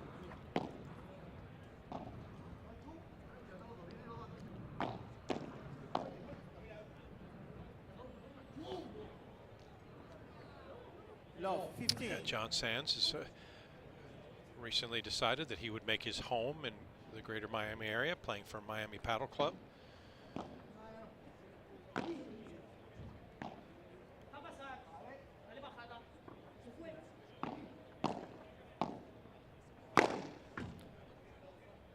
That put away sets things up nicely to start this 9th game. But yeah, it seems more often than not, I believe that 3 of the 4 players in Reserve Cup who have stated that they're either living now in Miami or going to relocate are on Team Miami. Apropos. Convenient. Yeah. And the one who's on Team Reserve will be representing Reserve Paddle. Right, in Ale Galan. So there's some significant ties. Even this part-time duty for these 2 teams. Garrido frustrated after that missed forehand.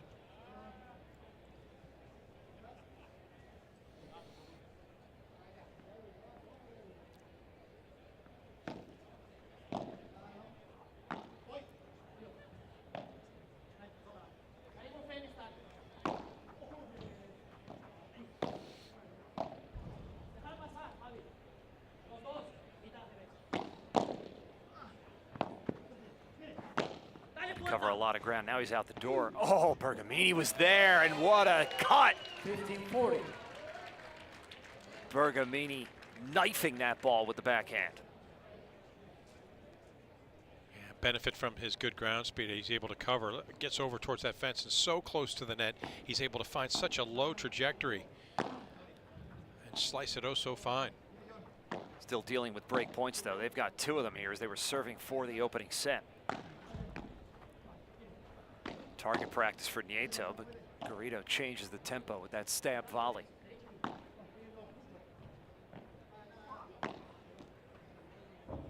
Oh, extra bounce helps out Bergamini. That's another break point saved. Yeah, Sands tried to get himself in a low position. His back end, though, actually pulled him away from the second bounce. Couldn't quite get the momentum he needed.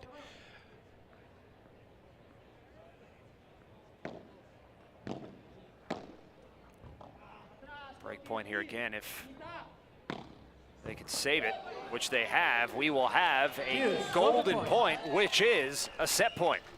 Yeah, another good knifing, slicing, just low trajectory shot, this time from Garrido from deep in the court. Magnificent ability to use his height and the contact point to just skid it through to good effect.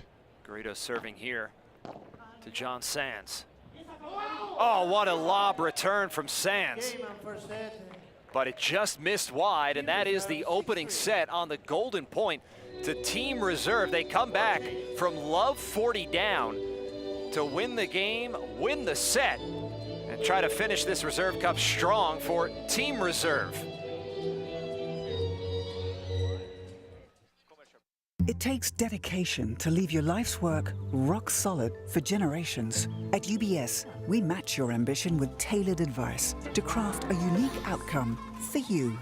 Advice is our craft. Fly in the coop, but I need some more. Your antics make me bored, cause I just came around to say hello. Oh, oh, oh. I just came around to say hello. Oh, oh. Say hello. Hello, Moto.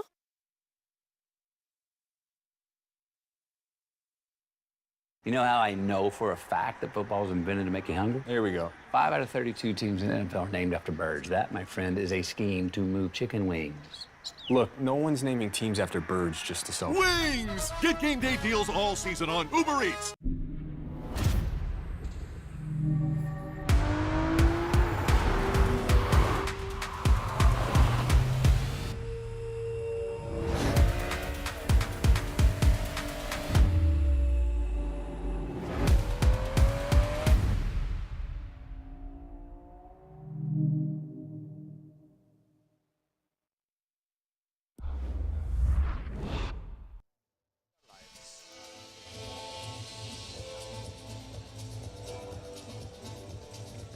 Everybody's out at the paddle here in Miami.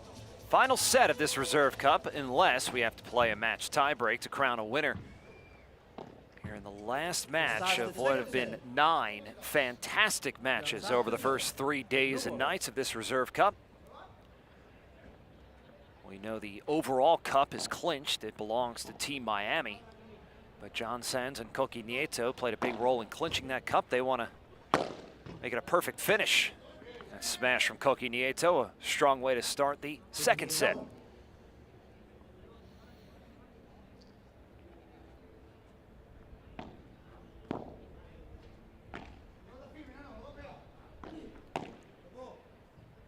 Coming into the prior match, Team Reserve had won just 2 sets. They were a set down before Chingoto and Galan were able to come back, win a second set tiebreak over Coelho and Tapia, and then the match tiebreak to 10. Oh, what an overhead from Koki over the head of Bergamini.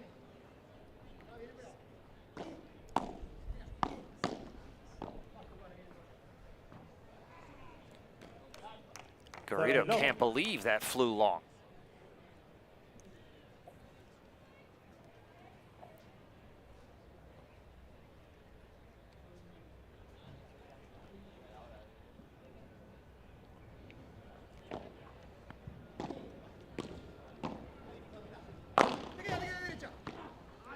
Oh.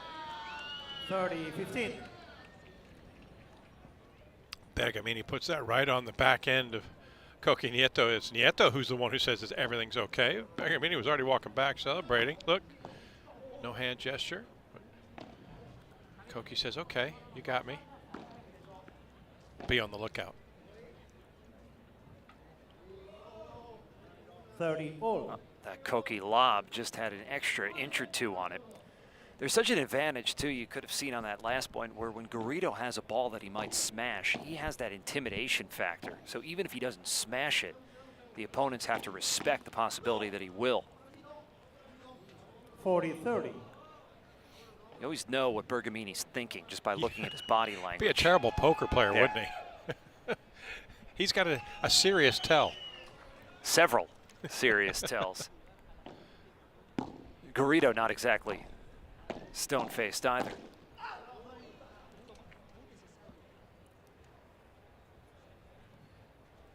First game of the second set goes to Team Miami. Team Miami. Nieto and Sands take it.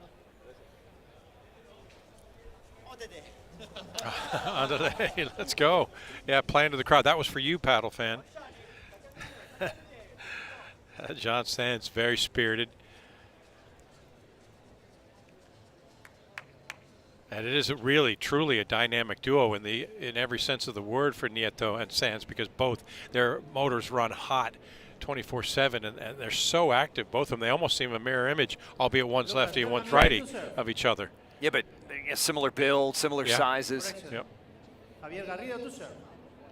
So here's Javi Garrido to serve. Played a key role in putting that first set on ice for Team Reserve. Sounds like a drag race in progress in the background. Yeah, listen, wouldn't be surprised on the MacArthur Causeway now. That's where they open it up as you drive from downtown to cross over Biscayne Bay to get to South Beach. Yeah, somebody opening up the throttle. Yep. I think the second Fast and Furious movie, that was Miami, right? Yeah, and Bad Boys. Oh, I think of course, obviously. The quartet. Big scene on the Causeway in, I believe, number 3. Love 15.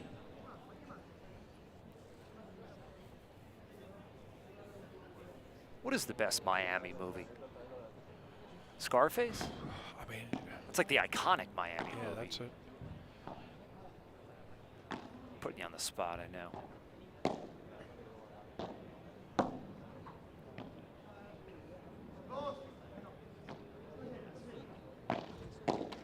Yeah, the most notorious probably is Scarface. I mean, I'm certain that there's some paddle fans out there who go, how can you overlook Ace Ventura? That was actually where I was going to come in.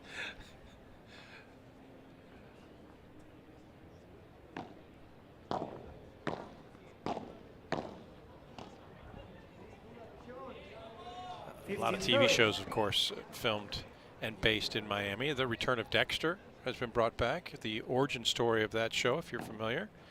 Speaking of slicing and dicing. Miami Vice, the iconic Miami TV series. Indeed. Oh. Am I dating ourselves now with Crockett and Tubbs references? But even so, that show's 40 years old, and even if you've never seen an episode, you know Miami Vice. Still has the cultural cachet. The Miami Heat, a few years ago, they brought back those Miami Heat, Miami Vice kind of uniforms. Yeah. Even with the cold weather, I still don't wear socks.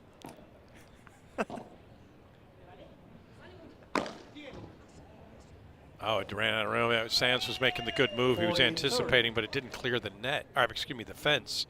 So no need to go outside.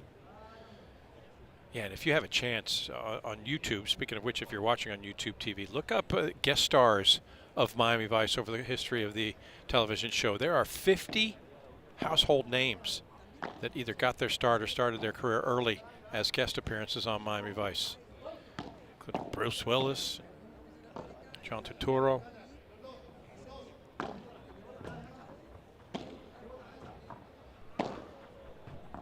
Oh, between the legs, Garrido. Oh! Oh, they fell over the net. No! Oh, Garrido, no. And I hope he's not hurt. Obviously, that's going to sting. I mean, he toppled hard. What a magnificent athletic effort, but it may have cost him. And you see the universal gesture for substitution. Because he got caught up. He tried so hard to balance himself from falling, but because he put all the weight on the one leg, watch as he goes up, it sort of topples, and then bam. That's game. So it's 1 game all. And let's see what the move is here for Javi Garrido. Or maybe that was the gesture for let's go, I can keep playing. Well, you know, or warm up a sub. Yeah, we'll have to see. That's what I was thinking, is you give somebody a chance to, in the background, get warm and start moving. I'll play a couple more points. We do have the opportunity perhaps for a Motorola Razr player substitution, but as it goes now, Garrido will stay in. He was out the door, though, giving chase to that ball, but 15 low. Nothing they could have done with it.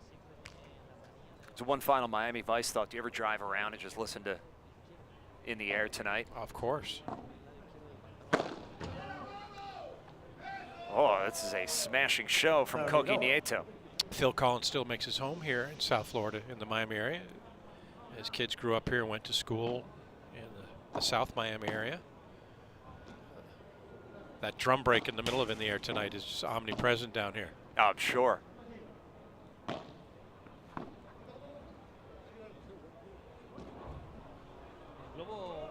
too much of a dig from John Sands. Speaking of music from another era, I was out walking today around Miami Beach, and I walked past Maurice Gibb Park. Yeah, Bee Gees. In honor of the late Bee Gee. Sure. They're revamping it. It's been reconstructed to be even more impressive to represent one of the brothers Gibb.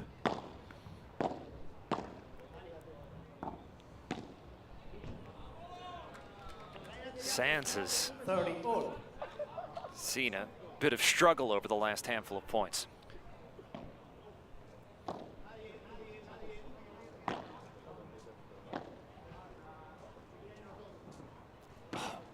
Point perfect lob. Team Reserve doing well to keep Nieto back by the wall, pinned. They finally make their move forward as Team Miami.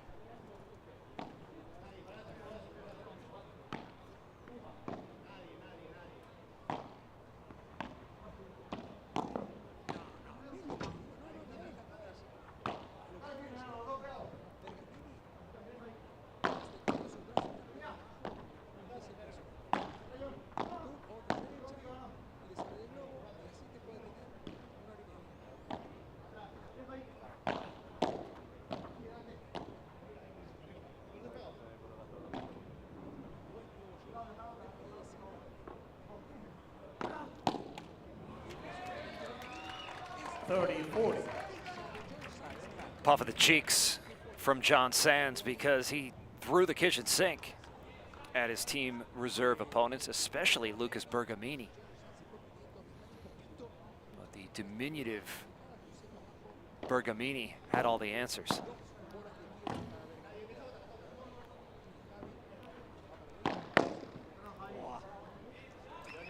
Deuce, golden point.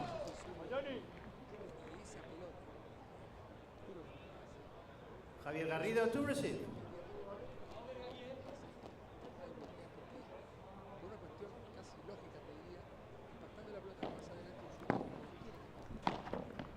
Oh, Garrido overran that ball, tried to go behind his back, but did not have the room to navigate. John Sands, Koki Nieto, they're fired up. They want to finish strong for Team Miami. They've already clinched the cup. Now they've got a break in the second set.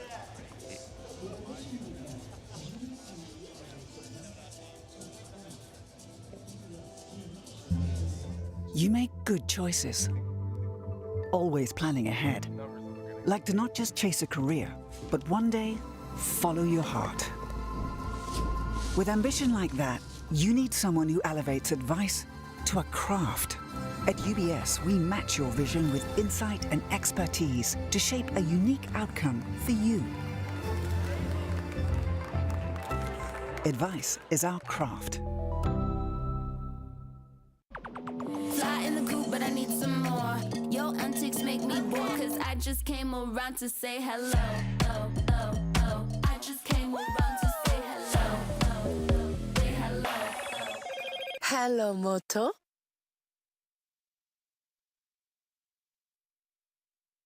With Buzz RX, it only takes 10 seconds to save on prescriptions. Just search your medication, show the free coupon to your pharmacist, and save instantly. Download the free Buzz RX app for prescription prices that won't sting.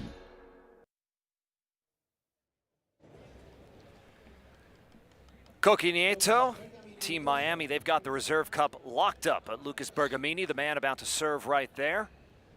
He and his partner, Javi Garrido, they want to make it 2 matches for Team Reserve to close out this Reserve Cup. It's 12-3 Miami right now. There's John Sands back deep, playing the right side of the court. It's Koki Nieto on the left.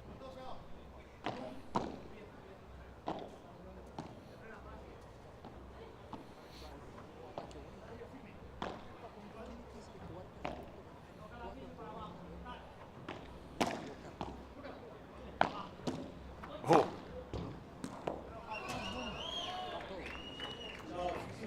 Putting Garrido through the ringer. Yeah, he's been on the canvas a couple times now, and 12 being the operative number, of course, Brian. It's worth repeating at least one more time. If they get 12 games here in straight sets, Bergamini and Garrido will also each collect $12,500. That's enough incentive to want to also produce a win here. certainly for me. Yeah, $25,000 on offer for each winning team in each match.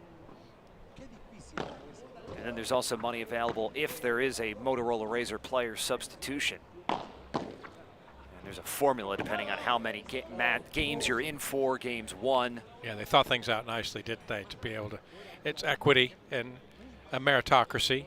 How much time you spend on court will equal your prize.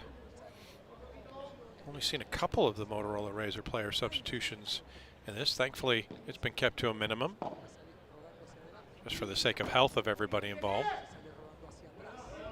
Nice inside in, little overhead from Javi Garrido, but the level, you can feel it, it's dipped a bit from Bergamini and Garrido over the last few minutes as they have to save a series of break points.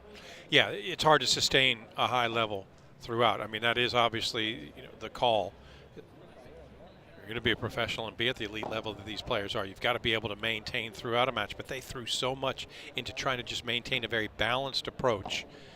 It would be understandable if there might be just a touch let off, and there has to be an adjustment from Nieto and Sanz. What they were doing, it didn't work in the opening set.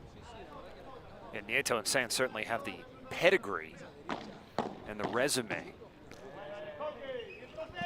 Right there, we saw it. Now some more jostling with the crowd. Yeah, Sanz is like, come on, Dade, let's go, get involved. I want to hear you. We're out here late, fighting it out on a Saturday night. We'd rather be perhaps out on the club circuit at 10 p.m., but we're working hard here. Show some love. Might have to wait until 11. Yeah, that's usually when the club's open anyway. Who are we kidding? Except for 11, because 11's open 24/7. It's good to know. Yeah. So here is John Sanz serving up 3-1 here in the second set. They're trying to bring this into a match tiebreak. After Team Reserve took the first set rather comfortably, 6-3.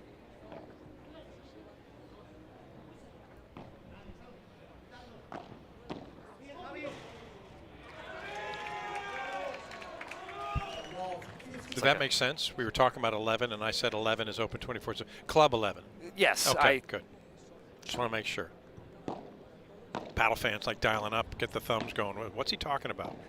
They may be saying that anyway. They're very possible for both of us.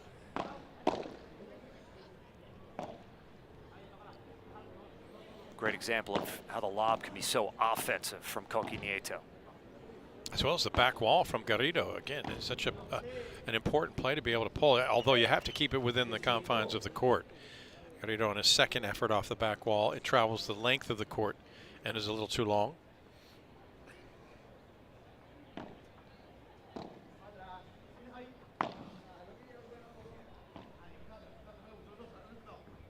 Just checked in. Now Bergamini in.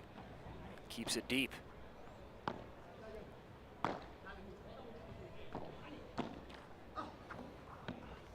Nice recovery.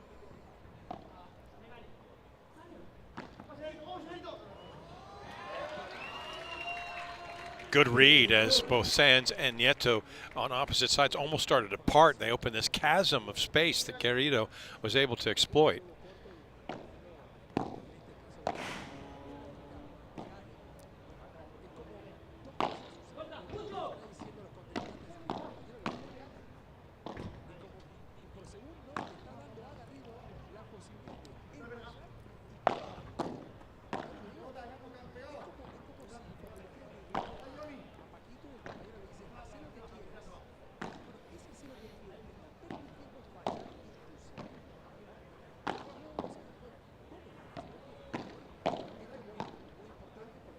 Crossed over here. Now they get back to their normal positions. It's Sanz on the right. Uncoils to lace that backhand. Oh, Garrido goes behind Nieto. Oh, the effort is worth it. And Sanz says, who's with us? They want to hear Nieto it. wants some too. And they're were rewarded, both with the support of the crowd at the end, but that effort slamming in the walls like hockey players, keeping the point alive. Yeah, just the hustle and the physicality, that takes a toll on you to crash into a glass wall going full speed and to not miss a beat. And that's exactly what happened now. It's 30-all. I like it. John Sanz really trying to get the crowd involved. Nieto doing his part to wave him on. I mean, they are, after all, Team Miami. And no shade thrown at Team Reserve. They're trying to get this Miami crowd behind them. Here, Team Miami serving here at 3-1. It's 30-all.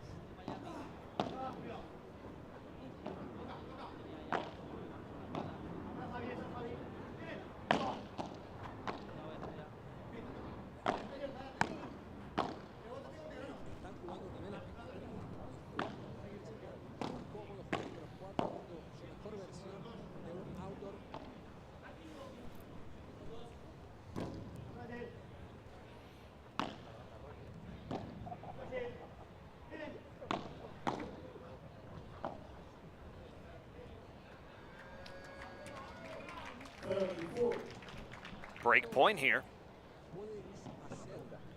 This would kind of feel like a stolen break, considering how well Sanz and Nieto have played in the last few minutes. Big opportunity here for the Team Reserve duo.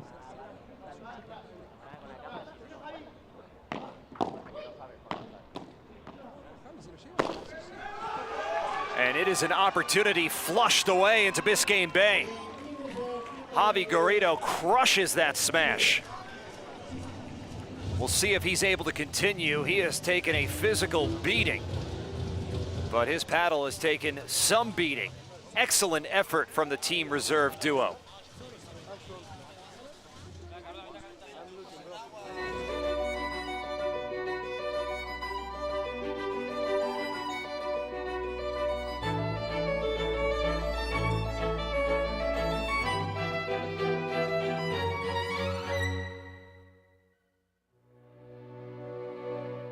You know how I know for a fact that football was invented to make you hungry? Here we go. 5 out of 32 teams in the NFL are named after birds. That, my friend, is a scheme to move chicken wings.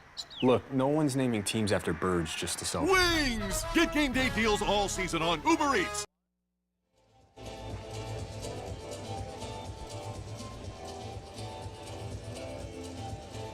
The Team Reserve group, Juan Martin Diaz, the GOAT right there on the left side of your screen. Speaking with Javi Garrido, and we'll see if Javi's able to continue. Lucas Bergamini's already back on court. Seems like Javi's going to keep going. He took that nasty tumble over the net in a stylish point that he would have won if he had not gone over the net. Speaking of style, plenty of that on display here in the Magic City. It is a lively scene here at Reserve Seaplane. One of 3 reserve locations here in Miami. The 4th up in New York at Hudson Yards.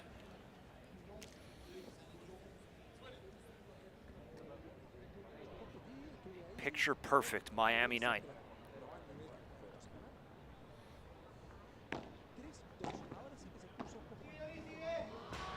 So here is Garrido and Bergamini. 15 low. Serving at 15 love.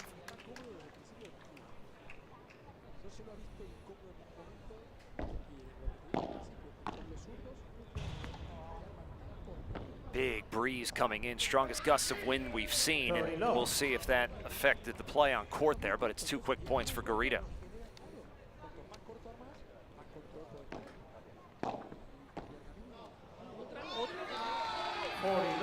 Nice touch from Lucas to just deaden the ball. The volley just falls flat.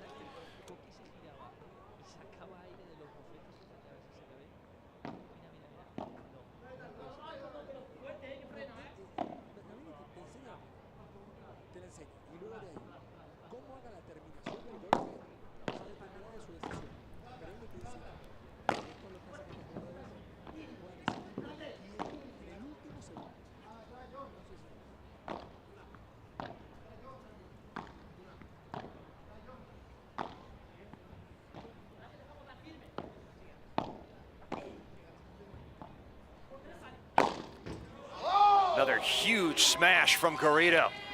Game. Team Reserve 3 games all. 3-all here in the second set. Yeah, dropping the hammer big time, and he's able to cock that arm back. Plenty of preparation time, and with a lot of court to work with. That back wall just serves as an added tool. Untouchable.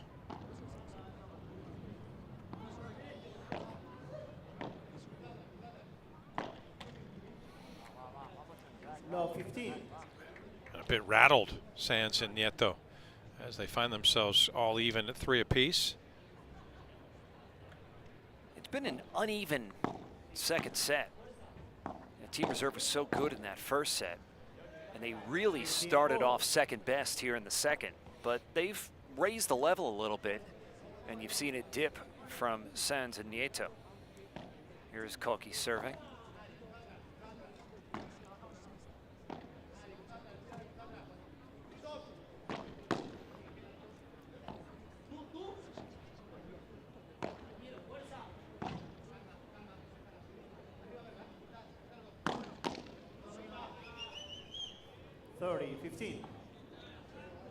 Koki Nieto being very vocal, just listening, eavesdropping as he talks to John Sands about where they're going, the placement and positioning of their opponents, where he thinks they should go, whether that's the actual place he goes or not.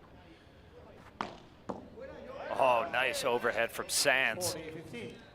And Garrido was on top of it, ready to read it, but he put it away from him. So when Garrido was able to block it, it just rolled out the door.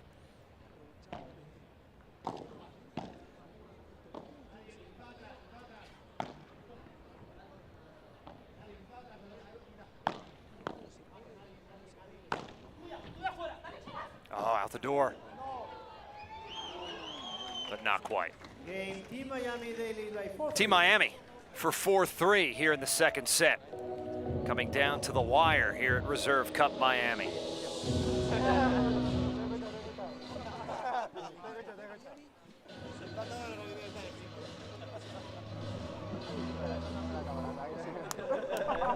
Fly in the coop, but I need some more. Your antics make me bored, cause I just came around to say hello. Oh, oh, oh. I just came around to say hello. Oh, oh. Say hello.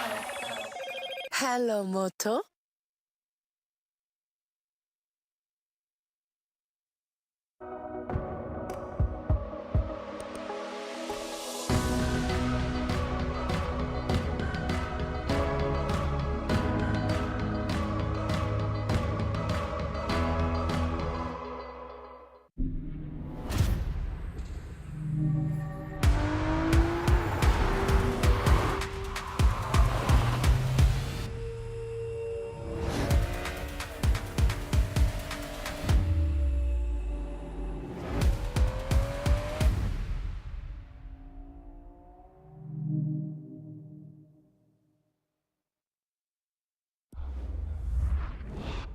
It takes dedication to leave your life's work rock solid for generations. At UBS, we match your ambition with tailored advice to craft a unique outcome for you.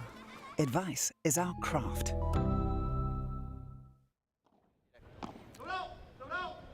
Drop shot from Lucas Bergamini, who serves first here in the 8th game of the second set.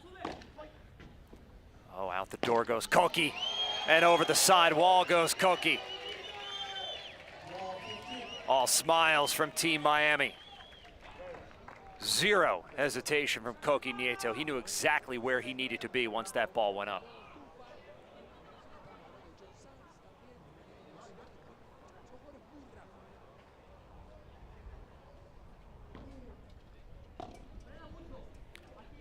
Breeze picking up again. By far the best weather conditions. Oh, the net cord unlucky for Javi Garrido.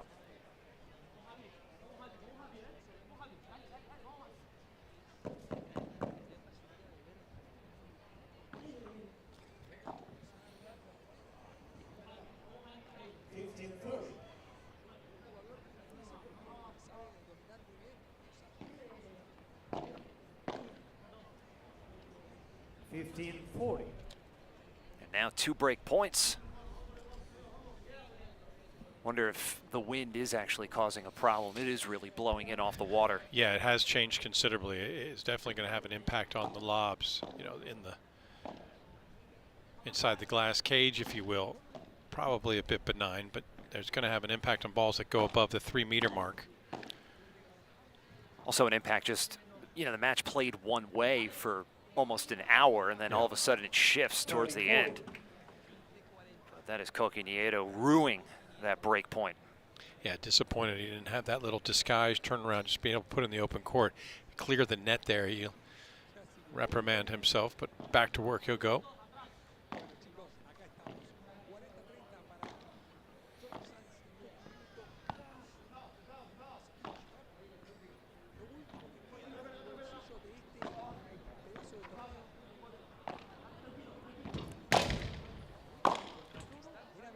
That's not going to come back.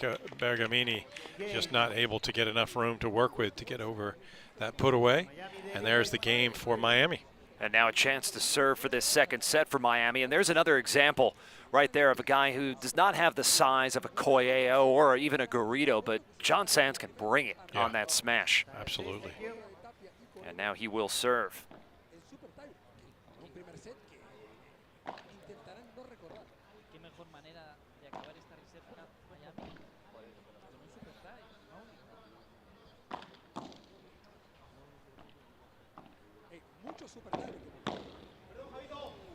Just off the right hip as Nieto goes at Garrido. Yeah, you're absolutely right, and it is an aspect that these players take very seriously, is the off-court fitness regime. And Sands takes it next level. I mean, he is just forged of steel out of the gym. And that's the power he's able to produce.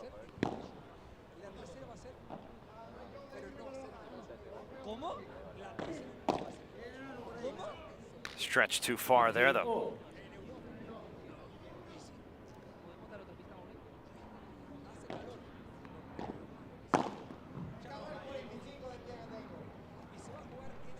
(30-15).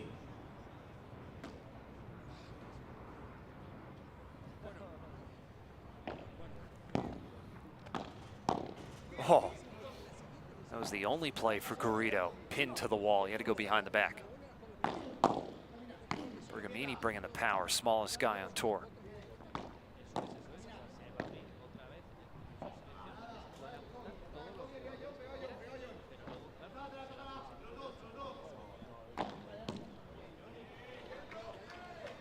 (40-15).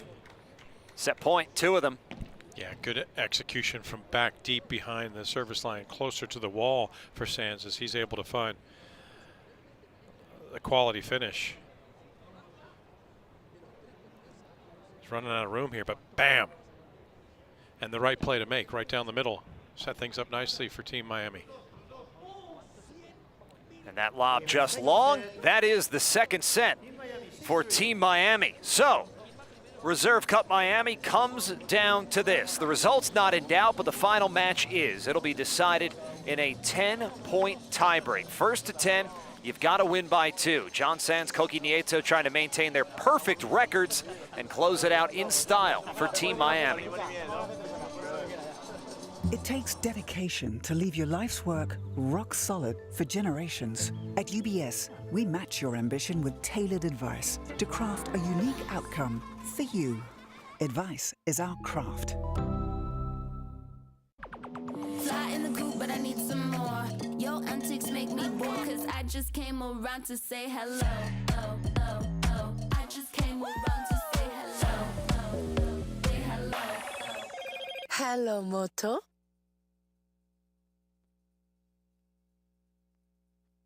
You know how I know for a fact that football was invented to make you hungry? Here we go. 5 out of 32 teams in the NFL are named after birds. That, my friend, is a scheme to move chicken wings. Look, no one's naming teams after birds just to sell. Wings! Get game day deals all season on Uber Eats.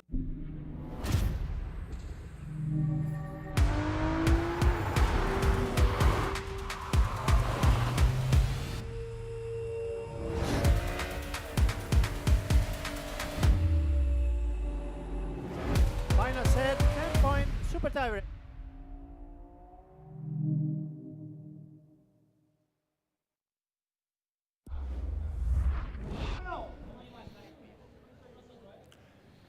Here we go. Javi Garrido set to receive serve. Although he was not supposed to be receiving serve, the chair umpire now correcting and saying that Team Reserve should be serving. That's good. The chair's keeping tabs of things. Team Miami, I think, was very confused. They initially came out on the wrong side, and Team Reserve came out and told them you're actually on the other side. So it's Team Reserve from the far side, and it's Garrido to serve here in this match tiebreak. 1st to 10, you've got to win by 2. Last match was going Team Reserve's way in a super tiebreak. It was the first win for Team Reserve in this Reserve Cup, and that was in a 1st to 10 match tiebreak. That was a very one-sided tiebreak, 10-3 for Chingoto and Galan.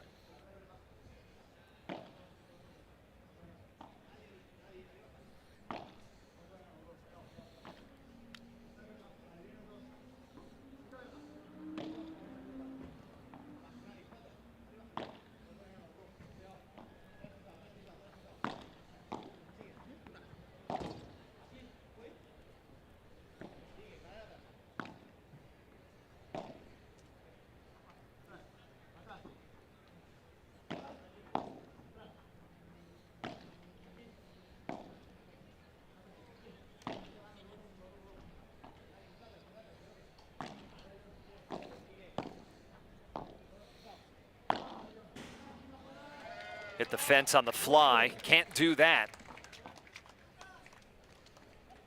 Team Reserve on the board. Yeah, I'm not sure that's a good harbinger of things to come or indication where Team Miami's head is at with the misunderstanding of how to get things started in this tiebreak. We'll see if they can recover, if it's just a blip or if they're out of sorts. Garrido can't control his volley and kisses the side wall.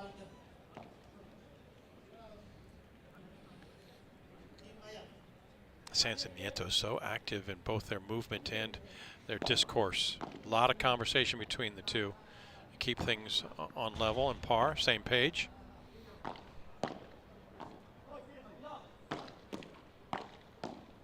Oh, Garrido trying to cut the volley, but he cut it too thin. Sanz and Nieto, inch in front.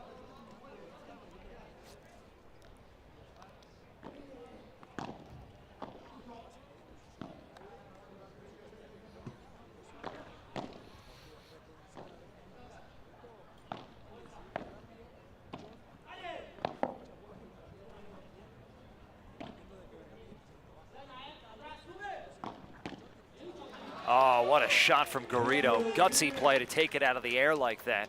And he disguised his intent till the last minute, changing directions, going right at Sanz. Yeah, it might have been the intention to think about letting it bounce, but he caught Sanz off guard by taking it out of the air. A wise decision.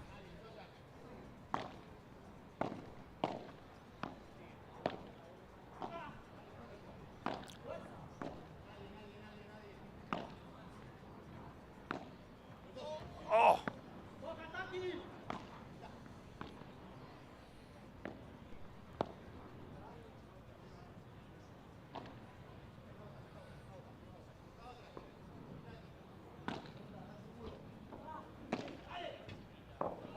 Oh, what a shot from Koki Nieto to ice that point. He kept it so low with no bounce off the glass. Nieto points and taps the head of Sanz as if, you know what, that's the play we drew out and I executed perfectly. What do you think, partner? The finish as strong as he splits the wickets on Garrido, and watch the end. Look at you. All right. Just as we drew it out.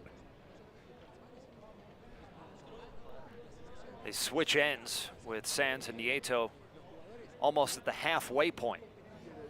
Yeah, still a lot of time in this match tie break when you got to get to 10 without question, but you just sense the impetus is there for Sanz and Nieto to try to run away with things. They are fired up to finish strong.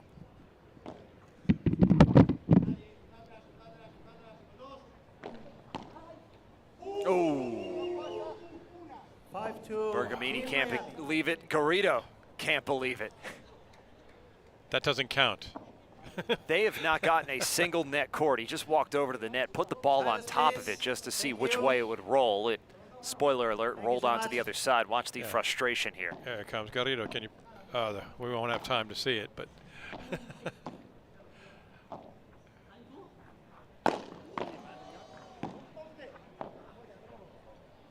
Garrido wanted to get some frustrations out. That might have helped.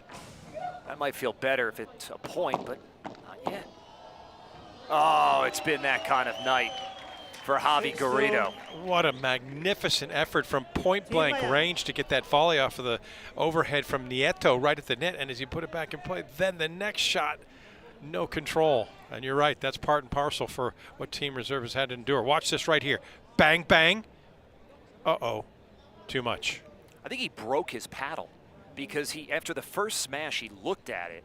And then as soon as that point ended, he walked over to his chair to get a new one. So he might have had an equipment problem. Either that or he thinks it's possessed. And he's angry and said, "You're done." Banished.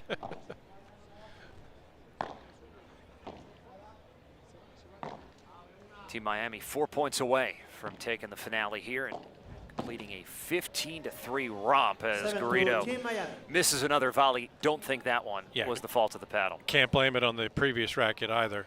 At that point, that's serious frustration. That's a dagger. Koki Nieto serving to Garrido. Oh, Koki missed.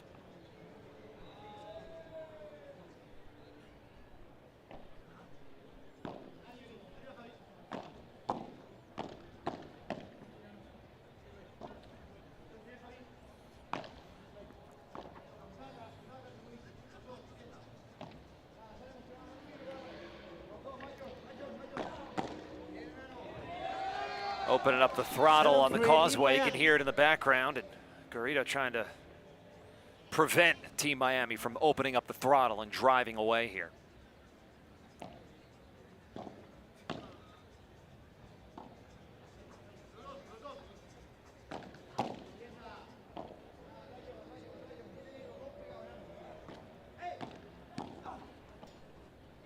Garrido on the seat of his pants. He's back up and at it in play. Now Nieto hits the deck. He's back up.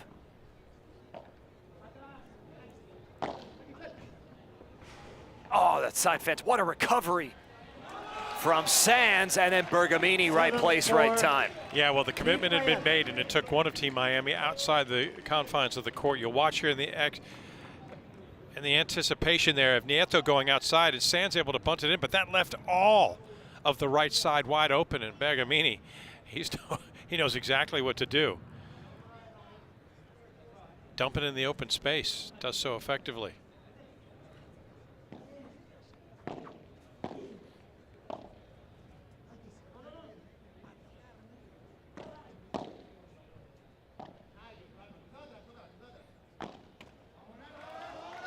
There's Sands missing and getting very interesting here. Yeah, well, they'll have to swap, and just a couple missteps here and a little momentum shift.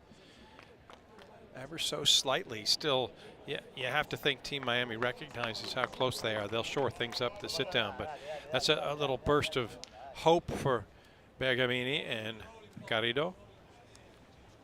Everybody checking their Instagram at Reserve Cup Series to see some of the posts today. Pictures of Jimmy Butler, Miami Heat standout out on court. Yeah, that's right, Derek Jeter. Andrew Scholes, we got to mention the winning honorary captain. He's done his part. Derek Jeter did not play. It was just Jimmy Butler. Yeah. It's funny. Derek Jeter has said the Yankees do an old timers day, or they have in the past, where the old players play a few innings. And Jeter said when he played, he would never play in one of those games. And so I was not surprised that he was not out here on the paddle court. Oh, what an effort from Lucas. It just laid out. Unfortunately, it didn't go his way, but A for effort. We'll add a plus to that. From that angle, it doesn't do it full justice because his back was to the net. He was lunging behind him. 2 points from the finish line for Team Miami.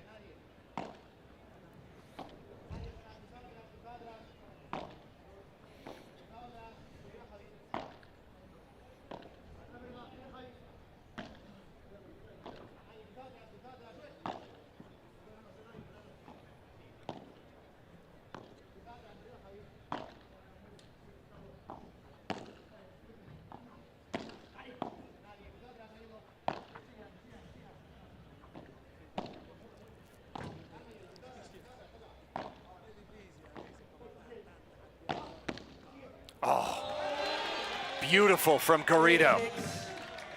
He was content to watch until it was time to act. And when it was time, he pounced.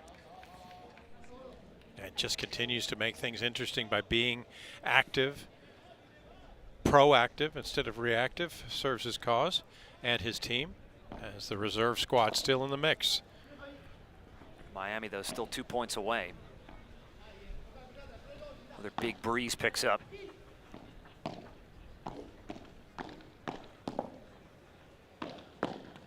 Oh, Nieto going right at Garrido. He withstood the barrage, but that's kiss-worthy from Sands to Koki. And it was in the right spot for Team Miami and the wrong spot for Garrido because he had to cross in front of his body to try to get the backhand out. He would have preferred to get the racket around and use a forehand volley there, but he didn't have time. And what a magnificent moment now to seal what has been a dominant performance by the Miami squad. Frustration visible for that man, Javi Garrido. Couple of match points here. Well, that's one saved. Weak return. Garrido turns to the crowd. Now he's got a smile on his face.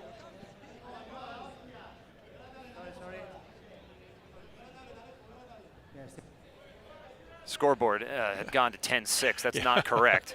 Yeah. It's 9-7. Yeah. Team reserve on the bench is losing their mind. They're in having fits and spasms of laughter. But it's 9-7. It says 8. So it is match point. Unless Garrido can save it here. Bergamini could have something to say about it as well. And that's it. Nothing they can do. Team Miami just too strong, as they've been all 3 nights of this Reserve Cup. Koki Nieto, John Sands, they reunite and close out Reserve Cup Miami in style. 25,000 more dollars. That's something to dance about. So is the Reserve Cup Miami title. Hey, I'll tell you what, Everlasting House of Pain will be excited. It's jump around time for Team Miami as they bounce their way to victory. 15-3 in the overall outcome. And really when Nieto and Sands found themselves in a position of having to recalibrate their game against Garrido and Bergamini, they did just that.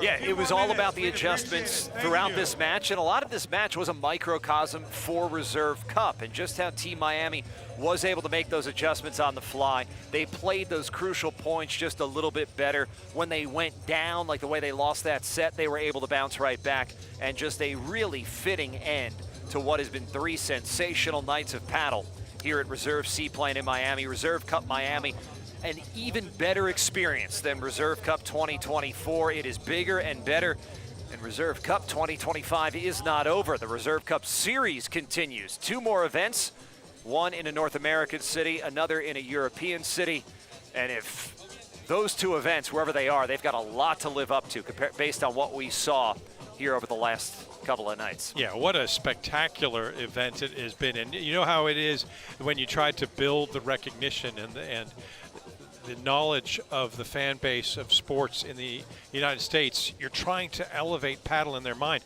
And what you have to do is you have to bring the very best to the forefront. They did just that with 16 of the top 20. They brought the top team from last year as well as the number 2 team. All of the best players put on a fine performance, and they were all super motivated for myriad reasons to do so, but they produced paddle at its very best, and it was a joy to behold, and it really sets the template, as you said, for what's remaining with the 2 other stops to come on the Reserve Series Cup. But Team MIA, they are in the position to celebrate tonight. Miami, a good city to celebrate in. They'll be happy to do so. I think there's a few things you could do to celebrate, to pass the time, to have some fun. And those guys having a lot of fun as the setup is underway for the trophy ceremony. We'll be awarding checks, we'll be awarding trophies. Hear from Wayne Boych, the CEO, the founder of Reserve, but the party, well, it doesn't stop here in the MIA. Yeah, remember, these guys will all be foes going forward, with the exception, obviously, of the pairings of teams. And we'll keep an eye on Coelho and Tapia, see if they can continue to hold sway as they did last year. But for the most part, though, the paddle community and these elite players, they're all very respectful of each other. It is a good mix. There doesn't seem to be too much of the histrionics and animosity. There's a couple of soap opera-like stories, but that's natural in relationships. But it really feeds into the beauty of the sport with how well the sportsmanship and camaraderie is displayed.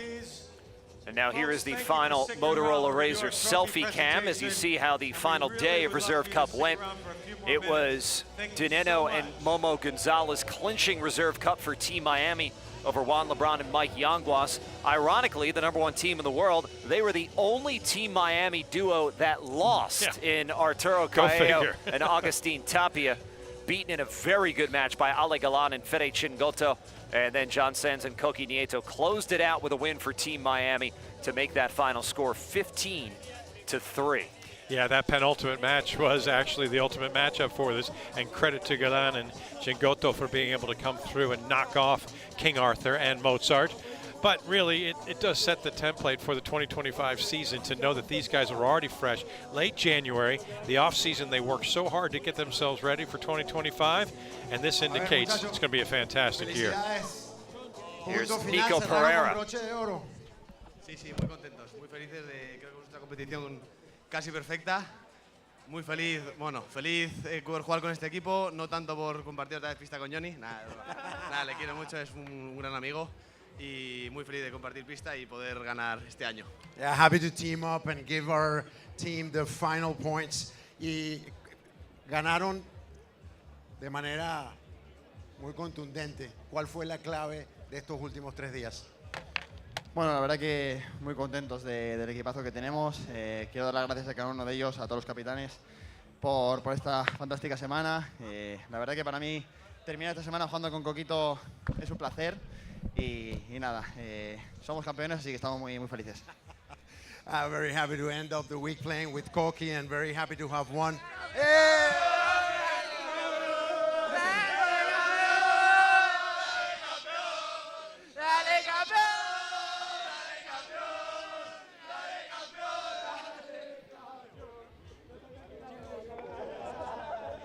Lively bunch. Yeah, you can appreciate the fact that they're excited to have walked away with the second edition of the Reserve Cup Miami. A spirited celebration, to say the least, as Wayne Boych is ready to take the court. This is the man who is the CEO and founder of Reserve Paddle, which is the background company that has built up what is this now Reserve Cup series. And they're starting to really find a way to elevate the profile of paddle, and this 3 days has been a spectacular way to do just that. You also saw Derek Jeter on your screen. He falls to 1-1 in Reserve Cup captaincy after winning last year. And did not get shut out. That's important. It was close. It's also worth noting last year he was very quick to say that he had nothing to do with his team's success and that it was all about the players and coaches who make their livings in paddle. So, you know, there's that old saying that victory has many fathers, but defeat is an orphan. I think Derek was, you know, knowing his role in both settings. But great to see people like Derek Jeter, like Andrew Scholes, all the celebrities we've seen. We have Paul Pogba out here last night. Jimmy Butler's been here the last couple of nights. He's very close with Wayne Boych. And it just adds another element to the unmistakably Miami flavor of this event, this Reserve Cup Miami.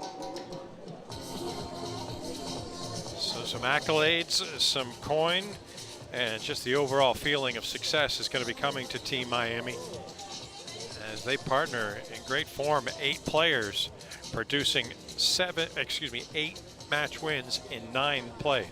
Yeah, that's pretty impressive. They only dropped, I think it was 4 sets over the course of the 3 nights played. Actually 5. 5 in total, yeah. 5 in total, given that last match. But really impressive stuff from Team Miami. And really impressive from what we saw from everybody as we see these fans. They're not going home. There's plenty of VIP activity, and the party is just beginning. Party's also going to be getting underway soon on court. They are setting up the court for the awards presentation.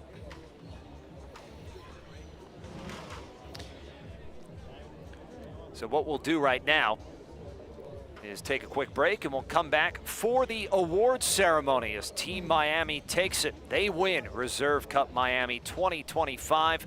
Impressive showing over 3 nights, 15-3 the final. We're back with more. It takes dedication to leave your life's work rock solid for generations. At UBS, we match your ambition with tailored advice to craft a unique outcome for you. Advice is our craft.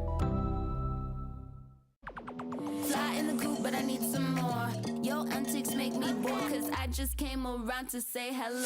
Oh, oh, oh. I just came around to say hello. Oh, oh. Say hello. Hello, Moto.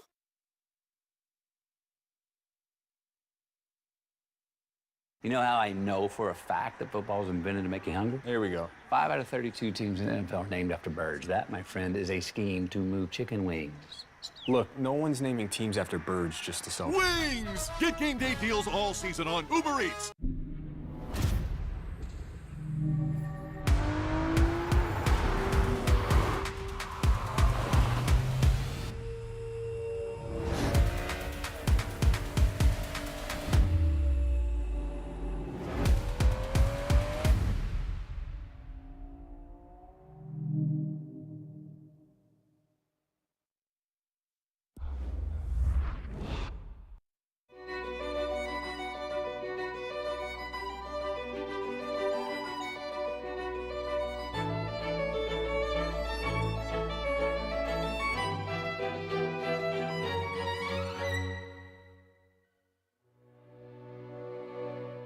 You know how I know for a fact that football was invented to make you hungry? Here we go. 5 out of 32 teams in the NFL are named after birds. That, my friend, is a scheme to move chicken wings.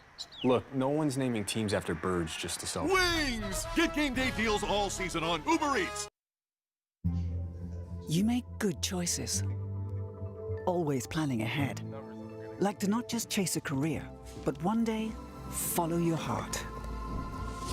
With ambition like that, you need someone who elevates advice to a craft.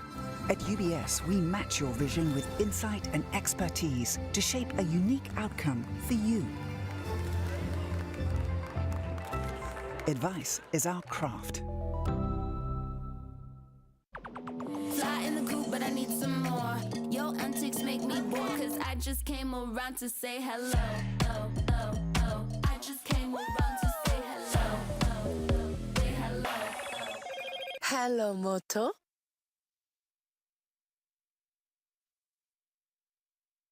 With BuzzRx, it only takes 10 seconds to save on prescriptions.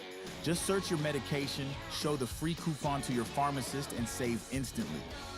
Download the free BuzzRx app for prescription prices that won't sting. Hail to the victors. That is Team Miami. You see right there on your screen. 15-3. They win the Reserve Cup, taking 8 of the 9 matches. Ryan Clark here with Kevin Skinner. Just setting up for the trophy presentation. Yeah, they're getting ready to make their way onto the court. They're just getting everything in place. Already starting to see the honorary captains, Andrew Schultz and Derek Jeter close by. Jimmy Butler has stayed, and Buckets is still present. He'll be on the court along with Wayne Boych, who is the spearhead behind making this happen. Other celebrities also going to try to make their way through as now it goes into party mode. There's serious business on court, and the competition is now done. It's time to bring the Miami Saturday Night Live, if you will, to fruition. And that's what it's been here in Miami. It has been a 3-day party at Reserve Cup 2025. Party's not stopping, though, here in Miami. We've got 2 more events this year. Reserve Cup in another North American city and Reserve Cup in a European city. But what we've also got are points and prize money. Those are 2 things everybody likes. Points in terms of what you're trying to do over the course of the entire season, and the prize money. Winning team's going to get a lot of it. We'll see it all in just a bit when we come back for the awards ceremony, the awards presentation to celebrate Reserve Cup 2025 here in Miami.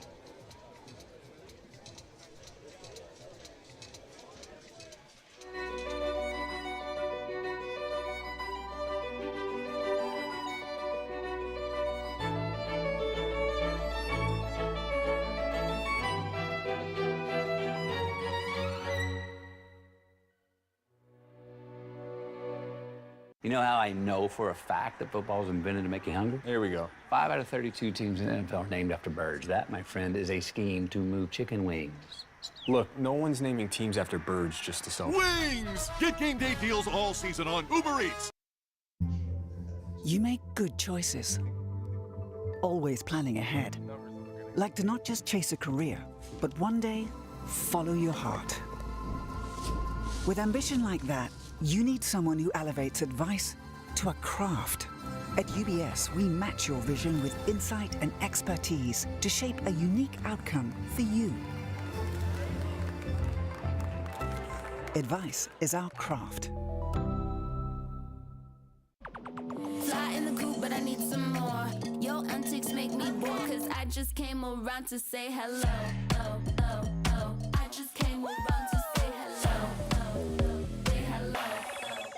Hello, Moto.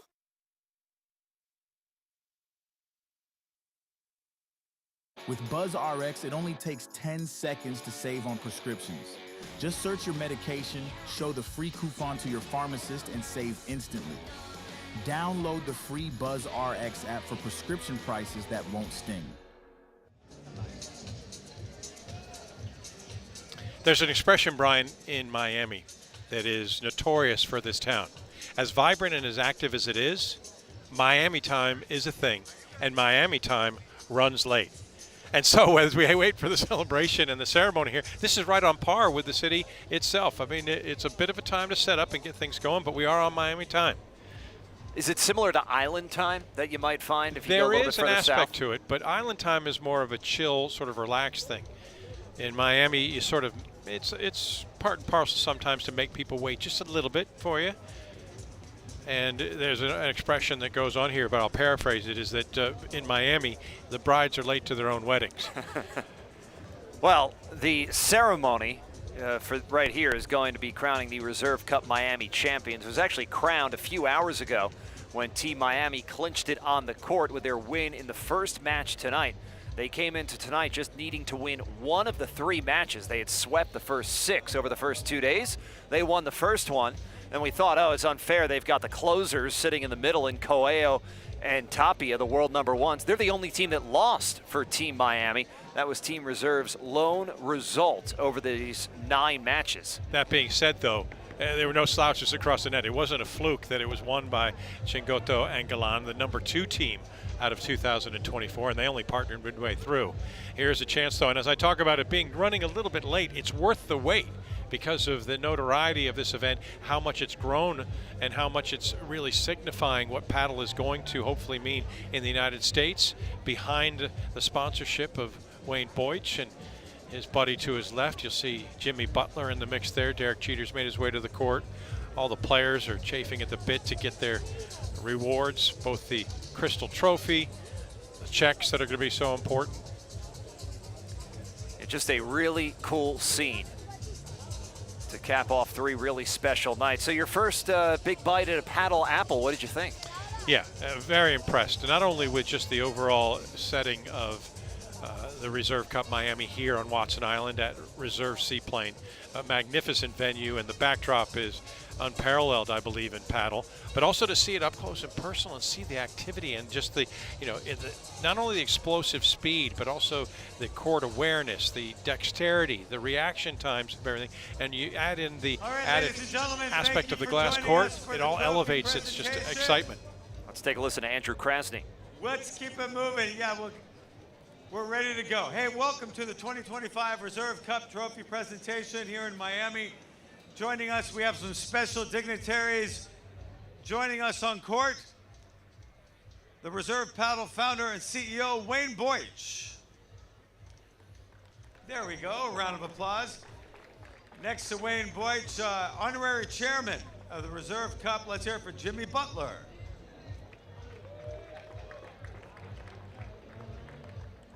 UBS Senior Vice President, Ruben Torres.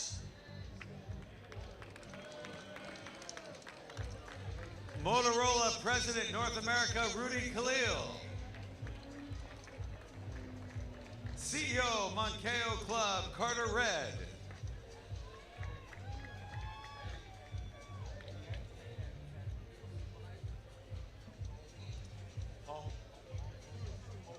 Paul Pokum, new advisor to the Reserve.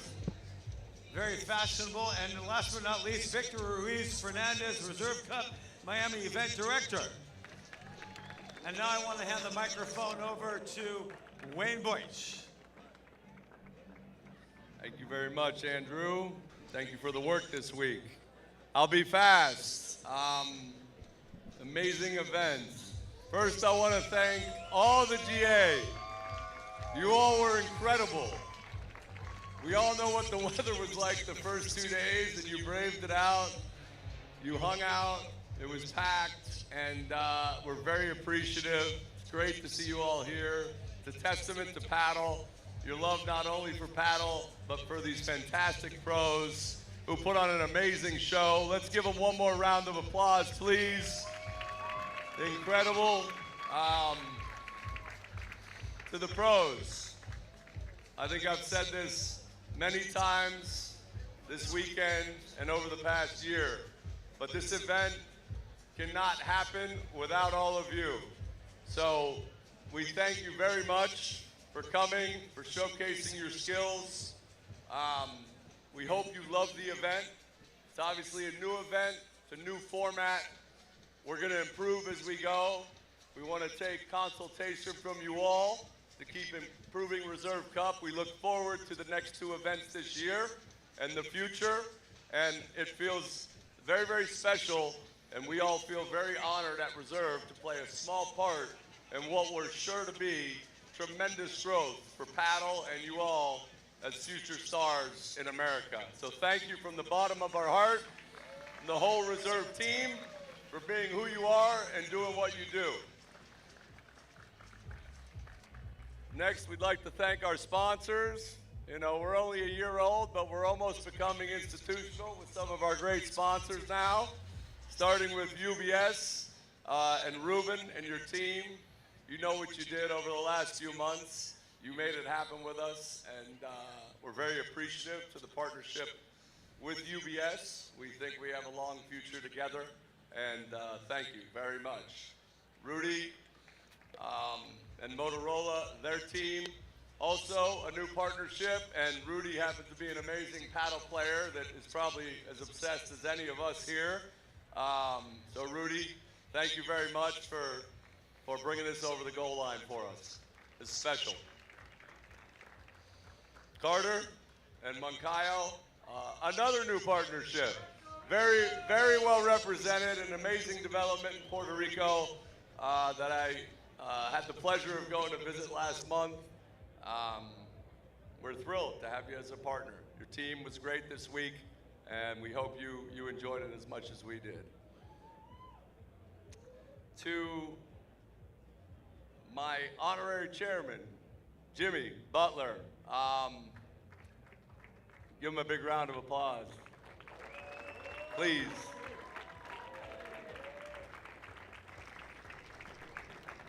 I'm gonna keep this one very short. Obviously, it doesn't take a genius to know that we have a special relationship. He's been there for me as a brother. Hopefully he feels the same way for me with him. Not much needs to be said. He's been here all weekend supporting. He loves paddle. He loves what we're doing at Reserve. And we're incredibly fortunate to have him and his loyalty to us, to be here, to be present, and be part of this moment for everybody.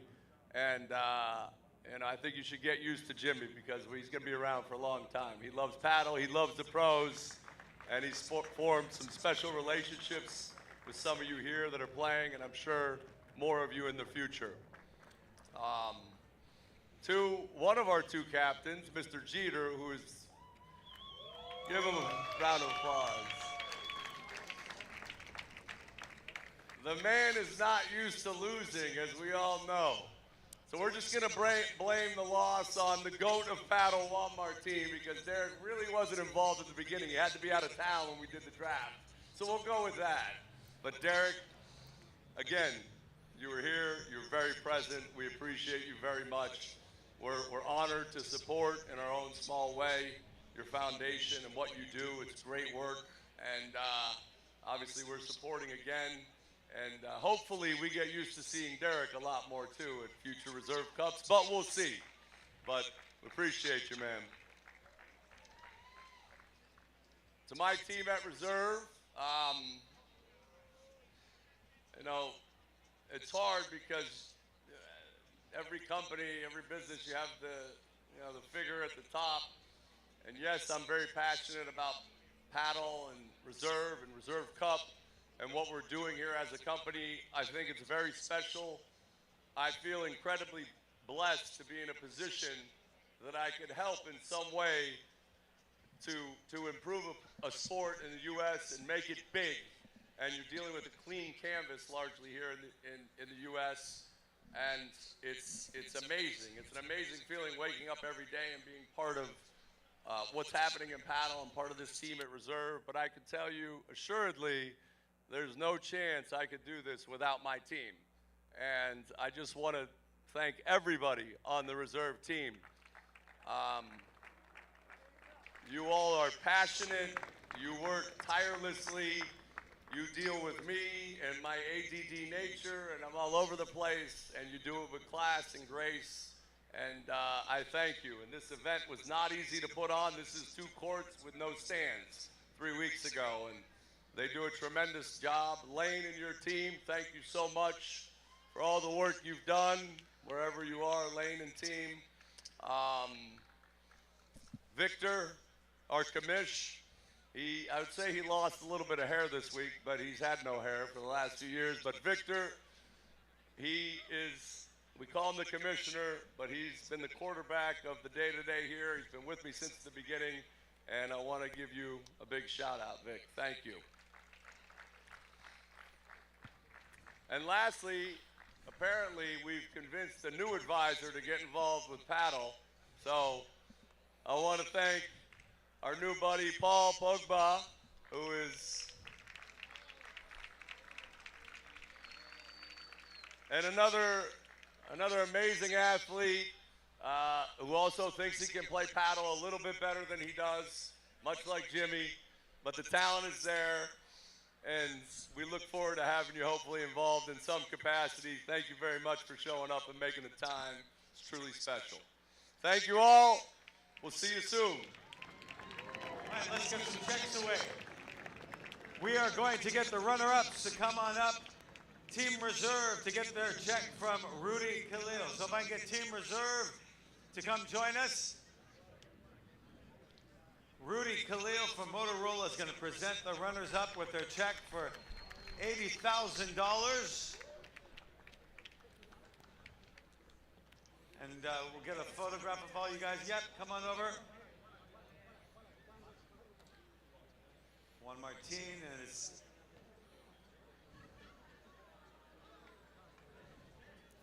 Derek, come on over. Led by Derek Jeter, team captain, Juan Martin.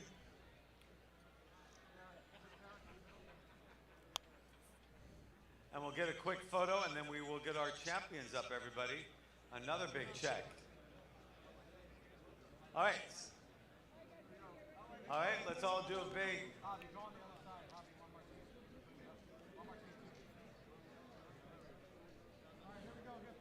Okay, 3, 2, 1, photos. We good, Matt? Okay. All right, let's hear it one more time for Team Reserve, everybody, the runners up.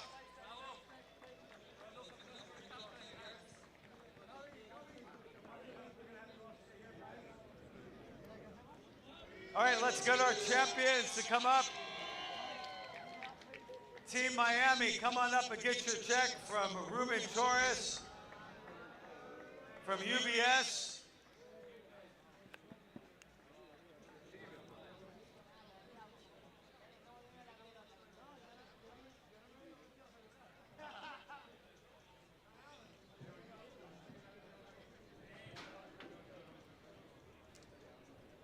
Ruben Torres from UBS presenting our champions with their check for $160,000.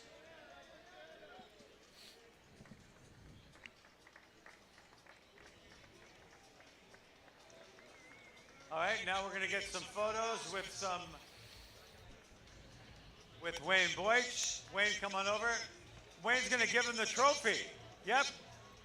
Wayne, you want to hand the champions the trophy? They got the check. Wayne, we're going to give them the trophy now. They got the check. Getting the beautiful trophy from Wayne Boych, everyone.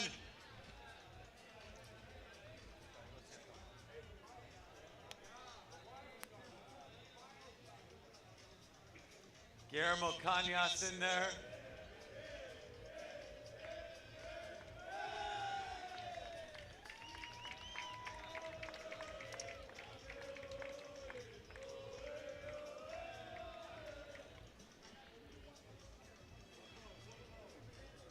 One post together with some of our key sponsors.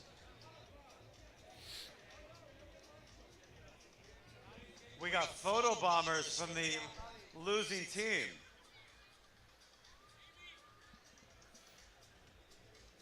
Okay, now, both teams together.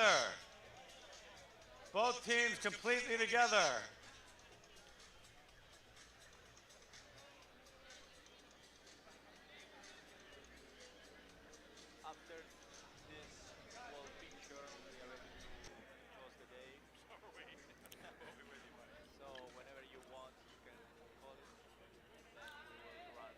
You got the best paddle players in the world, everybody.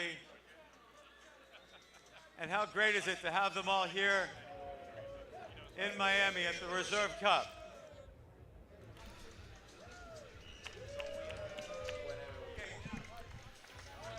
The final pictures from Reserve Cup Miami. Team Miami, the champions. What a display it was. You could hear from Wayne Boich, the CEO, the founder of Reserve and the Reserve Cup, for what this means to him and what his ultimate goals are. They're a lot bigger than just Miami, but what a tournament this has turned into here in 2025, and what a display it was from those fine folks from Team Miami. They dropped just one match out of 9 over 3 nights. That was a special performance, Kevin Skinner, as the confetti flies. It truly was, and it's going to be fun to see how the vision of Wayne Boich goes. You know, here we are at the end of the Florida Peninsula, just at the tip, and yet he's hoping that this Reserve Cup Miami and the Reserve Cup Series is going to be the tip of the iceberg in breaking through to bringing paddle to the United States. I would dare say anybody who watched even a single moment, let alone any real full day or the full tournament of the Reserve Cup Miami, is going to be on board. It's been fantastic. Kevin, it's been fantastic having you aboard. It's been fantastic working with the entire crew here at Reserve. It's been fantastic watching this exhibition of paddle from Team Miami, from Team Reserve, to see these athletes, 16 of the best in the world, doing their thing for this big paycheck. What a week we had here in Miami, and thank you for joining us. So that will just about do it as Team Miami celebrates. The dancing continues. They'll find something to do in Miami to celebrate their win. Team Miami takes Reserve Cup Miami 15-3. So for our entire team, for my partner Kevin Skinner, I'm Brian Clark. Thanks for joining us over the 3 days here at Reserve Cup Miami. We'll catch you next time.